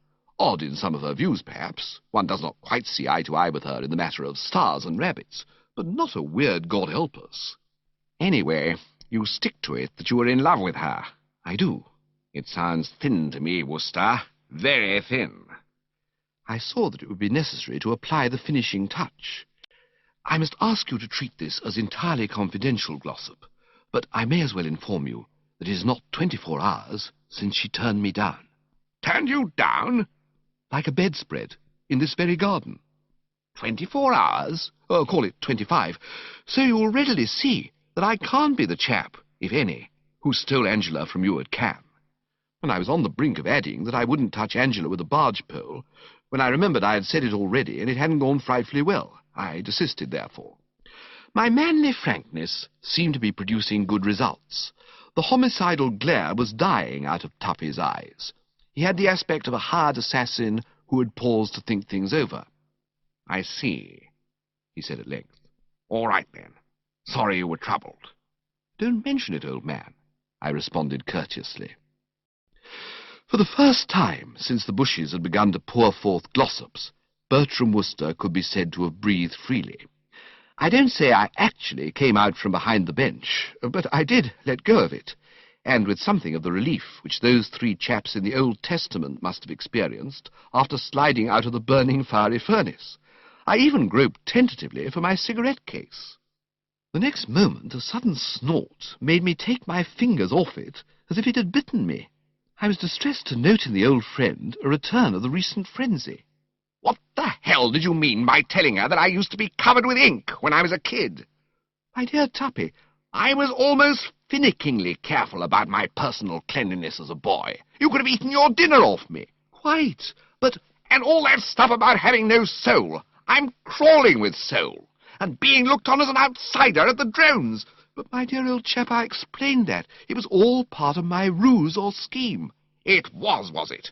Well, in future, do me a favour, and leave me out of your foul ruses. Just as you say, old boy.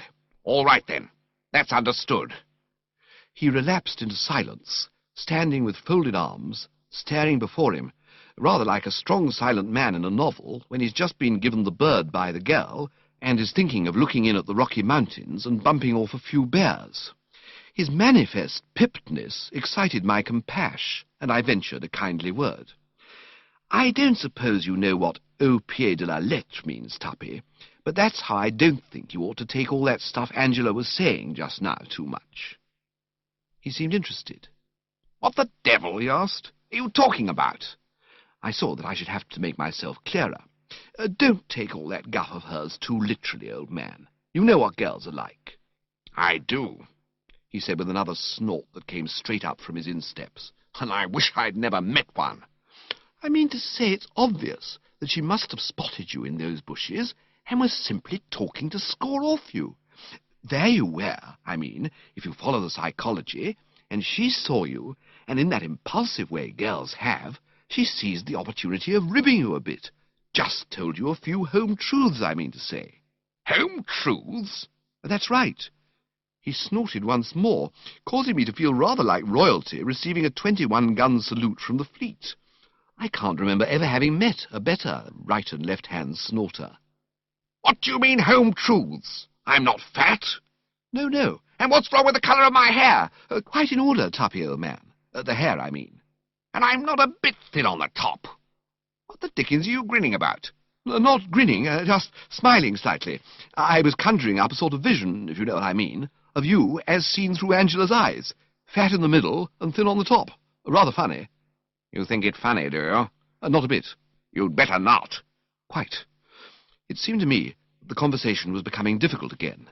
I wished it could be terminated. And so it was. For at this moment something came shimmering through the laurels in the quiet evenfall, and I perceived that it was Angela. She was looking sweet and saint-like, and she had a plate of sandwiches in her hand. Ham, I was to discover later.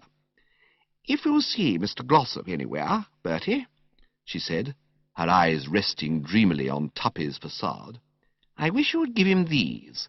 I'm so afraid he may be hungry, poor fellow. It's nearly 10 o'clock, and he hasn't eaten a morsel since dinner. I'll just leave them on this bench." She pushed off, and it seemed to me that I might as well go with her. Nothing to keep me there, I mean. We moved towards the house, and presently from behind us there sounded in the night the the splintering crash of a well-kicked plate of ham sandwiches, accompanied by the muffled oaths of a strong man in his wrath. "How still and peaceful everything is," said Angela. Chapter 16. Sunshine was gilding the grounds of Brinkley Court, and the ear detected a marked twittering of birds in the ivy outside the window, when I woke next morning to a new day. But there was no corresponding sunshine in Bertram Wooster's soul, and no answering twitter in his heart, as he sat up in bed, sipping his cup of strengthening tea. It could not be denied that to Bertram, reviewing the happenings of the previous night, the Tuppy-Angela situation seemed more or less to have slipped a cog. With every desire to look for the silver lining, I could not but feel that the rift between these two haughty spirits had now reached such impressive proportions that the task of bridging same would be beyond even my powers.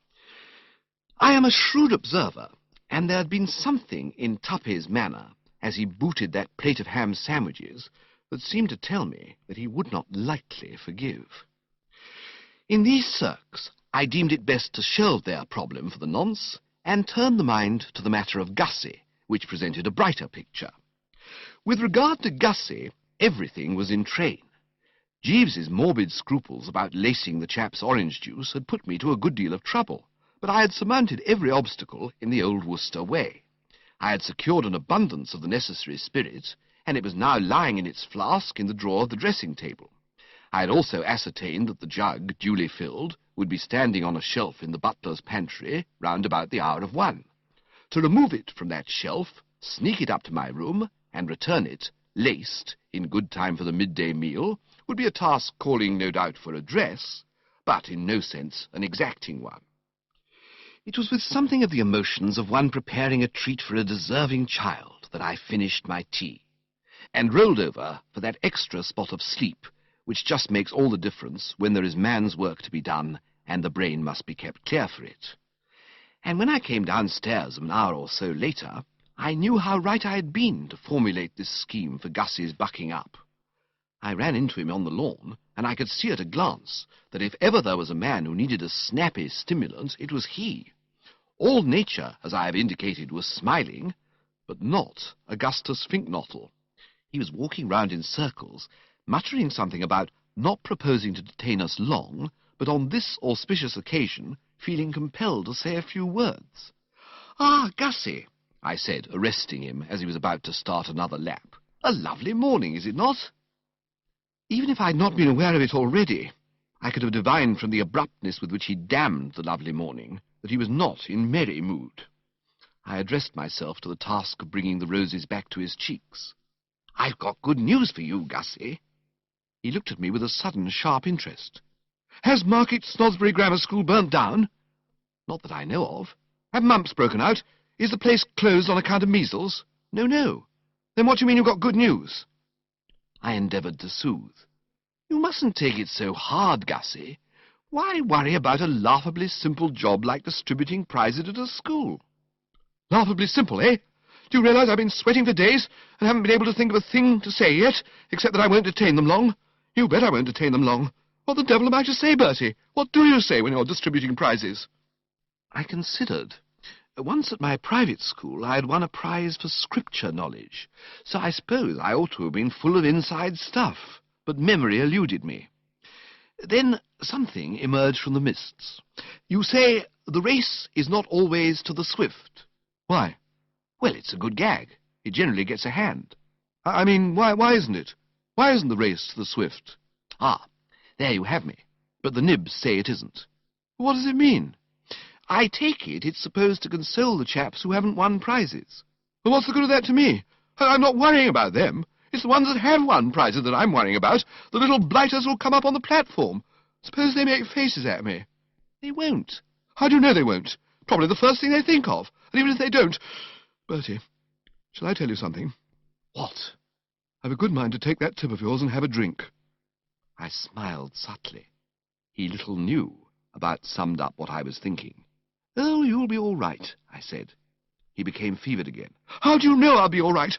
I'm sure to blow up in my lines. Tush! Or drop a prize. tut, or something. I can feel it in my bones. As sure as I'm standing here, something is going to happen this afternoon which will make everybody laugh themselves sick at me. I can hear them now, like hyenas. Bertie. Hello. Do you remember that kids' school we went to before Eton? Quite. It was there I won my scripture prize. Never mind about your scripture prize. I'm not talking about your scripture prize. Do you recollect the Boscher incident? I did indeed. It was one of the high spots of my youth. Major General Sir Wilfrid Boscher came to distribute the prizes at that school, proceeded Gussie in a dull, toneless voice. He dropped a book, he stooped to pick it up, and as he stooped, his trousers split up the back. How we roared! Gussie's face twisted. We did, little swine that we were. Instead of remaining silent and exhibiting a decent sympathy for a gallant officer at a peculiarly embarrassing moment, we howled and yelled with mirth. I loudest of any. That's what'll happen to me this afternoon, Bertie. It'll be a judgment on me for laughing like that at Major General Sir Wilfrid Boscher. No, no, Gussie, old man. Your trousers won't split. How do you know they won't? Better men than I have split their trousers. General Boscher was a DSO with a fine record of service on the northwestern frontier of India, and his trousers split. I shall be a mockery and a scorn, I know it, and you, fully cognizant of what I am in for, come babbling about good news. What news could possibly be good to me at this moment, except the information that bubonic plague had broken out among the scholars of Market Snodsbury Grammar School, and they were all confined to their beds with spots? The moment had come for me to speak. I laid a hand gently on his shoulder. He brushed it off. I laid it on again. He brushed it off once more. I was endeavouring to lay it on for the third time when he moved aside and desired, with a certain petulance, to be informed if I thought I was a ruddy osteopath. I found his manner trying, but one has to make allowances. I was telling myself that I should be seeing a very different Gussie after lunch. When I said I had good news, old man, I meant about Madeline Bassett. The febrile gleam died out of his eyes, to be replaced by a look of infinite sadness. You can't have good news about her. I've dished myself there completely. Not at all. I'm convinced that if you take another whack at her, all will be well. And keeping it snappy, I related what had passed between the Bassett and myself on the previous night. So, all you have to do is play a return date, and you cannot fail to swing the voting. You are her dream man. He shook his head. No. What? No use. What do you mean? Not a bit of good trying. But I tell you, she said in so many words, it doesn't make any difference. She may have loved me once. Last night will have killed all that. Of course it won't. It will. She despises me now. Not a bit of it. She knows you simply got cold feet. And I should get cold feet if I tried again. It's no good, Bertie. I'm hopeless, and there's an end of it. Fate made me the sort of chap who can't say boo to a goose. It isn't a question of saying boo to a goose. The point doesn't arise at all. It's simply a matter of, I know, but it's no good, I can't do it. The whole thing is off. I'm not going to risk a repetition of last night's fiasco. You talk in a light way of taking another whack at her, but you don't know what it means. You've not been through the experience of starting to ask the girl you love to marry you, and then suddenly finding yourself talking about the plume-like external gills of the newly born newt. It's not a thing you can do twice. No, I accept my destiny. It's all over. And now, Bertie, like a good chap, shove off. I want to compose my speech. I can't compose my speech with you mucking around. I mean, if you're going to continue to muck around, at least give me a couple of stories. The little hellhounds are sure to expect a story or two. Do you know the one about... No good. No, I don't want any of your off-colour stuff from the drone smoking room. I need something clean. Something that'll be a help to them in their afterlives. Not that I care a damn about their afterlives, except that I hope they'll all choke. I heard a story the other day. I can't quite remember it, but it was about a chap who snored and disturbed the neighbours, and it ended, it was his adenoids that adenoid them. He made a weary gesture. You expect me to work that in, do you? Into a speech to be delivered to an audience of boys, every one of whom is probably riddled with adenoids? Damn it, they'd rush the platform. Leave me, Bertie, push off. That's all I ask you to do, push off. Ladies and gentlemen, said Gussie in a low, soliloquizing sort of way, I do not propose to detain this auspicious occasion long. It was a thoughtful Worcester who walked away and left him at it. More than ever, I was congratulating myself on having had the sterling good sense to make all my arrangements, so that I could press a button and set things moving at an instant's notice. Until now, you see, I had rather entertained a sort of hope that when I had revealed to him the Bassett's mental attitude, nature would have done the rest, bracing him up to such an extent that artificial stimulants would not be required. Because naturally a chap doesn't want to have to sprint about country houses lugging jugs of orange juice unless it's absolutely essential. But now I saw that I must carry on as planned. The total absence of pep, ginger, and the right spirit, which the man had displayed during these conversational exchanges, convinced me that the strongest measures would be necessary. Immediately upon leaving him, therefore, I proceeded to the pantry, waited till the butler had removed himself elsewhere, and nipped in and secured the vital jug. A few moments later, after a wary passage of the stairs, I was in my room, and the first thing I saw there was Jeeves, fooling about with trousers. He gave the jug a look which, wrongly, as it was to turn out, I diagnosed as censorious. I drew myself up a bit. I intended to have no rot from the fellow. "Yes, Jeeves?" "Sir?" "You have the air of one about to make a remark, Jeeves." "Oh, no, sir. I note that you are in possession of Mr. Finknottle's orange juice. I was merely about to observe that in my opinion it would be injudicious to add spirit to it." "That is a remark, Jeeves, and it is precisely—" "Because I have already attended to the matter, sir." "What?" "Yes, sir. I decided, after all, to acquiesce in your wishes." I stared at the man astounded. I was deeply moved.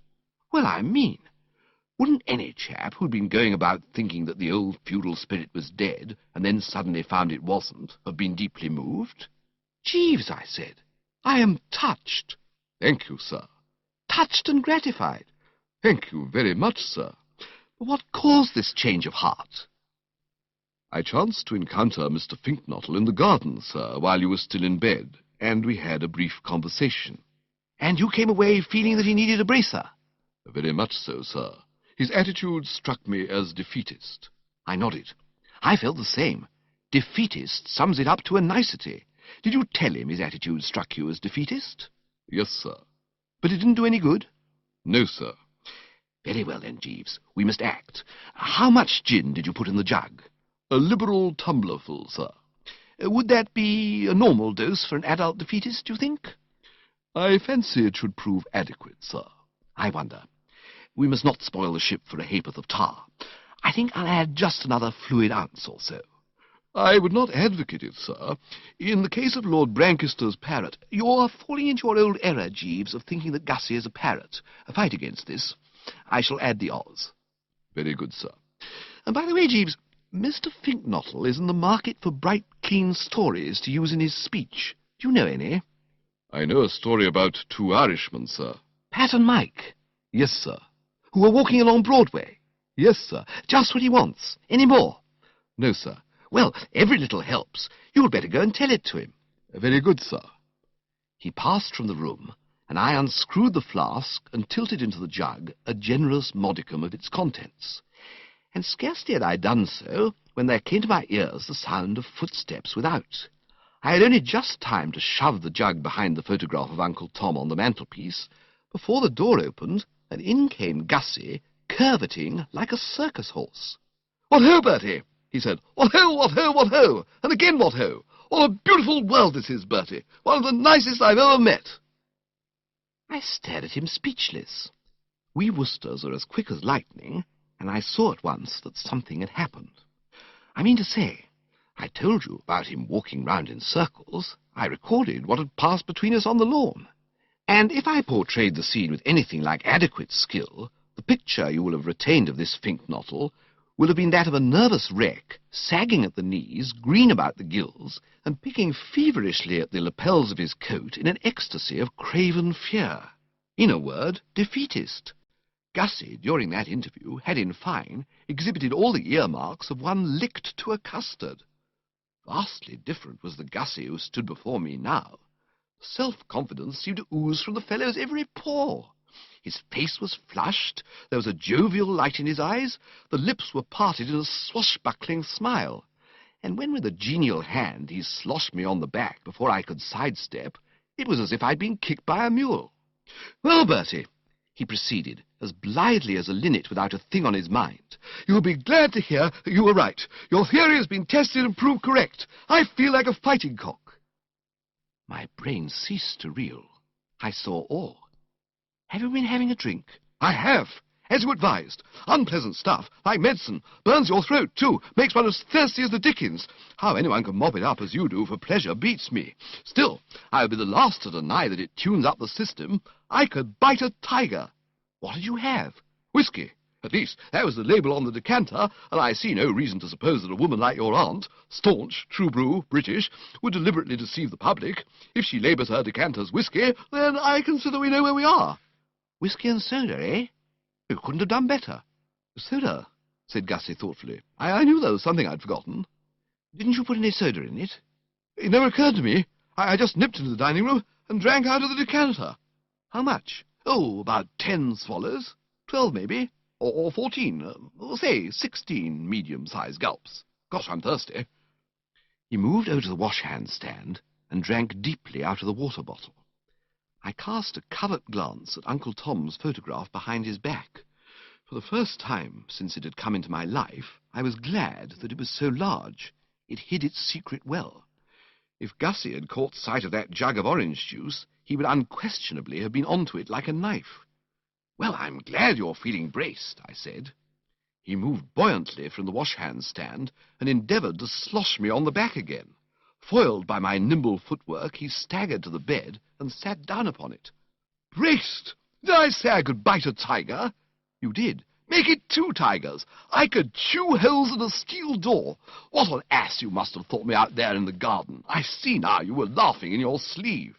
"No, no." "Yes," insisted Gussie. "That very sleeve," he said, pointing, "and I don't blame you. I can't imagine why I made all that fuss about a potty job like distributing prizes at a rotten country grammar school. Can you imagine, Bertie?" "No." "Exactly. Nor can I imagine. There's simply nothing to it. I just shin up on the platform, drop a few gracious words, hand the little blighters their prizes, and hop down again, admired by all. Not a suggestion of split trousers from start to finish. I mean, why should anybody split his trousers? I can't imagine. Can you imagine? No.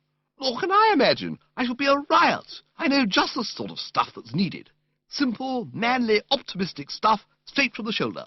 This shoulder," said Gussie, tapping.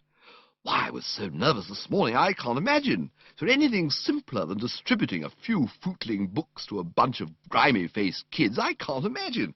Still, for some reason, I can't imagine, I was feeling a little nervous. But now I feel fine, Bertie. Fine, fine, fine. And I say this to you as an old friend. Because that's what you are, old man, when all the smoke has cleared away. An old friend. I don't know if I've ever met an older friend. How long have you been an old friend of mine, Bertie?" "Oh, years and years." "Imagine. Though, of course, there must have been a time when you were a new friend. Hello, the luncheon gong. Come on, old friend." And rising from the bed like a performing flea, he made for the door. I followed rather pensively. What had occurred was, of course, so much velvet, as you might say. I mean, I had wanted a braced finknottle. Indeed, all my plans had had a braced finknottle as their end and aim. But I found myself wondering a little whether the finknottle now sliding down the banister wasn't perhaps a shade too braced. His demeanour seemed to me that of a man who might quite easily throw bread about at lunch. Fortunately, however, the settled gloom of those round him exercised a restraining effect upon him at the table. It would have needed a far more plastered man to have been rollicking at such a gathering. I had told the Basset that there were aching hearts in Brinkley Court, and it now looked probable that there would shortly be aching tummies. Anatole, I learnt, had retired to his bed with a fit of the vapours, and the meal now before us had been cooked by the kitchen maid, as C3 a performer as ever wielded a skillet. This, coming on top of their other troubles, induced in the company a pretty unanimous silence, a solemn stillness, as you might say, which even Gussie did not seem prepared to break. Except, therefore, for one short snatch of song on his part, nothing untoward marked the occasion, and presently we rose, with instructions from Aunt Dahlia to put on festal raiment and be at Market Snodsbury not later than 3:30. this leaving me ample time to smoke a gasper or two in a shady bower beside the lake. I did so, repairing to my room round about the hour of 3. Jeeves was on the job, adding the final polish to the old topper, and I was about to apprise him of the latest developments in the matter of Gussie, when he forestalled me by observing that the latter had only just concluded an agreeable visit to the Worcester bedchamber. "I found Mr. Finknottle seated here when I arrived to lay out your clothes, sir." "Indeed, Jeeves. Gussie was in here, was he?" "Yes, sir. He left only a few moments ago. He is driving to the school with Mr. and Mrs. Travers in the large car." "Did you give him your story of the 2 Irishmen?" "Yes, sir. He laughed heartily." "Good. Had you any other contributions for him?" "I ventured to suggest that he might mention to the young gentleman that education is a drawing out, not a putting in. The late Lord Brancaster was much addicted to presenting prizes at schools, and he invariably employed this dictum." "And how did he react to that?" "He laughed heartily, sir." "This surprised you, no doubt. This practically incessant merriment, I mean." "Yes, sir." "You thought it odd in one who, when you last saw him, was well up in Group A of the defeatists?" "Yes, sir." "There is a ready explanation, Jeeves. Since you last saw him, Gussie has been on a bender. He's as tight as an owl." "Indeed, sir?" "Absolutely. His nerve cracked under the strain, and he sneaked into the dining room and started mopping the stuff up like a vacuum cleaner. Whiskey would seem to be what he filled the radiator with. I gather that he used up most of the decanter. Golly, Jeeves, it's lucky he didn't get at that laced orange juice on top of that." "What?" "Extremely, sir." I eyed the jug. Uncle Tom's photograph had fallen into the fender, and it was standing there right out in the open, where Gussie couldn't have helped seeing it. Mercifully, it was empty now. "It was a most prudent act on your part, if I may say so, sir, to dispose of the orange juice." I stared at the man. "What? Didn't you?" "No, sir." "Jeeves, let us get this clear. Was it not you who threw away that O.J.? "No, sir. I assumed when I entered the room and found the pitcher empty that you had done so." We looked at each other awed, 2 minds with but a single thought. "I very much fear, sir." "So do I, Jeeves." "It would seem almost certain—" "Quite certain. Weigh the facts. Sift the evidence. The jug was standing on the mantelpiece for all eyes to behold. Gussie had been complaining of thirst. You found him in here, laughing heartily. I think there can be little doubt, Jeeves, that the entire contents of that jug are at this moment reposing on top of the existing cargo in that already brilliantly lit man's interior. Disturbing, Jeeves." "Most disturbing, sir." "Let us face the position, forcing ourselves to be calm. You inserted in that jug, shall we say, a tumblerful of the right stuff?" "Fully a tumblerful, sir." "And I added of my plenty about the same amount?" "Yes, sir." "And in 2 shakes of a duck's tail, Gussie, with all that lapping about inside him, will be distributing the prizes at Market Snodsbury Grammar School before an audience of all that is fairest and most refined in the county?" "Yes, sir." "It seems to me, Jeeves, that the ceremony may be one fraught with considerable interest." "Yes, sir." "What, in your opinion, will the harvest be?" "One finds it difficult to hazard a conjecture, sir." "You mean imagination boggles?" "Yes, sir." I inspected my imagination. He was right. It boggled. Chapter 17. "And yet, Jeeves," I said, twiddling a thoughtful steering wheel, "there is always the bright side." Some 20 minutes had elapsed, and having picked the honest fellow up outside the front door, I was driving in the 2-seater to the picturesque town of Market Snodsbury. Since we had parted, he to go to his lair and fetch his hat, I to remain in my room and complete the formal costume, I had been doing some close thinking. The results of this I now proceeded to hand on to him. However dark the prospect may be, Jeeves, however murkily the storm clouds may seem to gather, a keen eye can usually discern the bluebird. It is bad, no doubt, that Gussie should be going, some 10 minutes from now, to distribute prizes in a state of advanced intoxication, But we must never forget that these things cut both ways. You imply, sir— Precisely. I am thinking of him in his capacity of wooer. All this ought to have put him in rare shape for offering his hand in marriage. I shall be vastly surprised if it won't turn him into a sort of caveman. Have you ever seen James Cagney in the movies? Yes, sir. Something on those lines. I heard him cough, and sniped him with a sideways glance. He was wearing that informative look of his. Then you have not heard, sir. Eh? You are not aware that a marriage has been arranged and will shortly take place between Mr. Finknottle and Miss Bassett. What? Yes, sir. When did this happen? Shortly after Mr. Finknottle had left your room, sir. Ah, in the post-orange juice era. Yes, sir. But are you sure of your facts? How do you know? My informant was Mr. Finknottle himself, sir. He appeared anxious to confide in me. His story was somewhat incoherent, but I had no difficulty in apprehending its substance. Prefacing his remarks with the statement that this was a beautiful world, he laughed heartily and said that he had become formally engaged. No details? No, sir, but one can picture the scene. Yes, sir. I mean, imagination doesn't boggle. No, sir. And it didn't. I could see exactly what must have happened. Insert a liberal dose of mixed spirits in a normally abstemious man, and he becomes a force. He does not stand round twiddling his fingers and stammering. He acts. I had no doubt that Gussie must have reached for the Bassett and clasped her to him like a stevedore handling a sack of coals.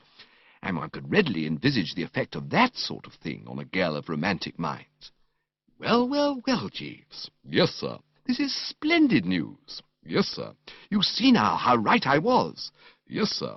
It must have been rather an eye-opener for you, watching me handle this case. Yes, sir. The simple, direct method never fails. No, sir. Whereas the elaborate does. Yes, sir. Right-ho, Jeeves. We had arrived at the main entrance of Market Snodsbury Grammar School. I parked the car and went in, well content. True, the Tuppy Angela problem still remained unsolved, and Aunt Dahlia's 500 quid seemed as far off as ever, but it was gratifying to feel that good old Gussie's troubles were over at any rate. The grammar school at Market Snodsbury had, I understood, been built somewhere in the year 1416, and as with so many of these ancient foundations, there still seemed to brood over its great hall, where the afternoon's festivities were to take place, not a little of the fug of the centuries.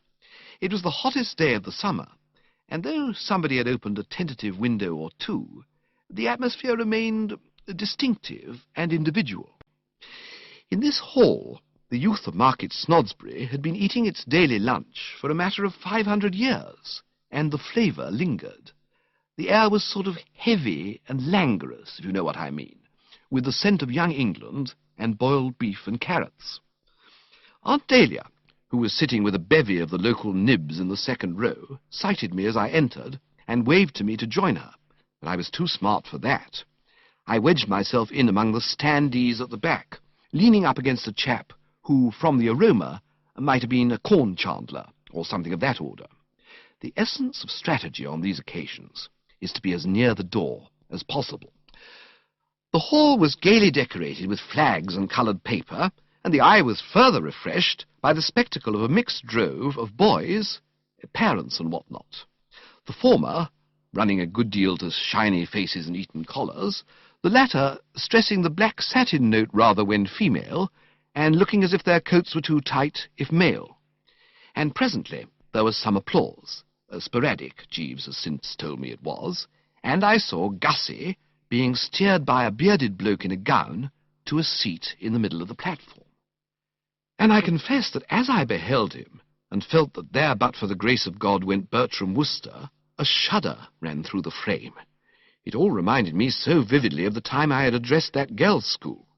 Of course, looking at it dispassionately, you may say that for horror and peril there is no comparison between an almost human audience like the one before me and a mob of small girls with pigtails down their backs, and this, I concede, is true. Nevertheless, the spectacle was enough to make me feel like a fellow watching a pal go over Niagara Falls in a barrel, and the thought of what I had escaped caused everything for a moment to go black and swim before my eyes. When I was able to see clearly once more, I perceived that Gussie was now seated. He had his hands on his knees, with his elbows out at right angles, like a nigger minstrel of the old school about to ask Mr. Bones why a chicken crosses the road, and he was staring before him with a smile so fixed and pebble-beached that I should have thought that anybody could have guessed that there sat one in whom the old familiar juice was splashing up against the back of the front teeth.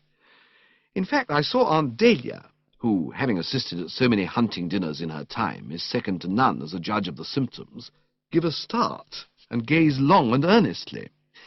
And she was just saying something to Uncle Tom on her left when the bearded bloke stepped to the footlights and started making a speech.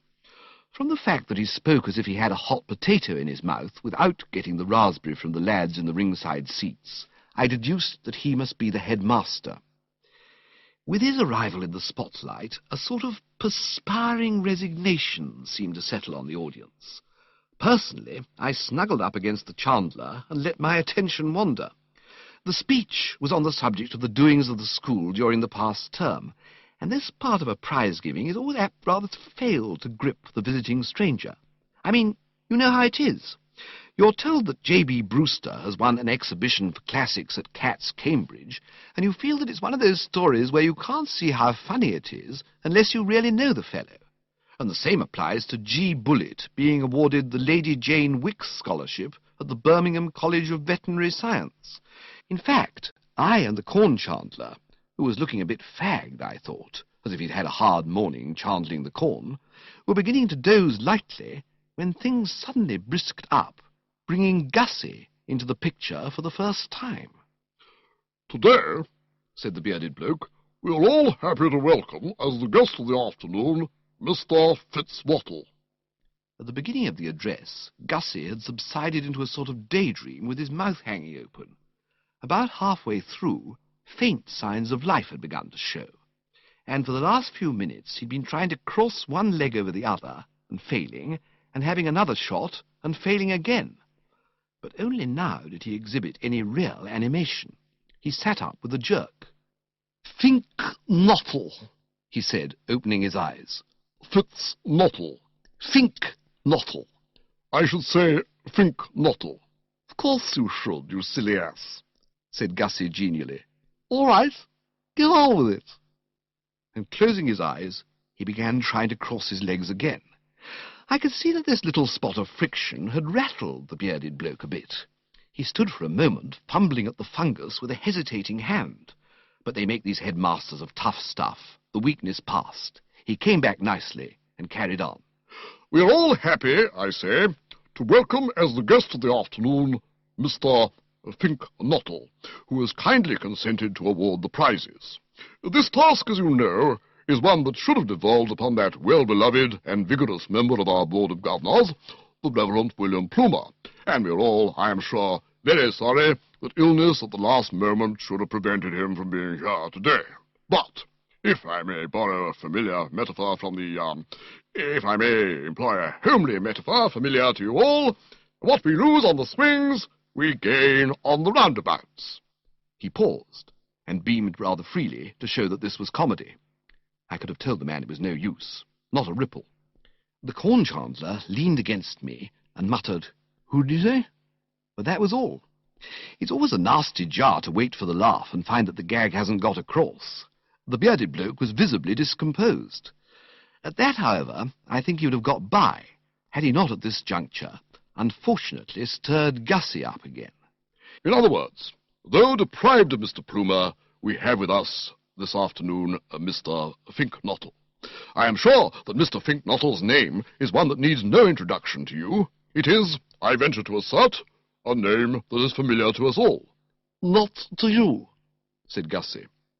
And the next moment I saw what Jeeves had meant when he described him as laughing heartily. Heartily was absolutely the mot juste. It sounded like a gas explosion. "You didn't seem to know it so dashed well, what? What?" said Gussie, and reminded apparently by the word what of the word wattle, he repeated the latter some 16 times with a rising inflection. "Wattle, wattle, wattle," he concluded. "Righto, push on." But the bearded bloke had shot his bolt. He stood there, licked at last, and watching him closely, I could see that he was now at the crossroads. I could spot what he was thinking as clearly as if he had confided it to my personal ear. He wanted to sit down and call it a day, but the thought that gave him pause was that if he did, he must then either uncork Gussie or take the Finknottle speech as read and get straight on to the actual prize-giving. It was a dashed tricky thing, of course, to have to decide on the spur of the moment. I was reading in the paper the other day about those birds who are trying to split the atom, the nub being that they haven't the foggiest as to what will happen if they do. It may be all right. On the other hand, it may not be all right, and pretty silly a chap would feel, no doubt, if, having split the atom, he suddenly found the house going up in smoke and himself torn limb from limb. So with the bearded bloke. Whether he was abreast of the inside facts in Gussie's case, I don't know, but it was obvious to him by this time that he had run into something pretty hot. Trial gallops had shown that Gussie had his own way of doing things. Those interruptions had been enough to prove to the perspicacious that here, seated on the platform at the big binge of the season, was one who, if pushed forward to make a speech, might let himself go in a rather epoch-making manner. On the other hand, chain him up and put a green baize cloth over him, and where were you? The proceeding would be over about half an hour too soon. It was, as I say, a difficult problem to have to solve, and left to himself, I don't know what conclusion he'd have come to. Personally, I think he'd have played it safe. As it happened, however, the thing was taken out of his hands, for at this moment Gussie, having stretched his arms and yawned a bit, switched on that Pebble Beach smile again and tacked down to the edge of the platform. "Spish," he said affably. He then stood with his thumbs in the armholes of his waistcoat, waiting for the applause to die down. It was some time before this happened, for he'd got a very fine hand indeed. I suppose it wasn't often that the boys of Market Snodsbury Grammar School came across a man public-spirited enough to call their headmaster a silly ass, and they showed their appreciation in no uncertain manner. Gussie may have been won over the 8, but as far as the majority of those present were concerned, he was sitting on top of the world. "Boys," said Gussie, "ladies and gentlemen and boys, I will not detain you long, but I propose on this occasion to feel compelled to say a few auspicious words. Ladies, boys, and gentlemen, we have all listened with interest to the remarks of our friend here who forgot to shave this morning. I don't know his name, but then he didn't know mine. Fitzwattle, absolutely absurd, which squares things up a bit, and we are all sorry that the Reverend, whatever he was called, should be dying of adenoids, but after all, here today, gone tomorrow, and all flesh is as grass, and whatnot. But that wasn't what I wanted to say. What I wanted to say was this, and I say it confidently, without fear of contradiction. I say, in short, I am happy to be here on this auspicious occasion, and I take much pleasure in kindly awarding the prizes, considering of the handsome books you see laid out on that table. As Shakespeare says, there are sermons in books, stones in the running brooks, or rather the other way about, and there you have it in a nutshell. It went well, and I wasn't surprised. I couldn't quite follow some of it, but anybody could see that it was real ripe stuff, and I was amazed that even the course of treatment he had been taking could have rendered so normally tongue-tied a dumb brick as Gussie capable of it. It just shows what any member of Parliament will tell you, that if you want real oratory, the preliminary noggin is essential. Unless pie-eyed, you cannot hope to grip. End of Disc 4. Disc 5. "Gentlemen," said Gussie, ladies and gentlemen, and of course boys, what a beautiful world this is. Beautiful world, full of happiness on every side. Let me tell you a little story. 2 Irishmen, Pat and Mike, were walking along Broadway, and one said to the other, "Begorra, the race is not always to the swift." And the other replied, "Faith and begob, education is a drawing out, not a putting in." I must say it seemed to me the rottenest story I'd ever heard, and I was surprised that Jeeves should have considered it worth shoving into a speech. However, When I taxed him with this later, he said that Gussie had altered the plot a good deal, and I dare say that accounts for it. At any rate, that was the conte, as Gussie told it, and when I say it got a very fair laugh, you will understand what a popular favourite he'd become with the multitude. There might be a bearded bloke or so on the platform, and a small section in the second row, who were wishing the speaker would conclude his remarks and resume his seat, but the audience as a whole was for him solidly. There was applause, and a voice cried, "Hear, hear." "Yes," said Gussie, "it is a beautiful world. The sky is blue, the birds are singing, there's optimism everywhere. And why not, boys, ladies and gentlemen? I'm happy, you're happy, we're all happy, even the meanest Irishman that walks along Broadway. Though, as I say, there were two of them, Pat and Mike, one drawing out, the other putting in. I should like you boys, taking the time from me, to give 3 cheers for this beautiful world. All together now." Presently the dust settled down, and the plaster stopped falling from the ceiling, and he went on. "People who say it isn't a beautiful world don't know what they're talking about. Driving here in the car today to award the kind prizes, I was reluctantly compelled to tick off my host on this very point. Old Tom Travers, you will see him sitting there in the second row next to the large lady in beige." He pointed helpfully, and the 100 or so Market Snodsburians, who craned their necks in the direction indicated, were able to observe Uncle Tom blushing prettily. "I ticked him off properly, the poor fish. He expressed the opinion that the world was in a deplorable state. I said, 'Don't talk rot, old Tom Travers.' 'I'm not accustomed to talk rot,' he said. Then, for a beginner, I said, 'You do it dash well.' And I think you'll admit, boys, ladies, gentlemen, that that was telling you." The audience seemed to agree with him. The point went big. The voice that had said, "Hear, hear," said, "Hear, hear," again, and my corn chandler hammered the floor vigorously with a large-sized walking stick. "Well, boys," resumed Gussie, having shot his cuffs and smirked horribly, "this is the end of the summer term, and many of you, no doubt, are leaving the school. And I don't blame you, because there's a froust in here you can cut with a knife. You are going out into the great world. Soon many of you will be walking along Broadway.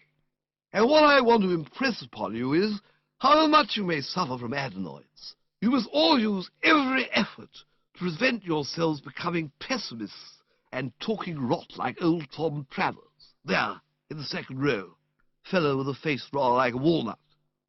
He paused to allow those wishing to do so to refresh themselves with another look at Uncle Tom, and I found myself musing in some little perplexity. A long association with the members of the drones has put me pretty well in touch with the various ways in which an overdose of the blushful hippocrene can take the individual, but I had never seen anyone react quite as Gussie was doing. There was a sort of snap about his work which I had never witnessed before, even in balmy Fotheringay Phipps on New Year's Eve. Jeeves, when I discussed the matter with him later, said it was something to do with inhibitions, if I caught the word correctly, and the suppression of, I think he said, the ego.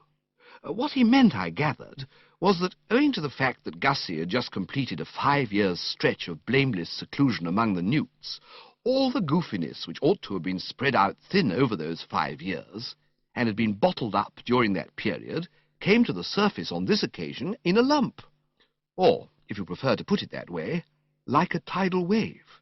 There may be something in this. Jeeves generally knows. Anyway, be that as it may, I was dashed glad I had had the shrewdness to keep out of that second row. It might be unworthy of the prestige of a Worcester to squash in among the proletariat in the standing-room-only section, but at least I felt I was out of the danger zone. So thoroughly had Gussie got it up his nose by now that it seemed to me that had he sighted me, he might have become personal about even an old school friend. "If there's one thing in the world I can't stand," proceeded Gussie, "it's a pessimist. Be optimists, boys. You all know the difference between an optimist and a pessimist. An optimist is a man who, well, take the case of two Irishmen walking along Broadway. One's an optimist, one's a pessimist, just as one's name is Pat and the other's Mike. Why, hello, Bertie. I didn't know you were here. Too late, I endeavoured to go to earth behind the Chandler, only to discover there was no Chandler there. Some appointment, suddenly remembered, possibly a promise to his wife that he'd be home for tea, had caused him to ooze away while my attention was elsewhere, leaving me right out in the open. Between me and Gussie, who was now pointing in an offensive manner, there was nothing but a sea of interested faces looking up at me. "Now there," boomed Gussie, continuing to point, "is an instance of what I mean.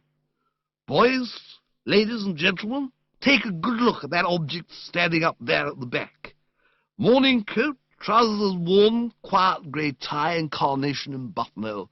You can't miss him. Bertie Wooster, that is, and as foul a pessimist as ever bit a tiger. I tell you, I despise that man. And why do I despise him? Because, ladies and gentlemen, he is a pessimist. His attitude is defeatist.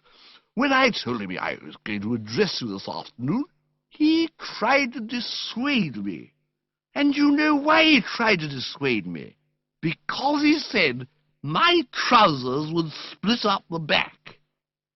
The cheers that greeted this were the loudest yet. Anything about splitting trousers went straight to the simple hearts of the young scholars of Market Snodsbury Grammar School. Two in the row in front of me turned purple, and a small lad with freckles seated beside them asked me for my autograph.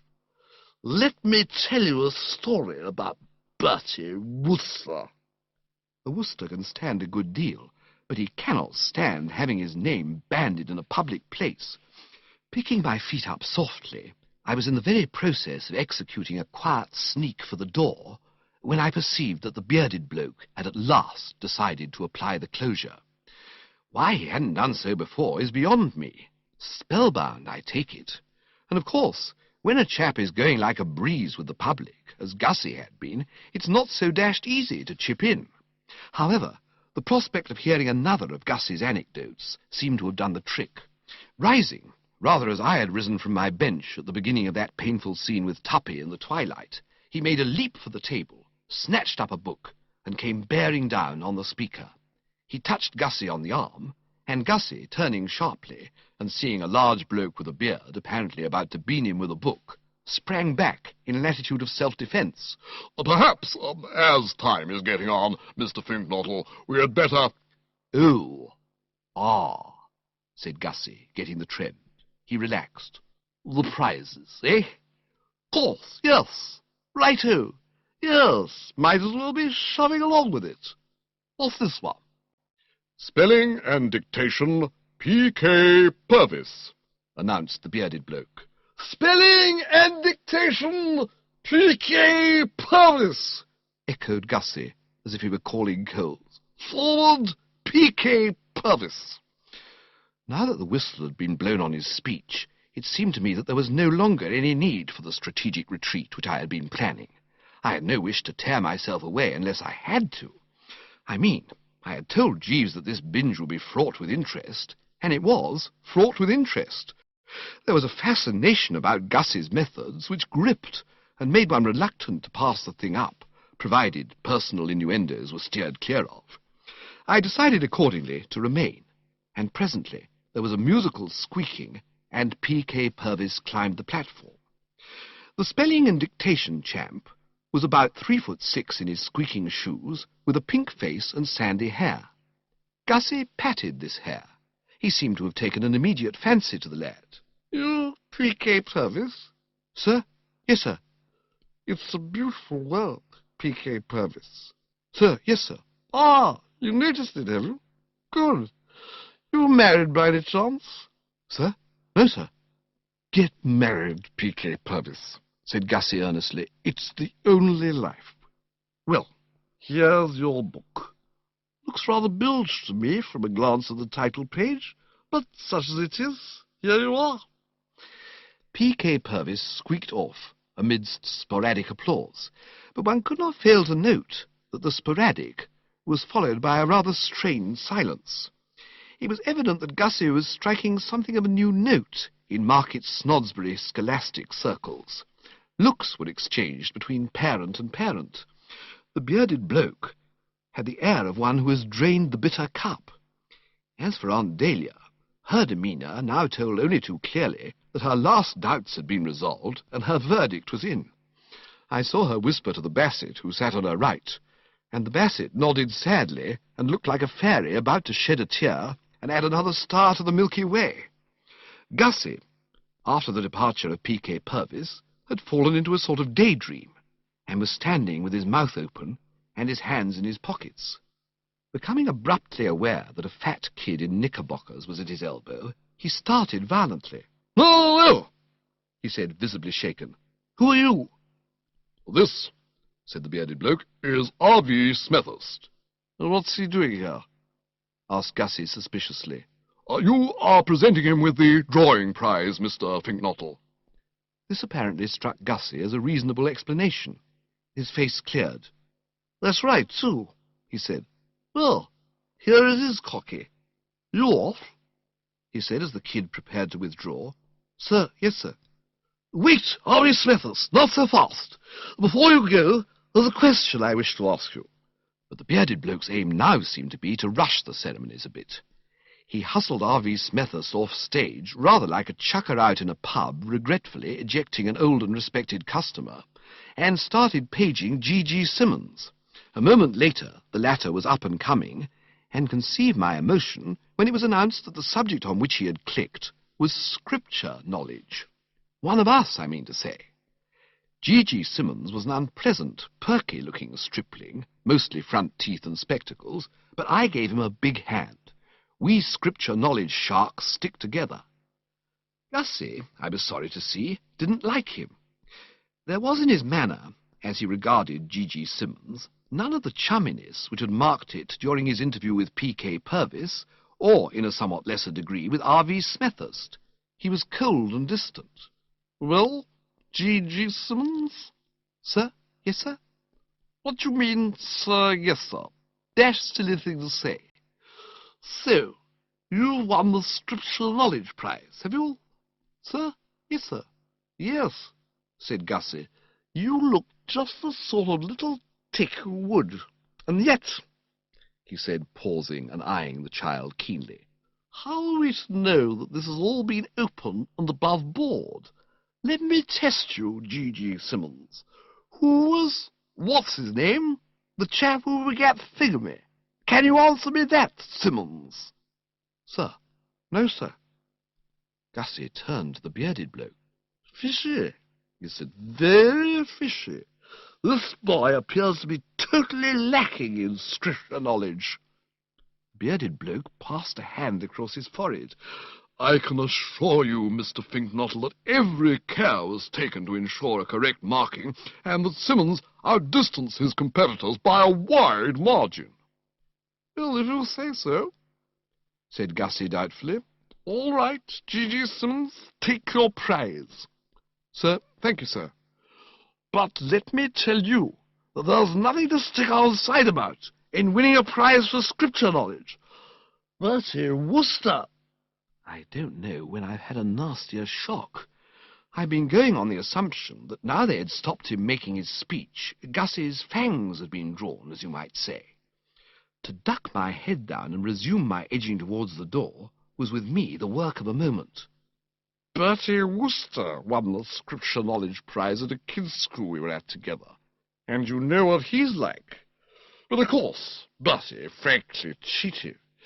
He succeeded in scrounging that Scripture Knowledge trophy over the heads of better men by means of some of the rawest and most brazen swindling methods ever witnessed, even at a school where such things were common. If that man's pockets, as he entered the examination room, were not stuffed to bursting point with lists of the kings of Judah—" I heard no more. A moment later, I was out in God's air, fumbling with a fevered foot at the self-starter of the old car. The engine raced, the clutch slid into position, I tooted and drove off. My ganglions were still vibrating as I ran the car into the stables of Brinkley Court, and it was a much shaken Bertram who tottered up to his room to change into something loose. Having donned flannels, I lay down on the bed for a bit, and I suppose I must have dozed off, for the next thing I remember is finding Jeeves at my side. I sat up. "My tea, Jeeves?" "No, sir. It is nearly dinner time." The mists cleared away. I must have been asleep. "Yes, sir." Nature taking its toll of the exhausted frame. "Yes, sir." And enough to make it. "Yes, sir." And now it's nearly dinner time, you say. All right. I'm in no mood for dinner, but I suppose you'd better lay out the clothes. "It will not be necessary, sir. The company will not be dressing tonight. A cold collation has been set out in the dining room." Why's that? "It was Mrs. Travers's wish that this should be done in order to minimize the work for the staff, who are attending a dance at Sir Percival Stretchley Budd's residence tonight." Oh, of course, yes. I remember. My cousin Angela told me. Tonight's the night, what? You going, Jeeves? "No, sir. I am not very fond of this form of entertainment in the rural district, sir." I know what you mean. These country binges are all the same. A piano, one fiddle, and a floor like sandpaper. Is Anatole going? Angela hinted not. Miss Angela was correct, sir. Monsieur Anatole is in bed. Temperamental blighters, these Frenchmen. "Yes, sir." There was a pause. Well, Jeeves, I said, it was certainly one of those afternoons. What? "Yes, sir." I cannot recall one more packed with incident, and I left before the finish. "Yes, sir. I observed your departure." You couldn't blame me for withdrawing. "No, sir. Mr. Finknottle had undoubtedly become embarrassingly personal." Was there much more of it after I went? "No, sir. The proceedings terminated very shortly. Mr. Finknottle's remarks with reference to Master G. Simmons brought about an early closure." But he had finished his remarks about G. Simmons. "Only temporarily, sir. He resumed them immediately after your departure. If you recollect, sir, he had already proclaimed himself suspicious of Master Simmons's bona fides, and he now proceeded to deliver a violent verbal attack upon the young gentleman, asserting that it was impossible for him to have won the Scripture Knowledge Prize without systematic cheating on an impressive scale. He went so far as to suggest that Master Simmons was well known to the police." Golly, Jeeves. "Yes, sir. The words did create a considerable sensation. The reaction of those present to this accusation I should describe as mixed. The young students appeared pleased and applauded vigorously, but Master Simmons's mother rose from her seat and addressed Mr. Finknottle in terms of strong protest." Did Gussie seem taken aback? Did he recede from his position? "No, sir. He said that he could see it all now, and hinted at a guilty liaison between Master Simmons's mother and the headmaster, accusing the latter of having cooked the marks, as his expression was, in order to gain favour with the former." You don't mean that? "Yes, sir." Egad, Jeeves. And then? "They sang the national anthem, sir." Surely not. "Yes, sir." At a moment like that? "Yes, sir." Well, you were there, and you know, of course, but I should have thought the last thing Gussie and this woman would have done in the circus would have been to start singing duets. You misunderstand me, sir. It was the entire company who sang. The headmaster turned to the organist and said something to him in a low tone, upon which the latter began to play the national anthem, and the proceedings terminated. I see. About time, too. "Yes, sir. Mrs. Simmons's attitude had become unquestionably menacing." I pondered. What I had heard was, of course, of a nature to excite pity and terror, not to mention alarm and despondency, and it would be paltering with the truth to say that I was pleased about it. On the other hand, it was all over now, and it seemed to me that the thing to do was not to mourn over the past, but to fix the mind on the bright future. I mean to say, Gussie might have lowered the existing Worcestershire record for goofiness and definitely forfeited all chance of becoming Market Snodsbury's favourite son, but you couldn't get away from the fact that he had proposed to Madeline Bassett, and you had to admit that she had accepted him. I put this to Jeeves. A frightful exhibition, I said, and one which will very possibly ring down history's pages. But we must not forget, Jeeves, that Gussie, though now doubtless looked upon in the neighbourhood as the world's worst freak, is all right otherwise. No, sir. I did not quite get this. When you say no, sir, do you mean yes, sir? No, sir. I mean, no, sir. He's not all right otherwise? No, sir. But he's betrothed. No longer, sir. Miss Bassett has severed the engagement. You don't mean that. Yes, sir. I wonder if you noticed a rather peculiar thing about this chronicle. I allude to the fact that at one time or another, practically everybody playing a part in it has had occasion to bury his or her face in his or her hands. I have participated in some pretty glutinous affairs in my time, but I think that never before or since have I been mixed up with such a solid body of brow-clutchers. Uncle Tom did it, if you remember. So did Gussie. So did Tuppy. So, probably, though I have no data, did Anatole, and I wouldn't put it past the Bassett. And Aunt Dahlia, I have no doubt, would have done it too, but for the risk of disarranging the carefully fixed coiffure. Well, what I'm trying to say is that at this juncture I did it myself. Up went the hands, and down went the head, and in another jiffy I was clutching as energetically as the best of them. And it was while I was still massaging the coconut and wondering what the next move was, that something barged up against the door like the delivery of a ton of coals. I think this may very possibly be Mr. Finknottle himself, sir, said Jeeves. His intuition, however, had led him astray. It was not Gussie, but Tuppy. He came in and stood breathing asthmatically. It was plain that he was deeply stirred. Chapter 18. I eyed him narrowly. I didn't like his looks. Mark you, I don't say I ever had much, because nature, when planning this sterling fellow, shoved in a lot more lower jaw than was absolutely necessary, and made the eyes a bit too keen and piercing for one who was neither an empire builder nor a traffic policeman.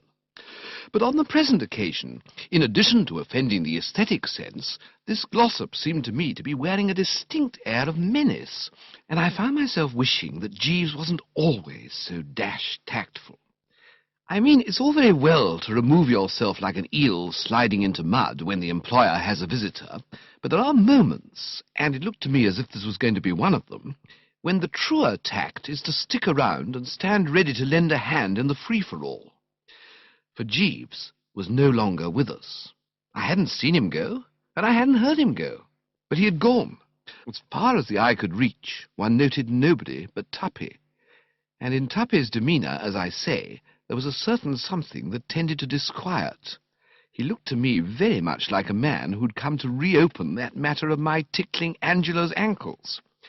However, his opening remark told me that I'd been alarming myself unduly. It was of a pacific nature, and came as a great relief. "Bertie," he said, "I owe you an apology. I have come to make it." My relief on hearing these words, containing as they did no reference of any sort to tickled ankles, was, as I say, great. But I don't think it was any greater than my surprise. Months had passed since that painful episode at the Drones, and until now he hadn't given a sign of remorse and contrition. Indeed, word had reached me through private sources that he frequently told the story at dinners and other gatherings, and when doing so, laughed his silly head off. I found it hard to understand, accordingly, what could have caused him to abase himself at this later date. Presumably he'd been given the elbow by his better self, but why? Still, there it was. "My dear chap," I said gentlemanly to the gills, "don't mention it." "What's the sense of saying don't mention it? I have mentioned it. I mean, don't mention it any more. Don't give the matter another thought. We all of us forget ourselves sometimes and do things which in our calmer moments we regret. No doubt you were a bit tight at the time." "What the devil do you think you're talking about?" I didn't like his tone. Brusque. "Correct me if I am wrong," I said with a certain stiffness, "but I assumed that you were apologizing for your foul conduct in looping back the last ring that night in the Drones, causing me to plunge into the swimming bee in the fool's soup and fish." "Ass! Not that at all." "Then what?"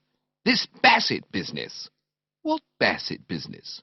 "Bertie," said Tuppy, When you told me last night that you were in love with Madeline Bassett, I gave you the impression that I believed you, but I didn't. The thing seemed too incredible. However, since then I've made inquiries, and the facts appear to square with your statement. I have now come to apologize for doubting you. Made inquiries? I asked her if you'd proposed to her, and she said yes, you had. Tuppy, you didn't. I did. Have you no delicacy? No proper feeling? No. Oh. Well, right-ho, of course. But I think you ought to have. Delicacy be dashed!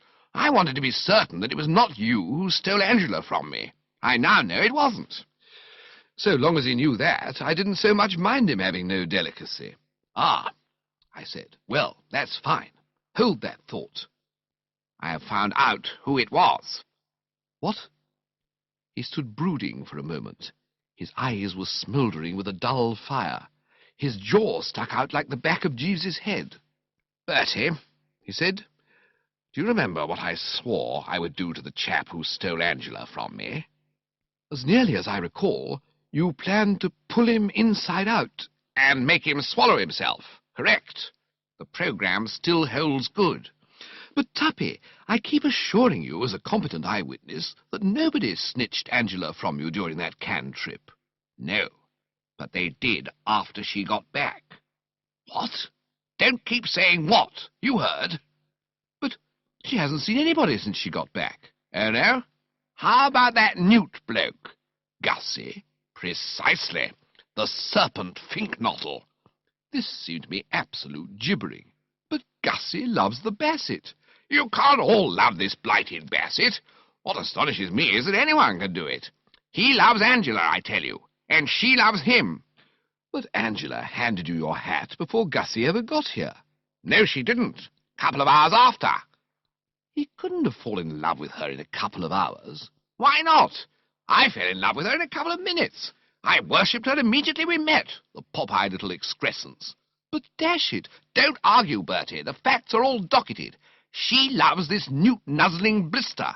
Quite absurd, laddie, quite absurd. Oh. He ground a heel into the carpet, a thing I've often read about but had never seen done before. Then perhaps you will explain how it is that she happens to come to be engaged to him.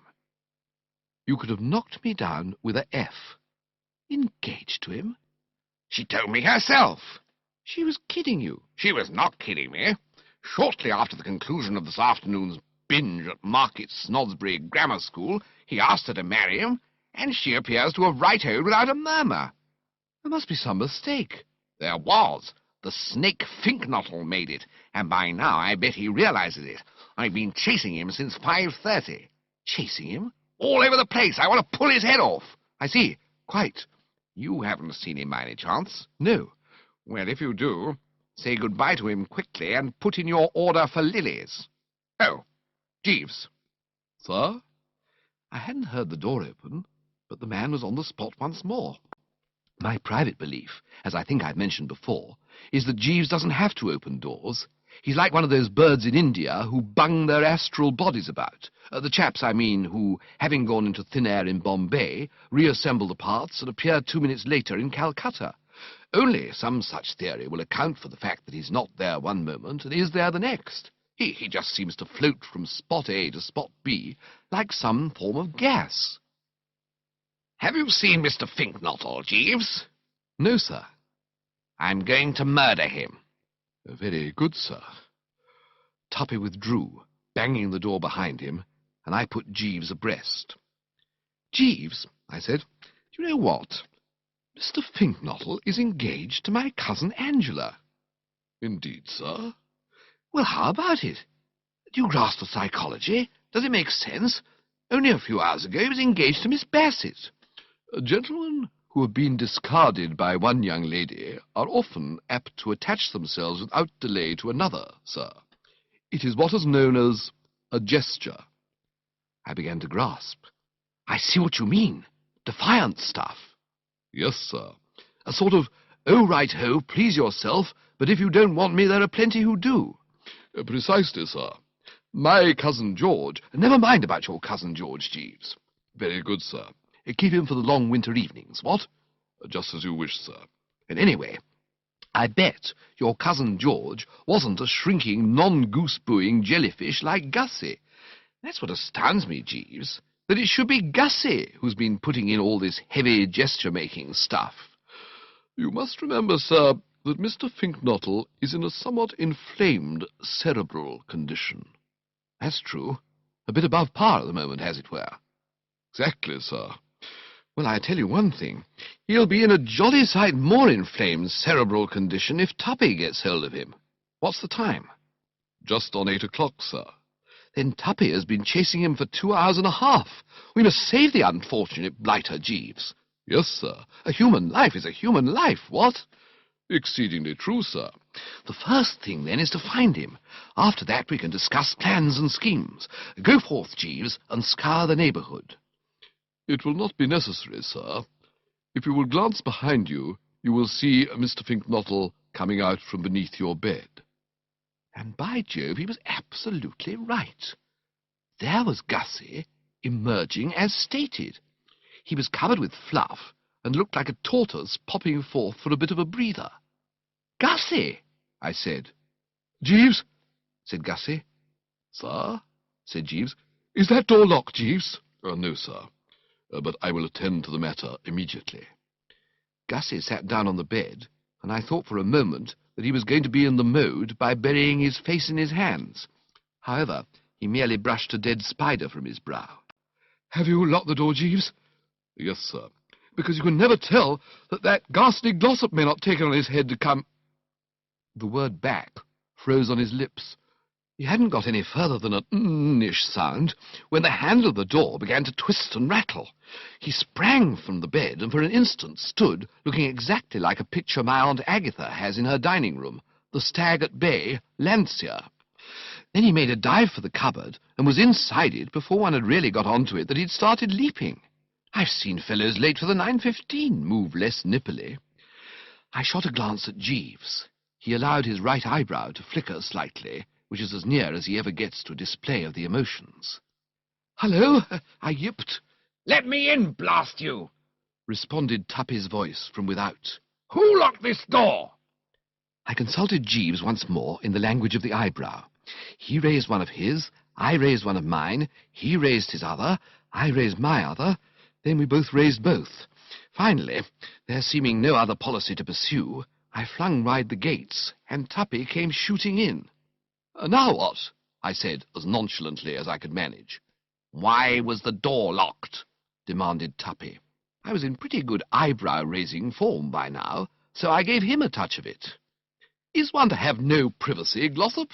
I said coldly. "I instructed Jeeves to lock the door because I was about to disrobe." "A likely story," said Tuppy, and I'm not sure he didn't add forsooth.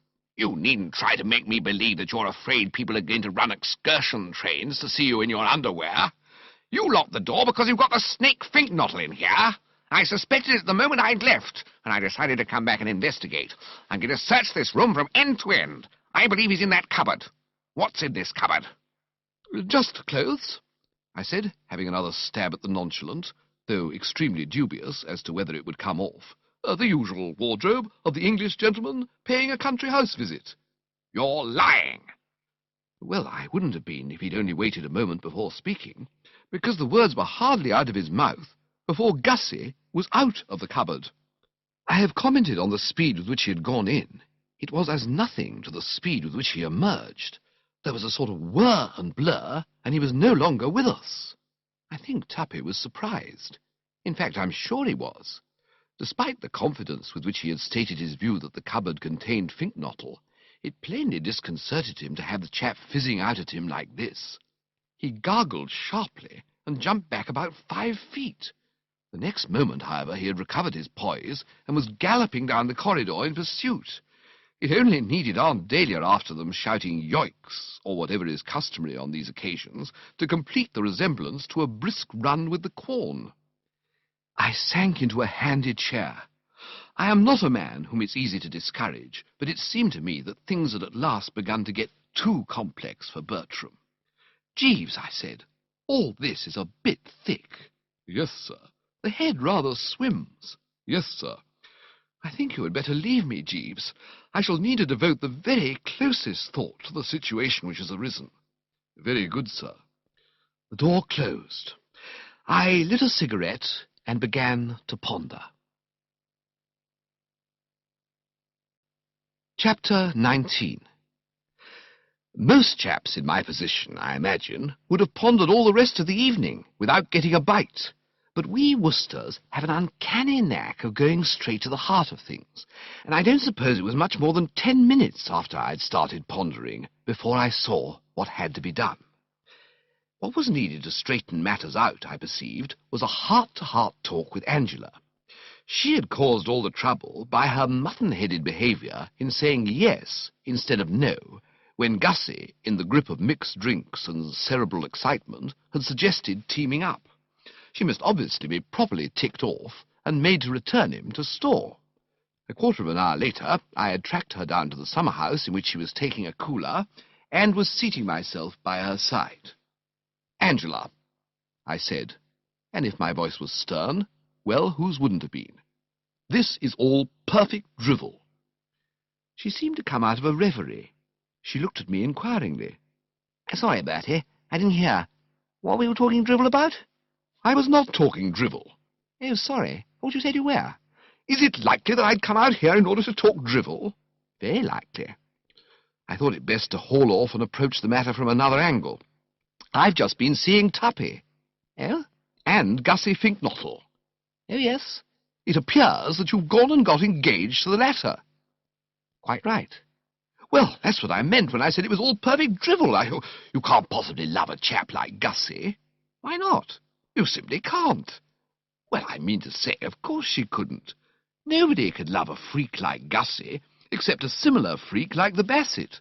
The shot wasn't on the board. A splendid chap, of course, in many ways. Courteous, amiable, and just the fellow to tell you what to do till the doctor came if you had a sick newt on your hands, but quite obviously not of Mendelssohn's March timbre. I have no doubt that you could have flung bricks by the hour in England's most densely populated districts without endangering the safety of a single girl capable of becoming Mrs. Augustus Finknottle without an anaesthetic. I put this to her, and she was forced to admit the justice of it. "All right, then. Perhaps I don't." "Then what," I said keenly, "did you want to go and get engaged to him for, you unreasonable young fathead?" "I thought it'd be fun." "Fun?" "And so it has been. I've had a lot of fun out of it. You should have seen Tuppy's face when I told him." A sudden bright light shone upon me. "Ha! A gesture." "What? You got engaged to Gussie just to score off Tuppy?" "I did." "Well, then that was what I was saying. It was a gesture." "Yes, I suppose you could call it that." "And I'll tell you something else I'll call it, viz. a dashed low trick. I'm surprised at you, young Angela." "I don't see why." I curled the lip about half an inch. "Being a female, you wouldn't. You gentler sexers are like that. You pull off the rawest stuff without a pang. You pride yourselves on it. Look at Jael, the wife of Heber." "Where did you ever hear of Jael, the wife of Heber?" "Possibly you're not aware that I once won a Scripture Knowledge Prize at school." "Oh, yes. I remember Augustus mentioning it in his speech." "Quite," I said a little hurriedly. I had no wish to be reminded of Augustus's speech. "Well, as I say, look at Jael, the wife of Heber. Dug spikes into the guest's coconut while he was asleep, and then went swanking about the place like a girl guide. No wonder they say, 'Oh, woman, woman.'" "Who?" "The chaps who do. How cool. What a sex. But you aren't proposing to keep this up, of course." "Keep what up?" "This rot of being engaged to Gussie." "I certainly am." "Just to make Tuppy look silly?" "Would you think he looks silly?" "I do." "So he ought to." I began to get the idea that I wasn't making real headway. I remember, when I won that Scripture Knowledge Prize, having to go into the facts about Balaam's ass. I can't quite recall what they were, but I still retain a sort of general impression of something digging its feet in and putting its ears back and refusing to cooperate, and it seemed to me that this was what Angela was doing now. She and Balaam's ass were, so to speak, sisters under the skin. There's a word beginning with R, re-something, recal something. No, it's gone. But what I'm driving at is that is what this Angela was showing herself. "Silly young geezer," I said. She pinkened. "I'm not a silly young geezer." "You are a silly young geezer, and what's more, you know it." "I don't know anything of the kind." "Here you are, wrecking Tuppy's life, wrecking Gussie's life, all for the sake of a cheap score." "Well, it's no business of yours." I sat on this promptly. "No business of mine when I see 2 lives I used to go to school with wrecked? Ha! Besides, you know you're potty about Tuppy." "I'm not." "Is that so? If I had a quid for every time I've seen you gaze at him with the love-light in your eyes—" She gazed at me, but without the love-light. "Oh, for goodness sake, go away and boil your head, Bertie." I drew myself up. "That," I replied with dignity, "is just what I am going to go away and boil. At least, I shall now leave you. I have said my say." "Good. But permit me to add—" "I won't." "Very good," I said coldly. "In that case, tinkety-tonk." And I meant it to sting. Moody and discouraged were about the 2 adjectives you would have selected to describe me as I left the summer-house. It would be idle to deny that I'd expected better results from this little chat. I was surprised at Angela. Odd how you never realize that every girl is at heart a vicious specimen until something goes wrong with her love affair. This cousin and I had been meeting freely since the days when I wore sailor suits and she hadn't any front teeth, yet only now was I beginning to get on to her hidden depths. A simple, jolly, kindly young pimple, she had always struck me as, the sort you could more or less rely on not to hurt a fly. But here she was now, laughing heartlessly, at least I seem to remember her laugh heartlessly, like something cold and callous out of a sophisticated talkie, and fairly spitting on her hands in her determination to bring Tuppy's grey hairs in sorrow to the grave. I've said it before, and I'll say it again. Girls are rummy. Old Pop Kipling never said a truer word than when he made that crack about the F of the S being more D than the M. It seemed to me in the circs that there was but one thing to do. That is, head for the dining room and take a slash at that cold collation of which Jeeves has spoken. I felt in urgent need of sustenance, for the recent interview had pulled me down a bit. There is no gainsaying the fact that all this naked emotion stuff reduces a chap's vitality and puts him in the vein for a good whack at the beef and ham. To the dining room, accordingly, I repaired, and had barely crossed the threshold when I perceived Aunt Dahlia at the sideboard, tucking into salmon mayonnaise. The spectacle drew from me a quick, "Oh, ah," for I was somewhat embarrassed.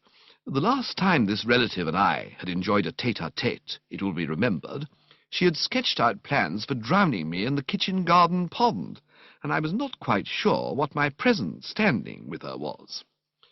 I was relieved to find her in genial mood.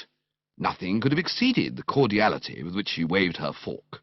"Hello, Bertie, you old ass," was her very matey greeting. "I thought I shouldn't find you far away from the food. Try some of this salmon. Excellent." "Anatole's?" I queried. "No, he's still in bed, but the kitchen maid has struck an inspired streak. It suddenly seems to have come home to her that she isn't catering for a covey of buzzards in the Sahara Desert, and she's put out something quite fit for human consumption. There is good in the girl, after all, and I hope she enjoys herself at the dance." I ladled out a portion of salmon, and we fell into pleasant conversation, chatting of this servants' ball at the Stretchley Buds, and speculating idly, I recall, as to what Seppings, the butler, would look like doing the rumba. It was not till I had cleaned up the first platter and was embarking on a second that the subject of Gussie came up. Considering what had passed at Market Snodsbury that afternoon, it was one which I had been expecting her to touch on earlier. When she did touch on it, I could see that she had not yet been informed of Angela's engagement. "I say, Bertie," she said, meditatively chewing fruit salad. "This pink bottle—" "Nottle." "Bottle," insisted the aunt firmly. "After that exhibition of his this afternoon, bottle, and nothing but bottle, is how I shall always think of him. However, what I was going to say was that if you see him, I wish you would tell him that he's made an old woman very, very happy. Except for the time when the curate tripped over a loose shoelace and fell down the pulpit steps, I don't think I've ever had a more wonderful moment than when good old Bottle suddenly started ticking Tom off from the platform. In fact, I thought his whole performance in the most perfect taste. I could not but demur. Those references to myself, those were what I liked next best. I thought they were fine. Is it true that you cheated when you won that Scripture Knowledge Prize? Certainly not. My victory was the outcome of the most strenuous and unremitting efforts. And how about this pessimism we hear of? Are you a pessimist, Bertie? I could have told her that what was occurring in this house was rapidly making me one, but I said, no, I wasn't. That's right. Never be a pessimist. Everything is for the best in this best of all possible worlds. It's a long lane that has no turning. It's always darkest before the dawn. Have patience and all will come right. The sun will shine, although the day's a grey one. Try some of this salad. I followed her advice. But even as I plied the spoon, my thoughts were elsewhere. I was perplexed. It may have been the fact that I had recently been hobnobbing with so many bowed-down hearts that made this cheeriness of hers seem so bizarre, but bizarre was certainly what I found it. I thought you might have been a trifle peeved, I said. Peeved? By Gussie's manoeuvres on the platform this afternoon. I confess that I had rather expected the tapping foot and the drawn brow. Nonsense! What was there to be peeved about? I took the whole thing as a great compliment, proud to feel that any drink from my cellars could have produced such a majestic jag. It restores one's faith in post-war whiskey. Besides, I couldn't be peeved at anything tonight. I'm like a little child clapping its hands and dancing in the sunshine. For though it has been some time getting a move on, Bertie, the sun has at last broken through the clouds. Ring out those joy bells. Anatole has withdrawn his notice. What?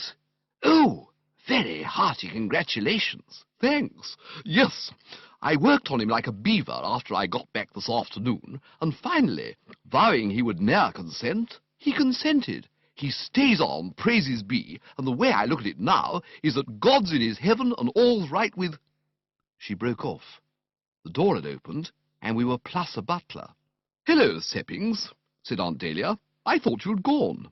"Not yet, madam." "Well, I hope you'll all have a good time." "Thank you, madam." "Was there something you wanted to see me about?" "Yes, madam. It is with reference to Monsieur Anatole. Is it by your wish, madam, that Mr. Finknottle is making faces at Monsieur Anatole through the skylight of his bedroom?" Chapter 20. There was one of those long silences. Pregnant, I believe, is what they're generally called. Aunt looked at Butler. Butler looked at Aunt. I looked at both of them. An eerie stillness seemed to envelop the room like a linseed poultice. I happened to be biting on a slice of apple at my fruit salad at the moment, and it sounded as if Carnera had jumped off the top of the Eiffel Tower onto a cucumber frame. Aunt Dahlia steadied herself against the sideboard and spoke in a low, husky voice. "Faces?" "Yes, madam." "Through the skylight?" "Yes, madam." "You mean he's sitting on the roof?" "Yes, madam. It has upset Monsieur Anatole very much." I suppose it was that word upset that touched Aunt Dahlia off.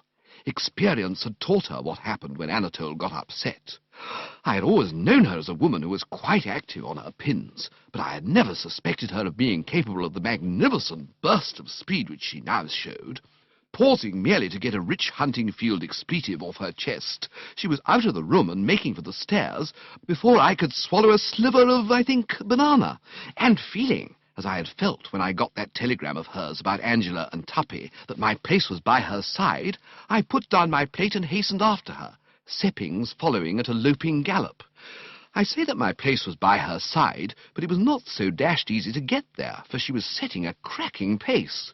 At the top of the first flight she must have led by a matter of half a dozen lengths, and was still shaking off my challenge when she rounded into the second. At the next landing, however, the gruelling going appeared to tell on her, for she slackened off a trifle and showed symptoms of roaring, and by the time we were in the straight, we were running practically neck and neck. Our entry into Anatole's room was as close a finish as you could have wished to see. Result: 1 Aunt Dahlia, 2 Bertram, 3 Seppings, 1 by a short head, half a staircase separated second and third. The first thing that met the eye on entering was Anatole. This wizard of the cooking stove is a tubby little man with a moustache of the outsize or soup strainer type, and you can generally take a line through it as to the state of his emotions. When all is well, it turns up at the ends like a sergeant major's. When the soul is bruised, it droops. It was drooping now, striking a sinister note, and if any shadow of doubt had remained as to how he was feeling, the way he was carrying on would have dispelled it. He was standing by the bed in pink pyjamas, waving his fists at the skylight. Through the glass, Gussie was staring down. His eyes were bulging, and his mouth was open, giving him so striking a resemblance to some rare fish in an aquarium that one's primary impulse was to offer him an ant's egg. Watching this fist-waving cook and this goggling guest, I must say that my sympathies were completely with the former. I considered him thoroughly justified in waving all the fists he wanted to. Review the facts, I mean to say. There he had been, lying in bed, thinking I'd live, whatever French cooks do think about when in bed, and he'd suddenly become aware of that frightful face at the window, a thing to jar the most phlegmatic. I know I should hate to be lying in bed and have Gussie popping up like that. A chap's bedroom, you can't get away from it, is his castle, and he has every right to look askance if gargoyles come glaring in at him. While I stood musing thus, Aunt Dahlia, in her practical way, was coming straight to the point. What's all this? Anatole did a sort of Swedish exercise, starting at the base of the spine, carrying on through the shoulder blades, and finishing up among the back hair. Then he told her, "In the chats I have had with this wonder man, I have always found his English fluent, but a bit on the mixed side. If you remember, he was with Mrs. Bingo Little for a time before coming to Brinkley, and no doubt he picked up a good deal from Bingo. Before that, he'd been a couple of years with an American family at Nice, and had studied under their chauffeur, one of the Maloneys of Brooklyn. So what with Bingo and what with Maloney, he is, as I say, fluent, but a bit mixed." He spoke, in part, as follows. Hot dog, you ask me what is it. Listen, make some attention a little. Me, I have hit the A, but I do not sleep so good. And presently, I wake, and up I look, and there is one who makes faces against me through the dash window. Is that a pretty affair? Is that convenient? If you think I like it, you jolly well mistake yourself. I am so mad as a wet hen. And why not? I am somebody, isn't it? This is a bedroom. What? Not a house for some apes? Then for what do blighters sit on my window so cool as a few cucumbers making some faces? "Quite," I said. "Dash reasonable," was my verdict. He threw another look up at Gussie, and did exercise too, the one where you clutch the moustache, give it a tug, and then start catching flies. Wait yet a little.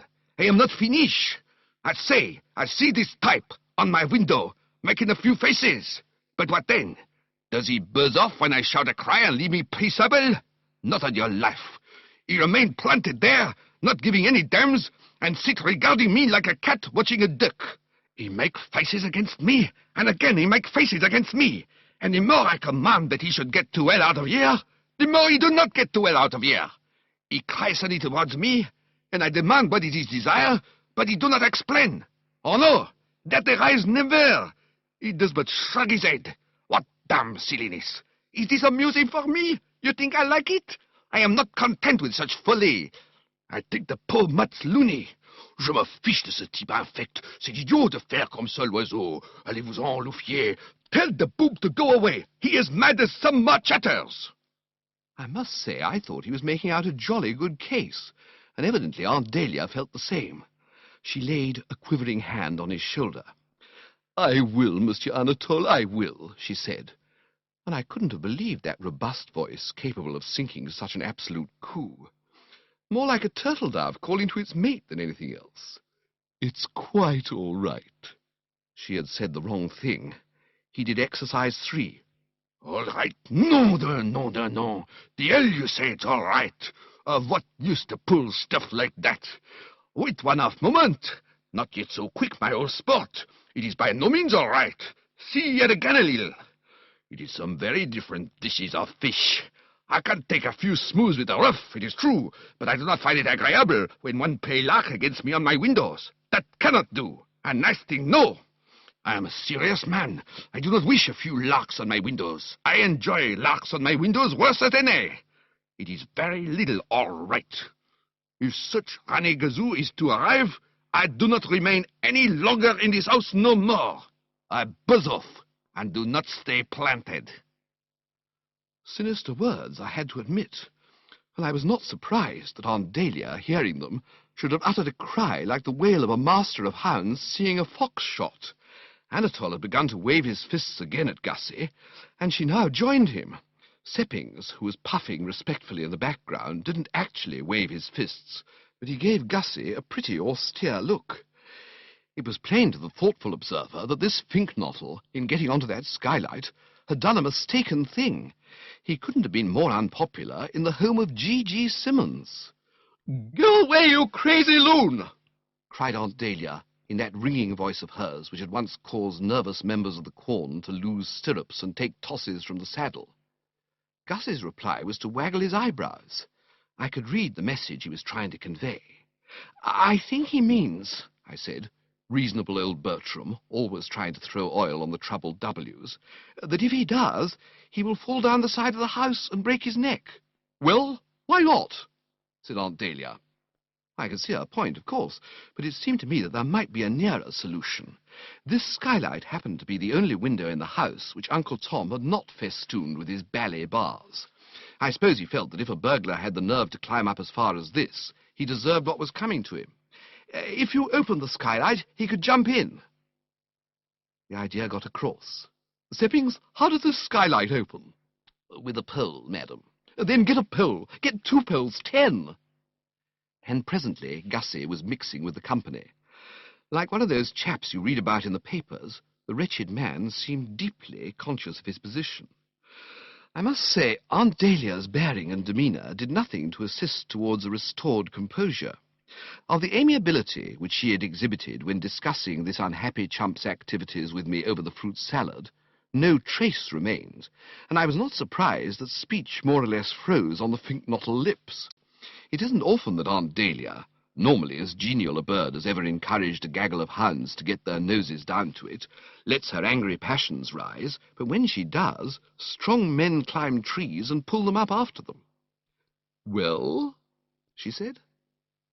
In answer to this, all that Gussie could produce was a sort of strangled hiccup. "Well?" Aunt Dahlia's face grew darker. Hunting, if indulged in regularly over a period of years, is a pastime that seldom fails to lend a fairly deepish tinge to the patient's complexion, and her best friends could not have denied that even at normal times the relative's map tended a little towards the crushed strawberry. But never had I seen it take on so pronounced a richness as now. She looked like a tomato struggling for self-expression. "Well?" Gussie tried hard, and for a moment it seemed as if something was going to come through. But in the end, it turned out nothing more than a sort of death rattle. "Oh, take him away, Bertie, and put ice on his head," said Aunt Dahlia, giving the thing up. And she turned to tackle what looked like the rather man-sized job of soothing Anatole, who was now carrying on a muttered conversation with himself in a rapid sort of way. Seeming to feel that the situation was one to which he could not do justice in Bingo cum Maloney Anglo-American, he had fallen back on his native tongue. Words like marmiton de dommage, pignouf, burlu-burlu, and roustisseur were fluttering from him like bats out of a barn. Lost on me, of course, because though I sweated a bit at the Gallic language during that Cannes visit, I'm still more or less in the escabous-ave stage. I regretted this, for they sounded good. I assisted Gussie down the stairs. A cooler thinker than Aunt Dahlia, I had already guessed the hidden springs and motives which had led him onto the roof. Where she had seen only a cock-eyed reveller indulging himself in a drunken prank or whimsy, I had spotted the hunted fawn. "Was Tuppy after you?" I asked sympathetically. What I believe is called a frisson shook him. "He nearly got me on the top landing. I shinned out through a passage window and scrambled along a sort of ledge." "That baffled him, what?" "Yes, but then I found I'd stuck. The roof sloped down in all directions. I couldn't go back. I had to go on, crawling along this ledge. Then I found myself looking down the skylight. Who was that chap?" "That was Anatole, Aunt Dahlia's chef." "French? To the core." That explains why I couldn't make him understand. What asses these Frenchmen are! They don't seem able to grasp the simplest thing. You'd have thought that if a chap saw a chap on a skylight, the chap would realize the chap wanted to be let in. But no, he just stood there, waving a few fists. Yes, silly idiot. Still, here I am. Here you are, yes, for the moment. Eh? I was thinking that Tuppy is probably lurking somewhere. He leapt like a lamb in springtime. What shall I do? I considered this.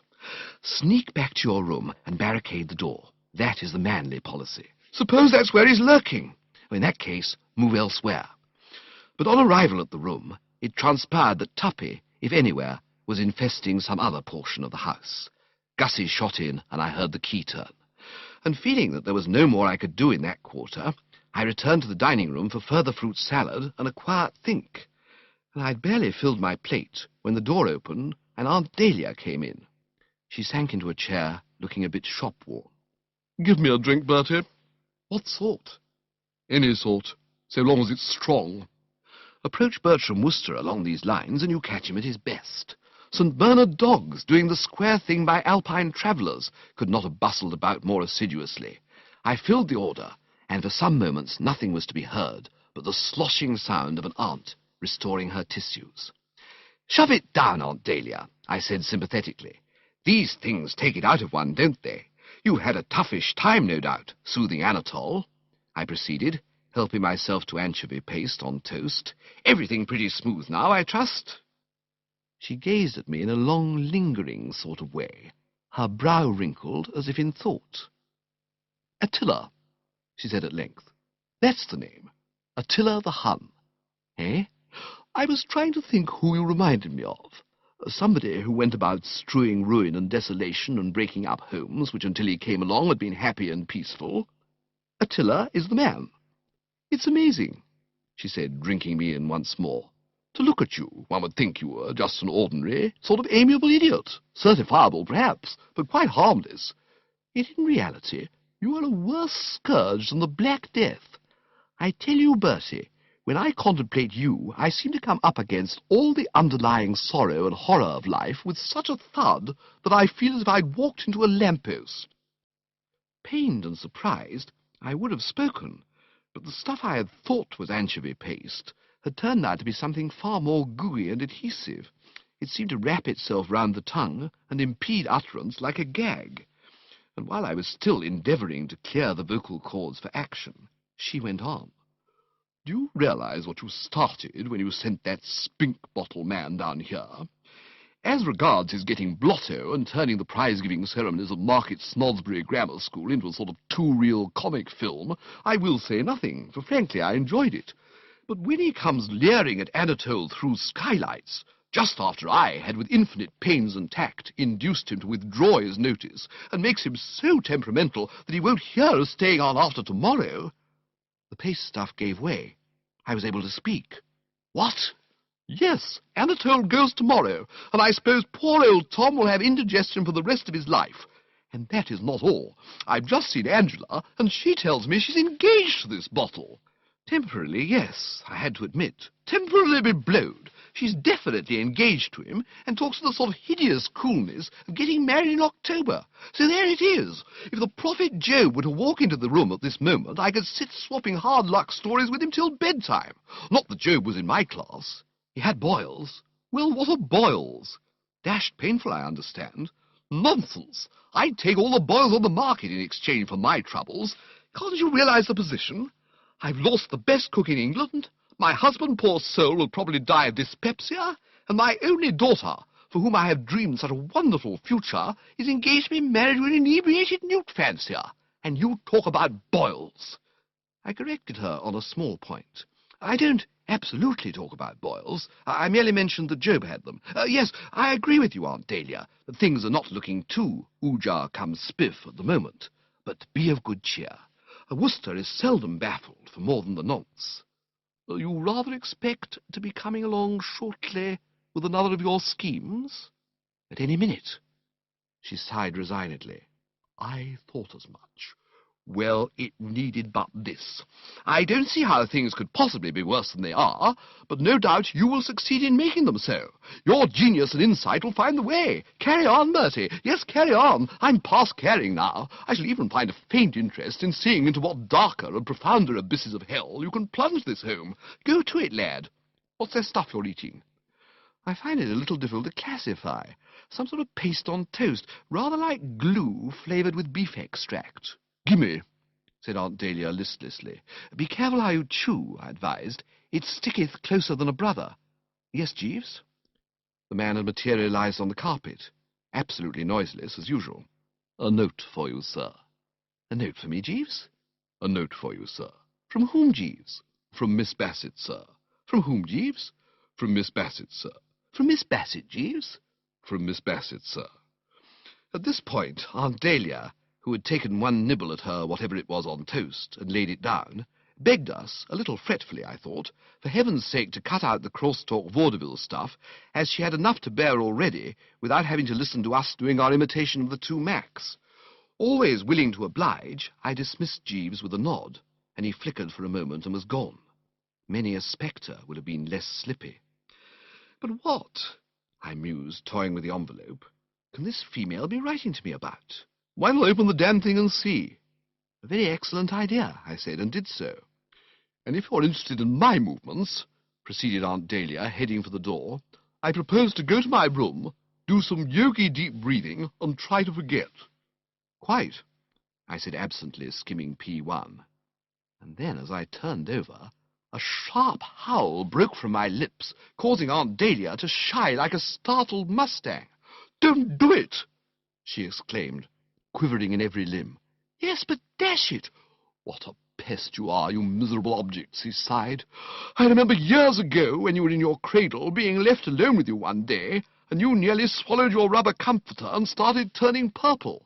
And I, ass that I was, took it out and saved your life.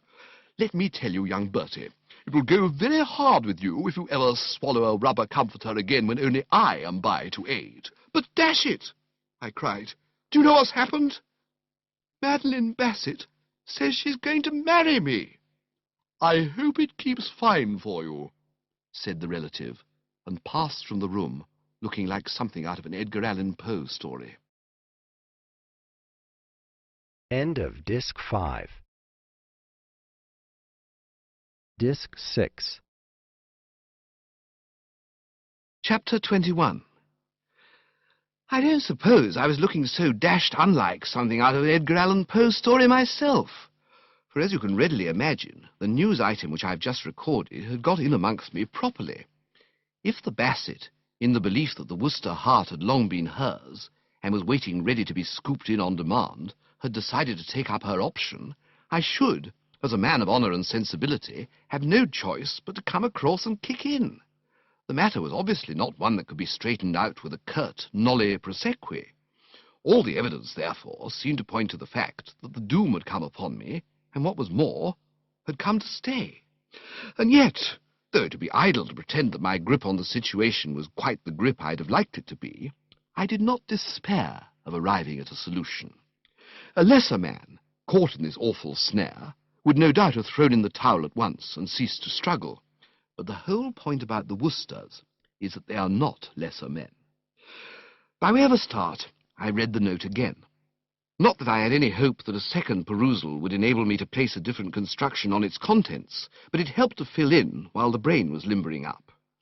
I then, to assist thought, had another go at the fruit salad, and in addition ate a slice of sponge cake. And it was as I passed on to the cheese that the machinery started working. I saw what had to be done. To the question which had been exercising the mind, viz., can Bertram cope, I was now able to reply with a confident, absolutely. The great wheeze on these occasions of dirty work at the crossroads is not to lose your head, but to keep cool and try to find the ringleaders. Once find the ringleaders, and you know where you are. The ringleader here was plainly the Bassett.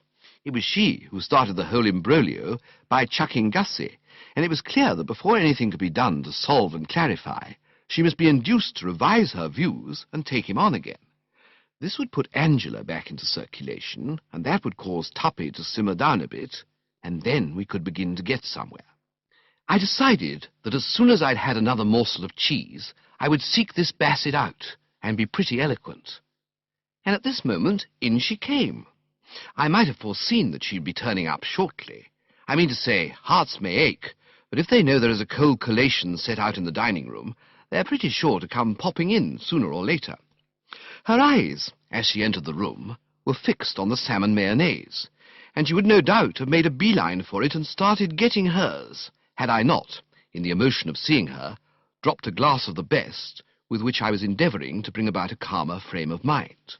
The noise caused her to turn, and for an instant embarrassment supervened. A slight flush mantled the cheek, and the eyes popped a bit. "Oh," she said.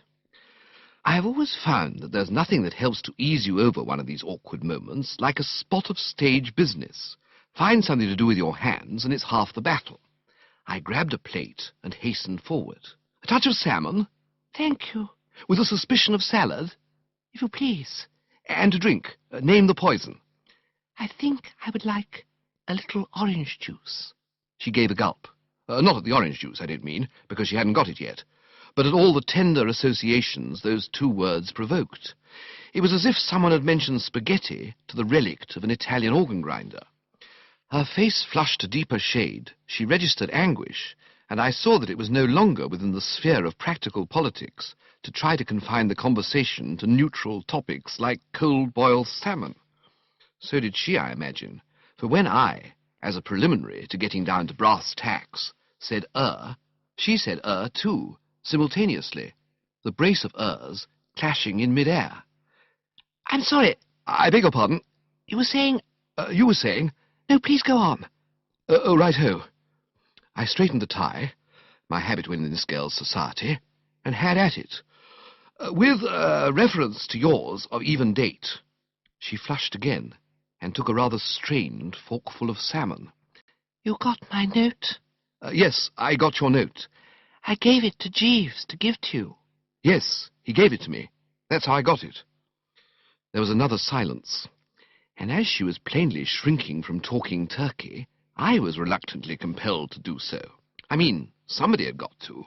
Too silly, a male and female in our positions, simply standing eating salmon and cheese at one another without a word. Yes, I got it all right. I see. You got it. Yes, I got it. I've just been reading it. And what I was rather wanting to ask you, if we happened to run into each other, was, what about it? What about it? That's what I say. What about it? But it was quite clear. Oh, quite. Perfectly clear. Very well expressed and all that.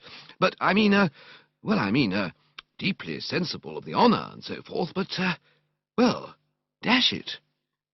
She had polished off her salmon and now put the plate down. Fruit salad? No, thank you. A spot of pie? No, thanks. One of those glue things on toast? No, thank you. She took a cheese straw. I found a cold egg which I had overlooked. Then I said, I mean to say, just as she said, I think I know. And there was another collision. I beg your pardon? I'm sorry. Do go on. No, you go on. I waved my cold egg courteously to indicate that she had the floor, and she started again. I think I know what you were trying to say. You were surprised. Yes. You were thinking of... Exactly. Mr. Finknottle. The very man. You find what I have done hard to understand. Absolutely. I don't wonder. I do. And yet it is quite simple. She took another cheese straw. She seemed to like cheese straws. Quite simple, really. I want to make you happy. Dash decent of you. I'm going to devote the rest of my life to making you happy. Very matey scheme. I can at least do that, but may I be quite frank with you, Bertie? Oh, rather. Then I must tell you this. I am fond of you. I will marry you. I will do my best to make you a good wife. but my affection for you can never be the flame-like passion I felt for Augustus. Just the very point I was working round to. There, as you say, is the snag. Why not chuck the whole idea of hitching up with me? Wash it out altogether. I mean, if you love old Gussie... No longer. Oh, come. No. What happened this afternoon has killed my love. A smear of ugliness has been drawn across a thing of beauty, and I can never feel towards him as I did. I saw what she meant, of course. Gussie had bunged his heart at her feet. She had picked it up, and almost immediately after doing so had discovered that he had been stewed to the eyebrows all the time. The shock must have been severe. No girl likes to feel that a chap has got to be thoroughly plastered before he can ask her to marry him. It wounds the pride. Nevertheless, I persevered. But have you considered, I said, that you may have got a wrong line on Gussie's performance this afternoon? Admitted that all the evidence points to a more sinister theory, what price him simply having got a touch of the sun? Chaps do get touches of the sun, you know, especially when the weather's hot. She looked at me, and I saw that she was putting in a bit of the old drenched irises stuff. It was like you to say that, Bertie. I respect you for it. Oh, no! Yes, you have a splendid, chivalrous soul. Not a bit. Yes, you have. You remind me of Cyrano. Who? Cyrano de Bergerac. The chap with the nose? Yes. I can't say I was any too pleased. I felt the old beak furtively. It was a bit on the prominent side, perhaps, but dash it, not in the Cyrano class. It began to look as if the next thing this girl would do would be to compare me to Schnozzle Durante. He loved, but pleaded another's cause. Oh, I see what you mean now. I like you for that, Bertie. It was fine of you, fine and big.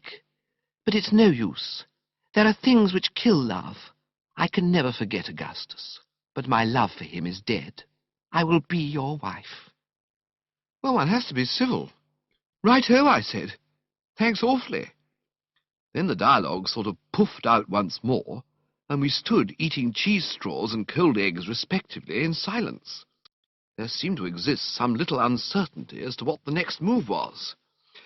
Fortunately, before embarrassment could do much more supervening, Angela came in, and this broke up the meeting.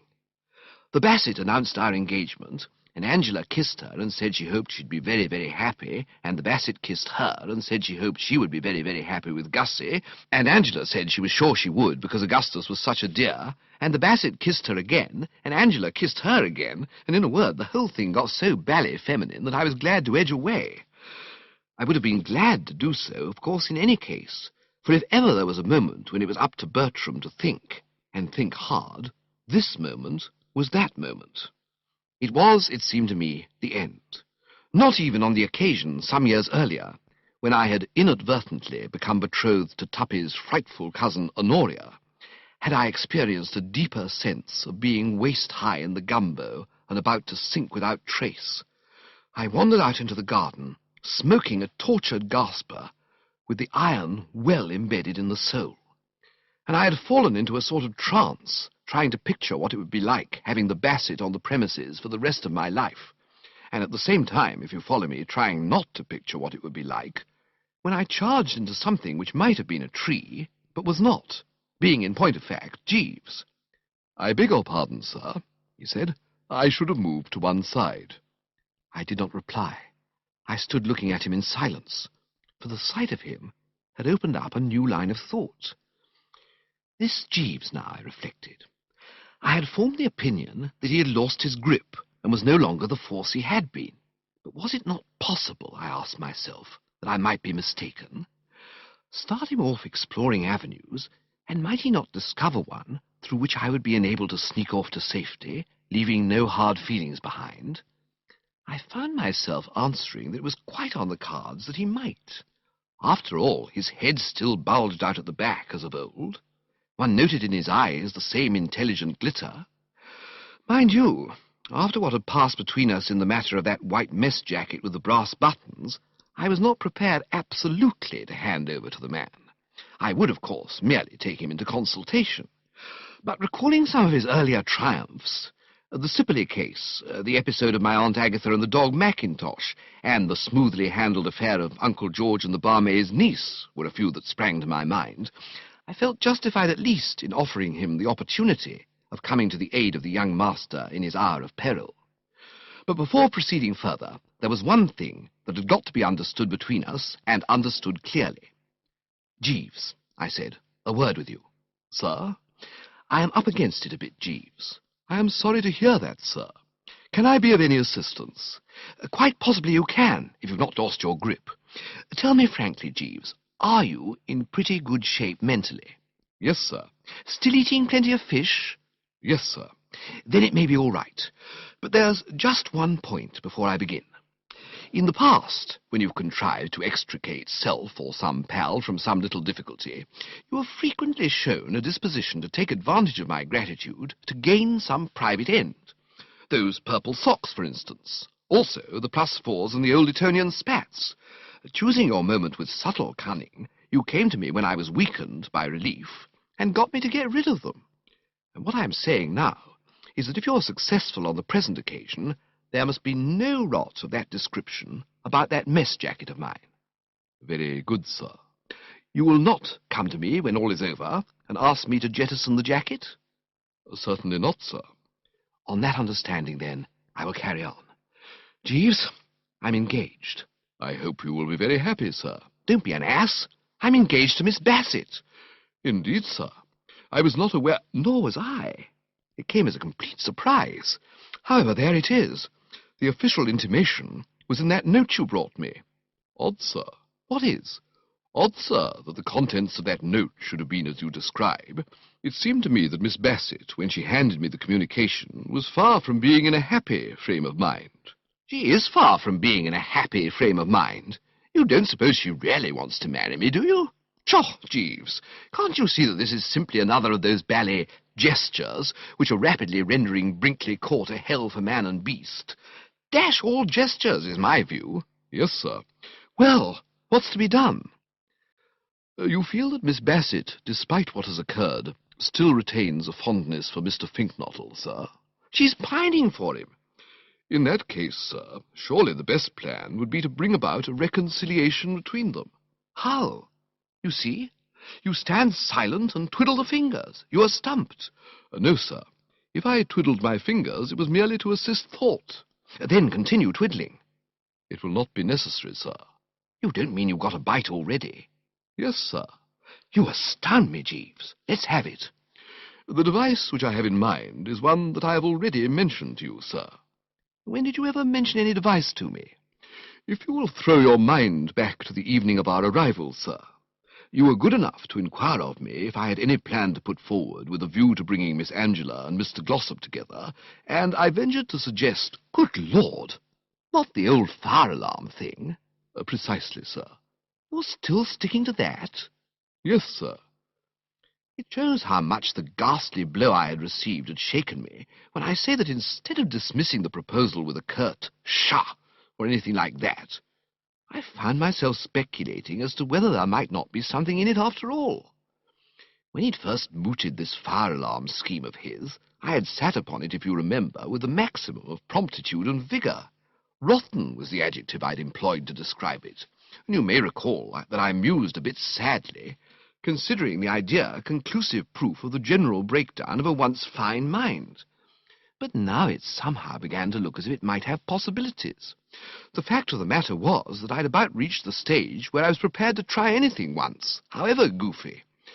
"Just run through that wheeze again, Jeeves," I said thoughtfully. "I remember thinking it cuckoo, but it may be that I missed some of the finer shades." "Your criticism of it at the time, sir, was that it was too elaborate, but I do not think it is so in reality. As I see it, sir, the occupants of the house, hearing the fire bell ring, will suppose that a conflagration has broken out." I nodded. One could follow the train of thought. Yes, that seems reasonable. "Whereupon Mr. Glossop will hasten to save Miss Angela, while Mr. Finknottle performs the same office for Miss Bassett." Is that based on psychology? "Yes, sir. Possibly you may recollect that it was an axiom of the late Sir Arthur Conan Doyle's fictional detective Sherlock Holmes that the instinct of everyone, upon an alarm of fire, is to save the object dearest to them. It seems to me that there's a grave danger of seeing Tuppy come out carrying a steak and kidney pie. But resume, Jeeves, resume. You think that this would clean everything up? The relations of the two young couples could scarcely continue distant after such an occurrence, sir. Perhaps you're right. But dash it, if we go ringing fire bells in the night watches, shan't we scare half the domestic staff into fits? There's one of the housemaids, Jane, I believe, who already skips like the high hills if I so much as come on her unexpectedly round a corner. A neurotic girl, sir, I agree. I have noticed her. But by acting promptly, we should avoid such a contingency. The entire staff, with the exception of Monsieur Anatole, will be at the ball at Kingham Manor tonight. Of course! That just shows the condition this thing has reduced me to. Forget my own name next. Well then, let's just try to envisage. Bong goes the bell. Gussie rushes and grabs the basset. Wait, why shouldn't she simply walk downstairs? You are overlooking the effect of sudden alarm on the feminine temperament, sir. That's true. Miss Bassett's impulse, I would imagine, sir, would be to leap from her window. Well, that's worse. We don't want her spread out in a sort of puree on the lawn. It seems to me that the flaw in this scheme of yours, Jeeves, is that it's going to litter the garden with mangled corpses. No, sir. You will recall that Mr. Travers's fear of burglars has caused him to have stout bars fixed to all the windows. Oh, of course, yes. Well, it sounds all right, I said, though still a bit doubtfully. Quite possibly it may come off. But I have a feeling that it'll slip up somewhere. However, I'm in no position to cavil at even 100 to 1 shot. I will adopt this policy of yours, Jeeves, though, as I say, with misgivings.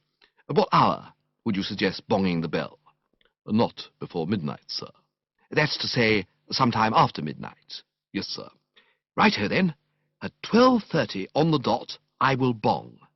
Very good, sir. Chapter 22. I don't know why it is, but there's something about the rural districts after dark that always has a rummy effect on me. In London I can stay out till all hours and come home with the milk without a tremor, but put me in the garden of a country house after the strength of the company has gone to roost and the place is shut up, and a sort of goose-fleshy feeling steals over me. The night wind stirs the tree-tops, twigs crack, bushes rustle. Before I know where I am, the morale has gone fut, and I'm expecting the family ghost to come sneaking up behind me, making groaning noises. Dashed unpleasant, the whole thing, and if you think it improves matters to know that you are shortly about to ring the loudest fire bell in England and start an all-hands-to-the-pumps panic in that quiet, darkened house, you err. I knew all about the Brinkley Court fire bell, the dickens of a row it makes. Uncle Tom, in addition to not liking burglars, is a bloke who has always objected to the idea of being cooked in his sleep. So when he bought the place, he saw to it that the fire bell should be something that might give you heart failure, but which you couldn't possibly mistake for the drowsy chirping of a sparrow in the ivy. When I was a kid and spent my holidays at Brinkley, we used to have fire drills after closing time, and many is the night I've had it jerk me out of the dreamless like the last trump. I confess that the recollection of what this bell could do when it buckled down to it gave me pause as I stood that night at 12:30 a.m. prompt beside the outhouse where it was located. The sight of the rope against the whitewashed wall, and the thought of the bloodsome uproar which was about to smash the peace of the night into hash, served to deepen that rummy feeling to which I have alluded. Moreover, now that I'd had time to meditate upon it, I was more than ever defeatist about this scheme of Jeeves's. Jeeves seemed to take it for granted that Gussie and Tuppy, faced with a hideous fate, would have no thought beyond saving the Bassett and Angela. I could not bring myself to share his sunny confidence. I mean to say, I know how moments when they're faced with a hideous fate affect chaps. I remember Freddie Widgeon, one of the most chivalrous birds in the drones, telling me how there was an alarm of fire once at a seaside hotel where he was staying, and so far from rushing about saving women, he was down the escape within 10 seconds of the kick-off, his mind concerned with but one thing, viz., the personal well-being of F. Widgeon. As far as any idea of doing the delicately nurtured a bit of good went, He tells me he was prepared to stand underneath and catch them in blankets, but no more. Why, then, should this not be so with Augustus Finknottle and Hildebrand Glossop? Such were my thoughts as I stood toying with the rope, and I believe I should have turned the whole thing up, had it not been that at this juncture there floated into my mind a picture of the Basset hearing that bell for the first time. Coming as a wholly new experience, it would probably startle her into a decline. And so agreeable was this reflection that I waited no longer, but seized the rope, braced the feet, and snapped into it. Well, as I say, I hadn't been expecting that bell to hush things up to any great extent. Nor did it. The last time I'd heard it, I had been in my room on the other side of the house, and even so it had hoiked me out of bed as if something had exploded under me. Standing close to it like this, I got the full force and meaning of the thing, and I've never heard anything like it in my puff. I rather enjoy a bit of noise as a general rule. I remember Catsmeat Potter Purbright bringing a police rattle into the drones one night and loosing it off behind my chair, and I just lay back and close my eyes with a pleasant smile like someone in a box at the opera.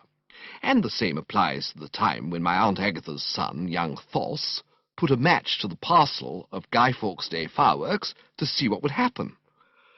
But the Brinkley Court fire bell was too much for me. I gave about half a dozen tugs, and then, feeling that enough was enough, sauntered round to the front lawn to ascertain what solid results had been achieved. Brinkley Court had given of its best. A glance told me that we were playing to capacity. The eye roving to and fro noted here Uncle Tom in a purple dressing-gown, there Aunt Dahlia in the old blue and yellow. It also fell upon Anatole, Tuppy, Gussie, Angela, the Basset, and Jeeves, in the order named. There they all were, present and correct.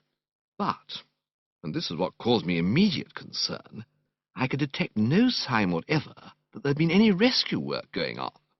What I had been hoping, of course, was to see Tuppy bending solicitously over Angela in one corner, while Gussie fanned the Basset with a towel in the other.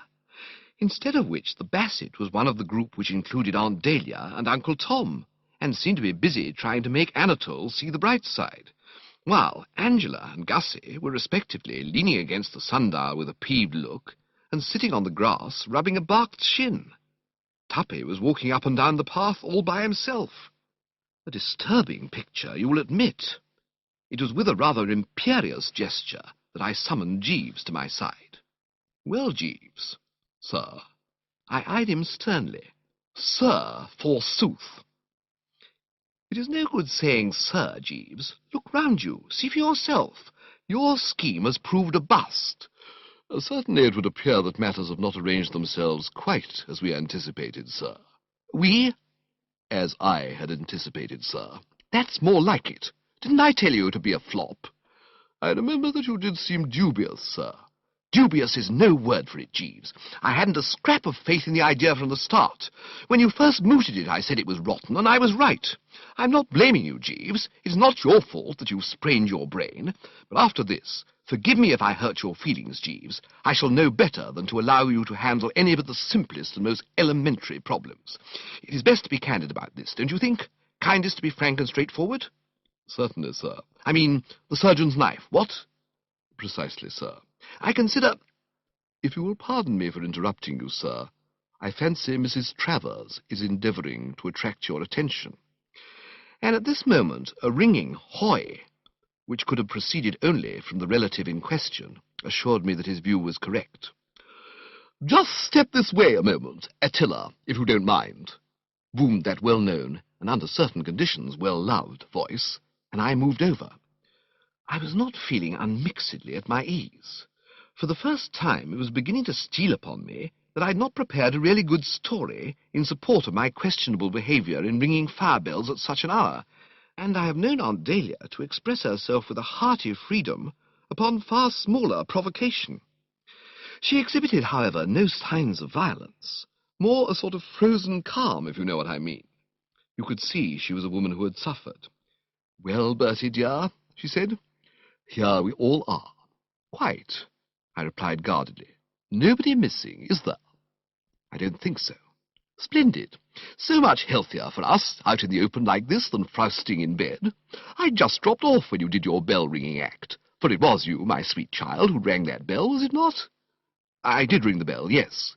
Any particular reason, or just a whim? I thought there was a fire. What gave you that impression, dear? I thought I saw flames. Where, darling? Tell Aunt Dahlia. In one of the windows. I see. So we've all been dragged out of bed and scared rigid because you have been seeing things.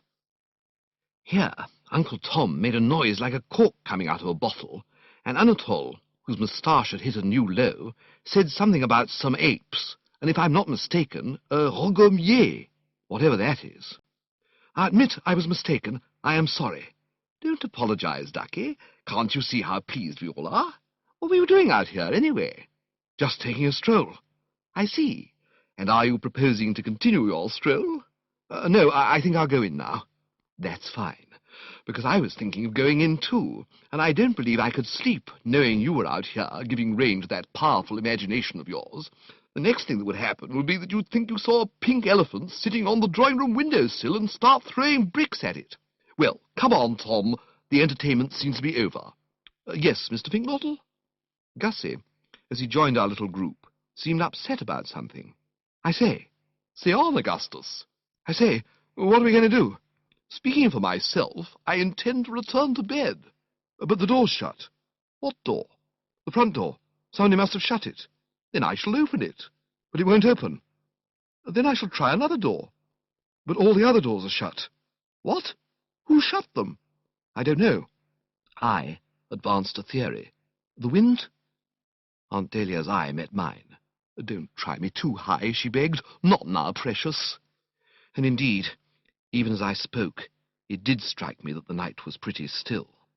Uncle Tom said we must get in through a window. Aunt Dahlia sighed a bit. How? Could Lloyd George do it? Could Winston do it? Could Baldwin do it? No, not since you had those bars of yours put on. Well, God bless me soul, ring the bell then. The fire bell? The doorbell? To what end, Thomas? There's nobody in the house. The servants are all at Kingham. But confound it all, we can't stop out here all night. Can't we? You just watch us. There is nothing, literally nothing, which a country house party can't do with a tiller here operating on the premises. Seppings presumably took the back door key with him. We must just amuse ourselves till he comes back. Tuppy made a suggestion. Why not take out one of the cars and drive over to Kingham and get the key from Seppings? It went well. No question about that. For the first time, a smile lit up Aunt Dahlia's drawn face. Uncle Tom grunted approvingly, Anatole said something in Provençal that sounded complimentary, and I thought I detected even on Angela's map a slight softening. A very excellent idea, said Aunt Dahlia. One of the best. Nip round to the garage at once. After Tuppy had gone, some extremely flattering things were said about his intelligence and resource, and there was a disposition to draw rather invidious comparisons between him and Bertram. Painful for me, of course, but the ordeal didn't last long, for it couldn't have been more than 5 minutes before he was with us again. Tuppy seemed perturbed. I say, it's all off. Why? The garage is locked. Unlock it. I haven't the key. Shout then and wake Waterbury. Who's Waterbury? The chauffeur, ass. He sleeps over the garage. But he's gone to the dance at Kingham. It was the final wallop. Until this moment, Aunt Dahlia had been able to preserve her frozen calm. The dam now burst. The years rolled away from her, and she was once more the Dahlia Worcester of the old Yoicks and Tantivy days, the emotional, free-speaking girl who had so often risen in her stirrups to yell derogatory personalities at people who were heading hounds. Curse all dancing chauffeurs! What on earth does a chauffeur want to dance for? I mistrusted that man from the start. Something told me he was a dancer. Well, this finishes it. We're out here till breakfast time. If those blasted servants come back before 8 o'clock, I shall be vastly surprised. You won't get Seppings away from a dance till you throw him out. I know him. The jazz will go to his head and he'll start clapping and demanding encores till his hands blister. Damn all dancing butlers! What is Brinkley Court? A respectable English country house or a crimson dancing school? One might as well be living in the middle of the Russian ballet. Well, all right. If we must stay out here, we must. We shall be all frozen stiff, except... Here she directed at me not one of her friendliest glances, except dear old Attila, who is, I observe, well and warmly clad. We will resign ourselves to the prospect of freezing to death like the babes in the wood, merely expressing a dying wish that our old pal Attila will see that we're covered with leaves. No doubt he will also toll that fire-bell of his as a mark of respect. And what might you want, my good man?" She broke off, and stood glaring at Jeeves. During the latter portion of her address, he had been standing by in a respectful manner, endeavouring to catch the speaker's eye. "If I might make a suggestion, madam. I am not saying that in the course of our long association I have always found myself able to view Jeeves with approval. There are aspects of his character which have frequently caused coldnesses to arise between us. He is one of those fellows who, if you give them a thingamy, take a what-you-call-it. His work is often raw, and he's been known to allude to me as mentally negligible. More than once, as I have shown, it has been my painful task to squelch in him a tendency to get uppish and treat the young master as a serf or peon. These are grave defects. But one thing I have never failed to hand the man. He is magnetic. There is about him something that seems to soothe and hypnotize. To the best of my knowledge, he has never encountered a charging rhinoceros, but should this contingency occur, I have no doubt that the animal, meeting his eye, would check itself in mid-stride, roll over, and lie purring with its legs in the air.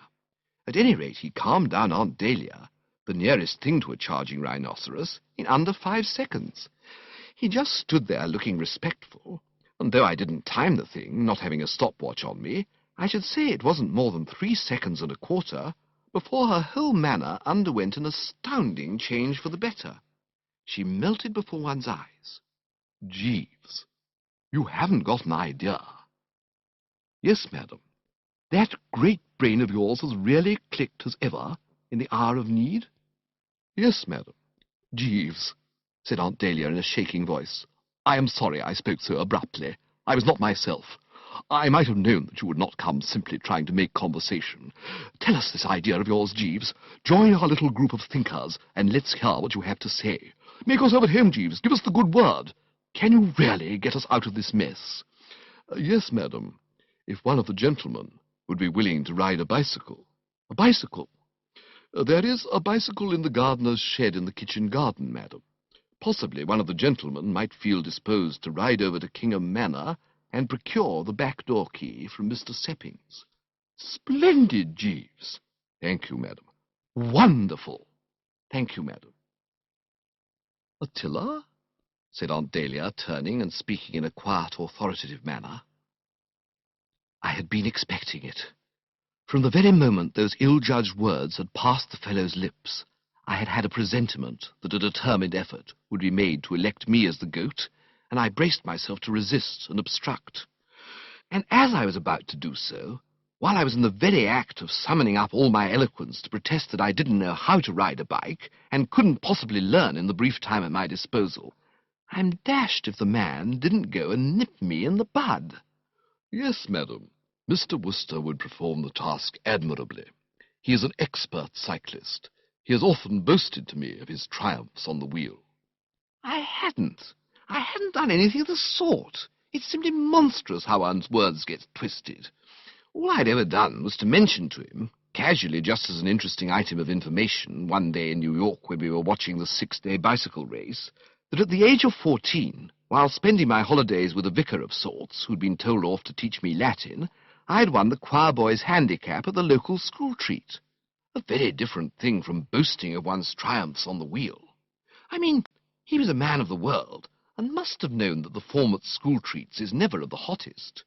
And if I'm not mistaken, I had specifically told him that on the occasion referred to, I had received half a lap start, and that Willie Punting, the odds-on favourite to whom the race was expected to be a gift, had been forced to retire owing to having pinched his elder brother's machine without asking the elder brother, and the elder brother coming along just as the pistol went, and giving him one on the side of the head and taking it away from him, thus rendering him a scratched-at-the-post non-starter.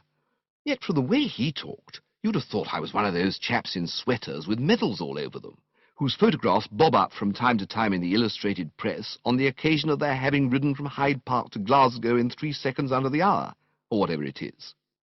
and as if this were not bad enough, Tuppy had to shove his oar in. "That's right," said Tuppy. "Bertie's always been a great cyclist. I remember at Oxford he used to take all his clothes off on bump supper nights and ride round the quads singing comic songs. Jolly fast he used to go, too." "Then he can go jolly fast now," said Aunt Dahlia with animation. "He can't go too fast for me. He may also sing comic songs if he likes, and if you wish to take your clothes off, Bertie, my lamb, by all means do so. But whether clothed or in the nude, whether singing comic songs or not singing comic songs, get a move on." I found speech. "But I haven't ridden for years." "Then it's high time you began again." "I've probably forgotten how to ride." "You'll soon get the knack after you've taken a toss or two. Trial and error, the only way." "But it's miles to Kingham." "So, the sooner you're off, the better." "But, Bertie, dear?" But dash it, Bertie, darling?" "Yes, but dash it, Bertie, my sweet."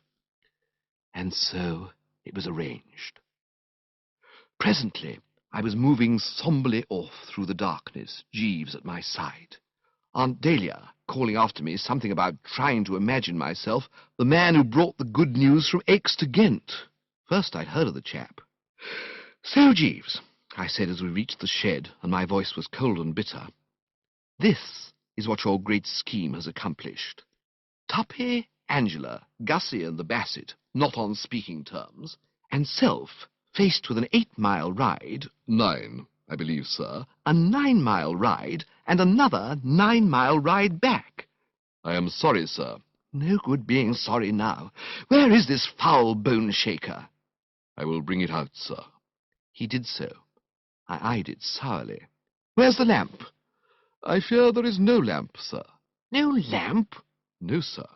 But I may come a fearful stinker without a lamp. Suppose I barge into something." I broke off and eyed him frigidly. "You smile, Jeeves. The thought amuses you?"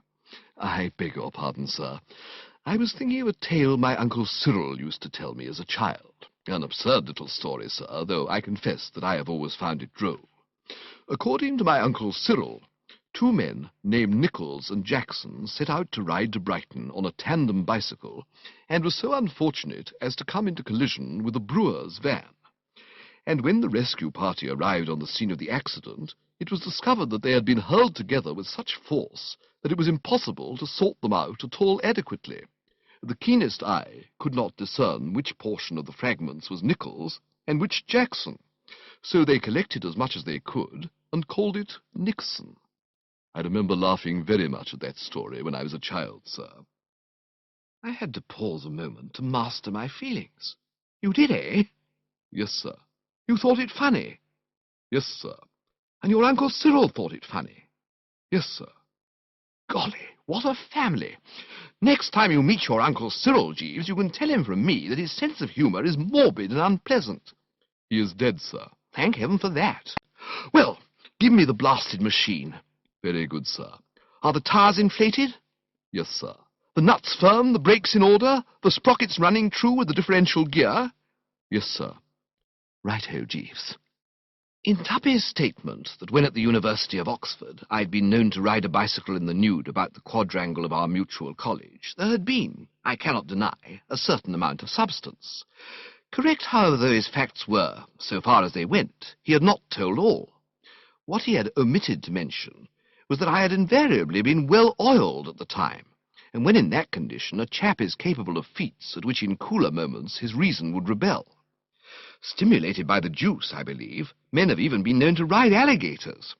As I started now to pedal out into the great world, I was icily sober, and the old skill, in consequence, had deserted me entirely.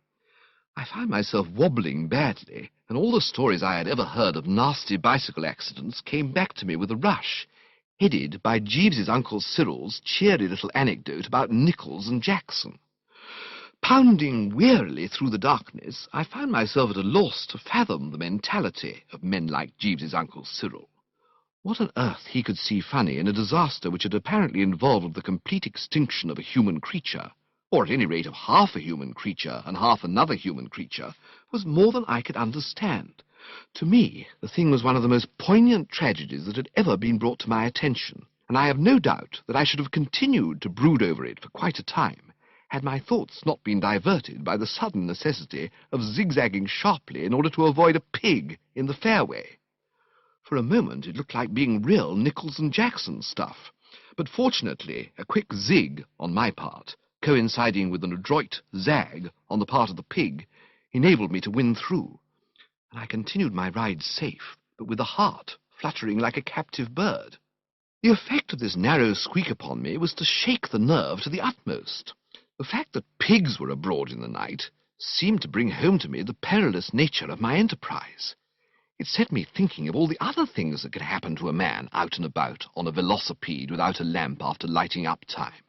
In particular, I recalled the statement of a pal of mine that in certain sections of the rural districts goats were accustomed to stray across the road to the extent of their chains, thereby forming about as sound a booby-trap as one could well wish.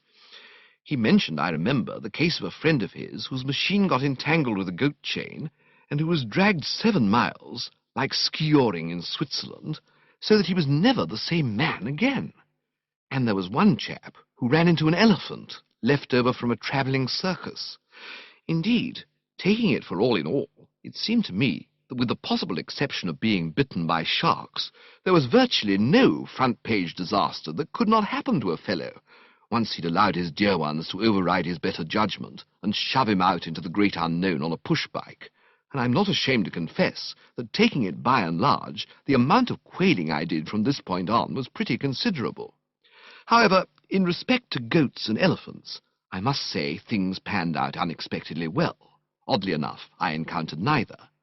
But when you said that, you said everything, for in every other way the conditions could scarcely have been fouler. Apart from the ceaseless anxiety of having to keep an eye skinned for elephants, I found myself much depressed by barking dogs, and once I received a most unpleasant shock when, alighting to consult a signpost, I saw sitting on top of it an owl that looked exactly like my Aunt Agatha. So agitated indeed had my frame of mind become by this time that I thought at first it was Aunt Agatha, and only when reason and reflection told me how alien to her habits it would be to climb signposts and sit on them, could I pull myself together and overcome the weakness. In short, what with all this mental disturbance added to the more purely physical anguish in the billowy portions and the calves and ankles, the Bertram Wooster, who eventually toppled off at the door of Kingham Manor, was a very different Bertram from the gay and insouciant boulevardier of Bond Street and Piccadilly. Even to one unaware of the inside facts, it would have been evident that Kingham Manor was throwing its weight about a bit tonight. Lights shone in the windows, music was in the air, and as I drew nearer, my ear detected the sibilant shuffling of the feet of butlers, footmen, chauffeurs, parlourmaids, housemaids, tweenies, and I have no doubt cooks, who were busily treading the measure. I suppose you couldn't sum it up much better than by saying that there was a sound of revelry by night. The orgy was taking place in one of the ground-floor rooms, which had French windows opening onto the drive, and it was to these French windows that I now made my way. An orchestra was playing something with a good deal of zip to it, and under happier conditions I dare say my feet would have started twitching in time to the melody. But I had sterner work before me than to stand hoofing it by myself on gravel drives. I wanted that back door key, and I wanted it instanter. Scanning the throng within, I found it difficult for a while to spot Seppings. Presently, however, he hove in view, doing fearfully lissom things in mid-floor. I high-Seppings a couple of times, but his mind was too much on his job to be diverted, and it was only when the swirl of the dance had brought him within prodding distance of my forefinger that a quick one to the lower ribs enabled me to claim his attention.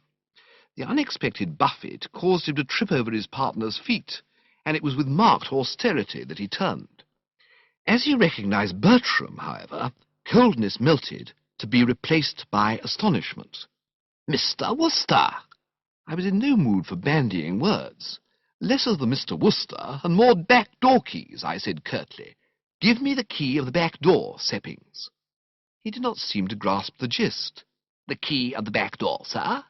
"Precisely, the Brinkley Court back-door key." "But it is at the court, sir." I clicked the tongue, annoyed. "Don't be frivolous, my dear old butler," I said. "I haven't ridden 9 miles on a push-bike to listen to you trying to be funny. You've got it in your trousers pocket." "No, sir. I left it with Mr. Jeeves." "You did what?" "Yes, sir, before I came away. Mr. Jeeves said that he wished to walk in the garden before retiring for the night. He was to place the key on the kitchen window-sill." I stared at the man dumbly. His eye was clear, his hand steady. He had none of the appearance of a butler who has had a couple. "You mean that all this while the key has been in Jeeves's possession?" "Yes, sir." I could speak no more. Emotion had overmastered my voice. I was at a loss and not abreast. But of one thing, it seemed to me, there could be no doubt. For some reason, not to be fathomed now, but most certainly to be gone well into as soon as I had pushed this infernal sewing machine of mine over those 9 miles of lonely country road and got within striking distance of him, Jeeves had been doing the dirty. Knowing that at any given moment he could have solved the whole situation, he had kept Aunt Dahlia and others roosting out on the front lawn en déshabille, and worse still, had stood calmly by and watched his young employer set out on a wholly unnecessary 18-mile bicycle ride. I could scarcely believe such a thing of him. Of his Uncle Cyril, yes. With that distorted sense of humour of his, Uncle Cyril might quite conceivably have been capable of such conduct. But that it should be Jeeves! I leapt into the saddle, and stifling the cry of agony which rose to the lips as the bruised person touched the hard leather, set out on the homeward journey. Chapter 23. I remember Jeeves saying on one occasion, I forget how the subject had arisen, he may simply have thrown the observation out, as he does sometimes, for me to take or leave, that hell hath no fury like a woman scorned. And until tonight I had always felt that there was a lot in it. I'd never scorned a woman myself, but Pongo Twistleton once scorned an aunt of his, flatly refusing to meet her son Gerald at Paddington and give him lunch and see him off to school at Waterloo, and he never heard the end of it. Letters were written, he tells me, which had to be seen to be believed. Also 2 very strong telegrams and a bitter picture postcard with a view of the little Chilbury War Memorial on it. Until tonight, therefore, as I say, I'd never questioned the accuracy of the statement. Scorned women first, and the rest nowhere, was how it had always seemed to me. But tonight I revised my views. If you want to know what hell can really do in the way of furies, look for the chap who's been hornswoggled into taking a long and unnecessary bicycle ride in the dark without a lamp. Mark that word, unnecessary. That was the part of it that really jabbed the iron into the soul.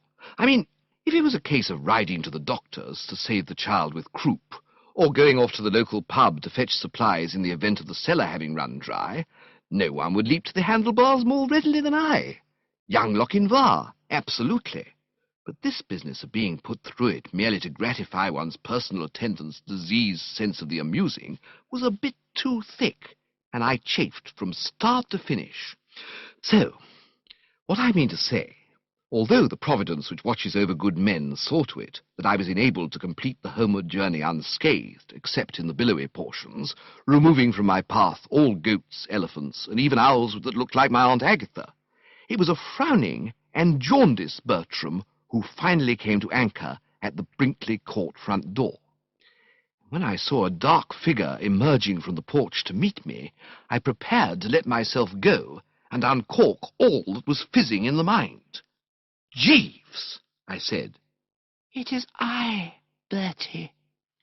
The voice which spoke sounded like warm treacle, and even if I had not recognized it immediately as that of the Basset, I should have known that it did not proceed from the man I was yearning to confront.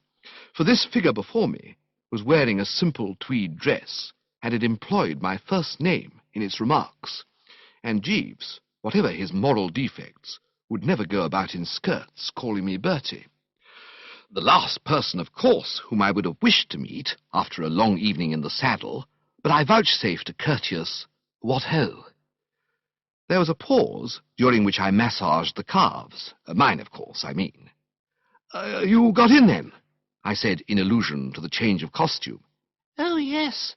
About a quarter of an hour after you left, Jeeves went searching about and found the back door key on the kitchen window-sill."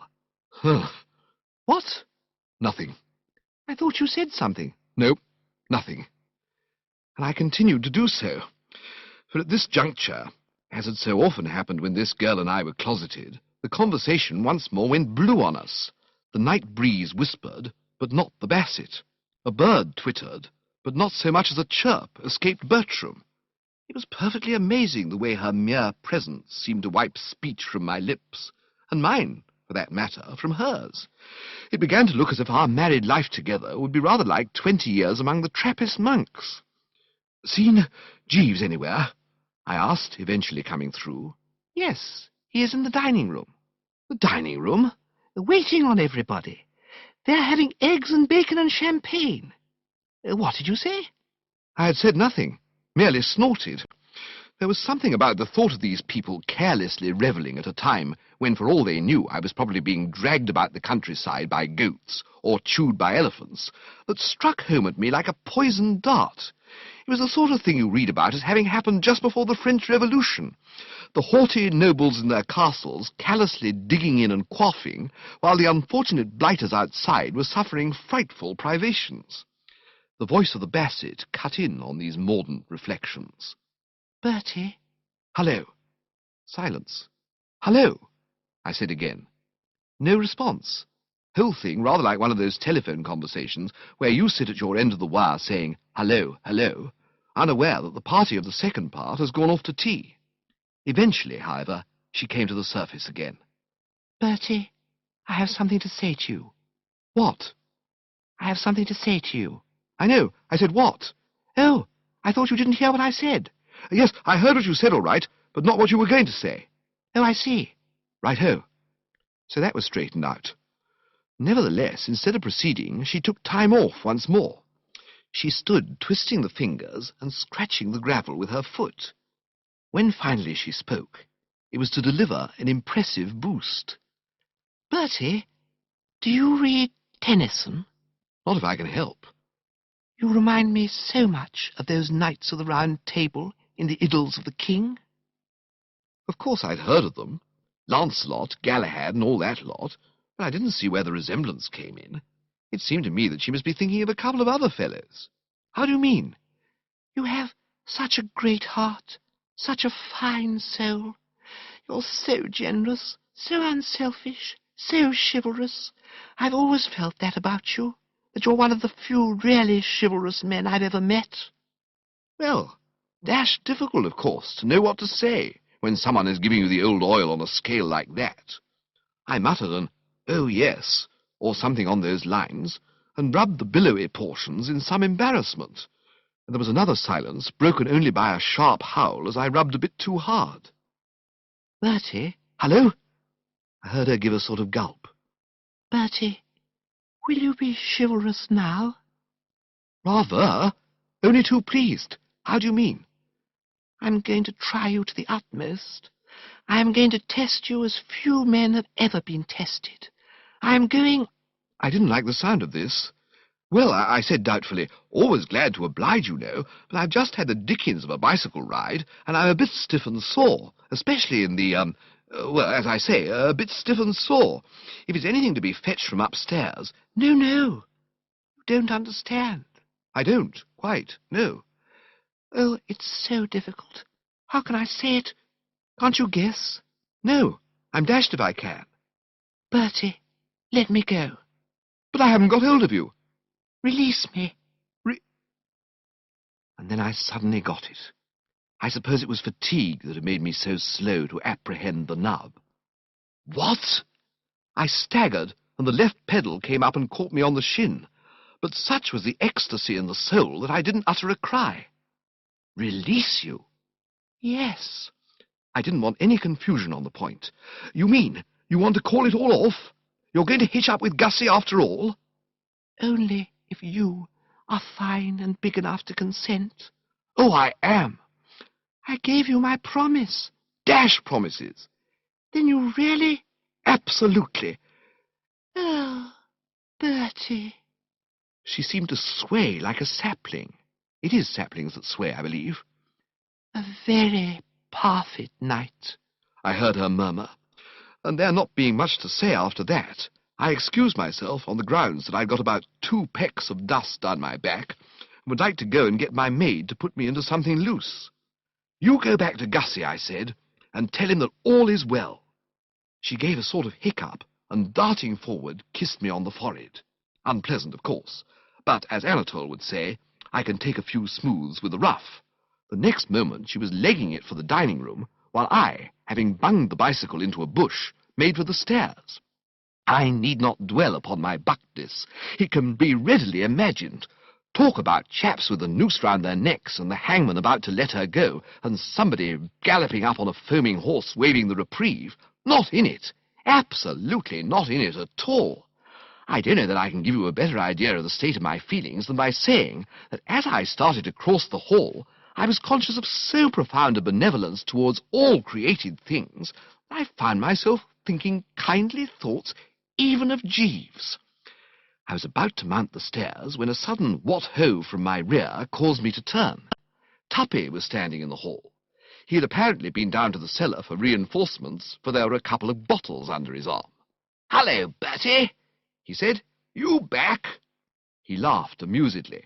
"You look like the wreck of the Hesperus. Get run over by a steamroller or something." At any other time I might have found his coarse badinage hard to bear, but such was my uplifted mood that I waved it aside and slipped him the good news. "Tuppy, old man, the Bassett's going to marry Gussie Finknottle. Tough luck on both of them, what? But don't you understand? Don't you see what this means? It means that Angela is once more out of pawn, and you only to play your cards properly." He bellowed rollickingly. I saw now that he was in the pink. As a matter of fact, I had noticed something of the sort directly I met him, but had attributed it to alcoholic stimulant. "Good Lord, you're right behind the times, Bertie. Only to be expected, of course, if you will go riding bicycles half the night. Angela and I made it up hours ago." "What?" "Certainly. Nothing but a passing tiff. All you need in these matters is a little give and take, bit of reasonableness on both sides. We got together and talked things over. She withdrew my double chin. I conceded her shark. Perfectly simple. All done in a couple of minutes. But, sorry, Bertie, can't stop chatting with you all night.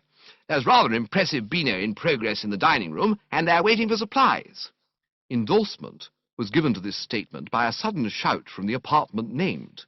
I recognized, as who would not, Aunt Dahlia's voice. "Glossop? Hello? Hurry up with that stuff!" "Coming, coming!" "Well, come then! Yikes! Hark forward!" "Tally-ho, not to mention Tantivy." "Your aunt," said Tuppy, "is a bit above herself. I don't know all the facts of the case, but it appears that Anatole gave notice and has now consented to stay on, and also your uncle has given her a cheque for that paper of hers. I didn't get the details, but she is much braced. See you later. I must rush." To say that Bertram was now definitely nonplussed would be but to state the simple truth. I could make nothing of this. I had left Brinkley Court, a stricken home, with hearts bleeding wherever you looked, and I had returned to find it a sort of earthly paradise. It baffled me. I bathed bewilderedly. The toy duck was still in the soap dish, but I was too preoccupied to give it a thought. Still at a loss, I returned to my room, and there was Jeeves. And it is proof of my fogged condition that my first words to him were words not of reproach and stern recrimination, but of inquiry. "I say, Jeeves." "Good evening, sir. I was informed that you had returned. I trust you had an enjoyable ride. At any other moment, a crack like that would have woken the fiend in Bertram Wooster. I barely noticed it. I was intent on getting to the bottom of this mystery. But I say, Jeeves, what? Sir? What does all this mean? You refer, sir? Of course I refer. You know what I'm talking about. What has been happening here since I left? The place is positively stiff with happy endings. Yes, sir. I am glad to say that my efforts have been rewarded. What do you mean, your efforts? You aren't going to try to make out that rotten fire-bell scheme of yours had anything to do with it? Yes, sir. Don't be an ass, Jeeves. It flopped. Not altogether, sir. I fear, sir, that I was not entirely frank with regard to my suggestion of ringing the fire-bell. I had not really anticipated that it would in itself produce the desired results. I had intended it merely as a preliminary to what I might describe as the real business of the evening. You gibber, Jeeves. No, sir. It was essential that the ladies and gentlemen should be brought from the house, in order that, once out of doors, I could ensure that they remained there for the necessary period of time. How do you mean? My plan was based on psychology, sir. How? It is a recognized fact, sir. There is nothing that so satisfactorily unites individuals who have been so unfortunate as to quarrel amongst themselves as a strong mutual dislike for some definite person. In my own family, if I may give a homely illustration, it was a generally accepted axiom that in times of domestic disagreement, it was necessary only to invite my Aunt Annie for a visit to heal all breaches between other members of the household. In the mutual animosity excited by Aunt Annie, those who had become estranged were reconciled almost immediately. Remembering this, it occurred to me that were you, sir, to be established as the person responsible for the ladies and gentlemen being forced to spend the night in the garden, everybody would take so strong a dislike to you that in this common sympathy they would sooner or later come together. I would have spoken, but he continued, and such proved to be the case. All, as you see, sir, is now well. After your departure on the bicycle, the various estranged parties agreed so heartily in their abuse of you that the ice, if I may use the expression, was broken, and it was not long before Mr. Glossop was walking beneath the trees with Miss Angela, telling her anecdotes of your career at the university, in exchange for hers regarding your childhood, while Mr. Finknottle, leaning against the sundial, held Miss Bassett enthralled with stories of your schooldays. Mrs. Travers, meanwhile, was telling Monsieur Anatole. I found speech. Ah, I said, I see. And now, I suppose, as a result of this dashed psychology of yours, Aunt Dahlia is so sore with me that it'll be years before I can dare to show my face here again. Years, Jeeves, during which night after night Anatole will be cooking those dinners of his. No, sir. It was to prevent any such contingency that I suggested that you should bicycle to Kingham Manor. When I informed the ladies and gentlemen that I had found the key, and it was borne in upon them that you were having that long ride for nothing, their animosity vanished immediately, to be replaced by cordial amusement. There was much laughter. There was, eh? Yes, sir. I fear you may possibly have to submit to a certain amount of good-natured chaff, but nothing more. All, if I may say so, is forgiven, sir. Oh. Yes, sir. I mused a while. You certainly seem to have fixed things. Yes, sir. Tuppy and Angela are once more betrothed. Also Gussie and the Bassett. Uncle Tom appears to have coughed up that money for Milady's boudoir, and Anatole is staying on. Yes, sir. I suppose you might say that all's well that ends well. Very apt, sir. I mused again. All the same, your methods are a bit rough, Jeeves. One cannot make an omelette without breaking eggs, sir. I started. Omelette? Do you think you could get me one? Certainly, sir. Together with half a bot of something? Undoubtedly, sir. Do so, Jeeves, and with all speed. I climbed into bed and sank back against the pillows. I must say that my generous wrath had ebbed a bit. I was aching the whole length of my body, particularly towards the middle. But against this you had to set the fact that I was no longer engaged to Madeline Bassett. In a good cause one is prepared to suffer. Yes, looking at the thing from every angle, I saw that Jeeves had done well. And it was with an approving beam that I welcomed him as he returned with the needful. He did not check up with this beam. A bit grave he seemed to me to be looking, and I proved the matter with a kindly query. Something on your mind, Jeeves? Yes, sir.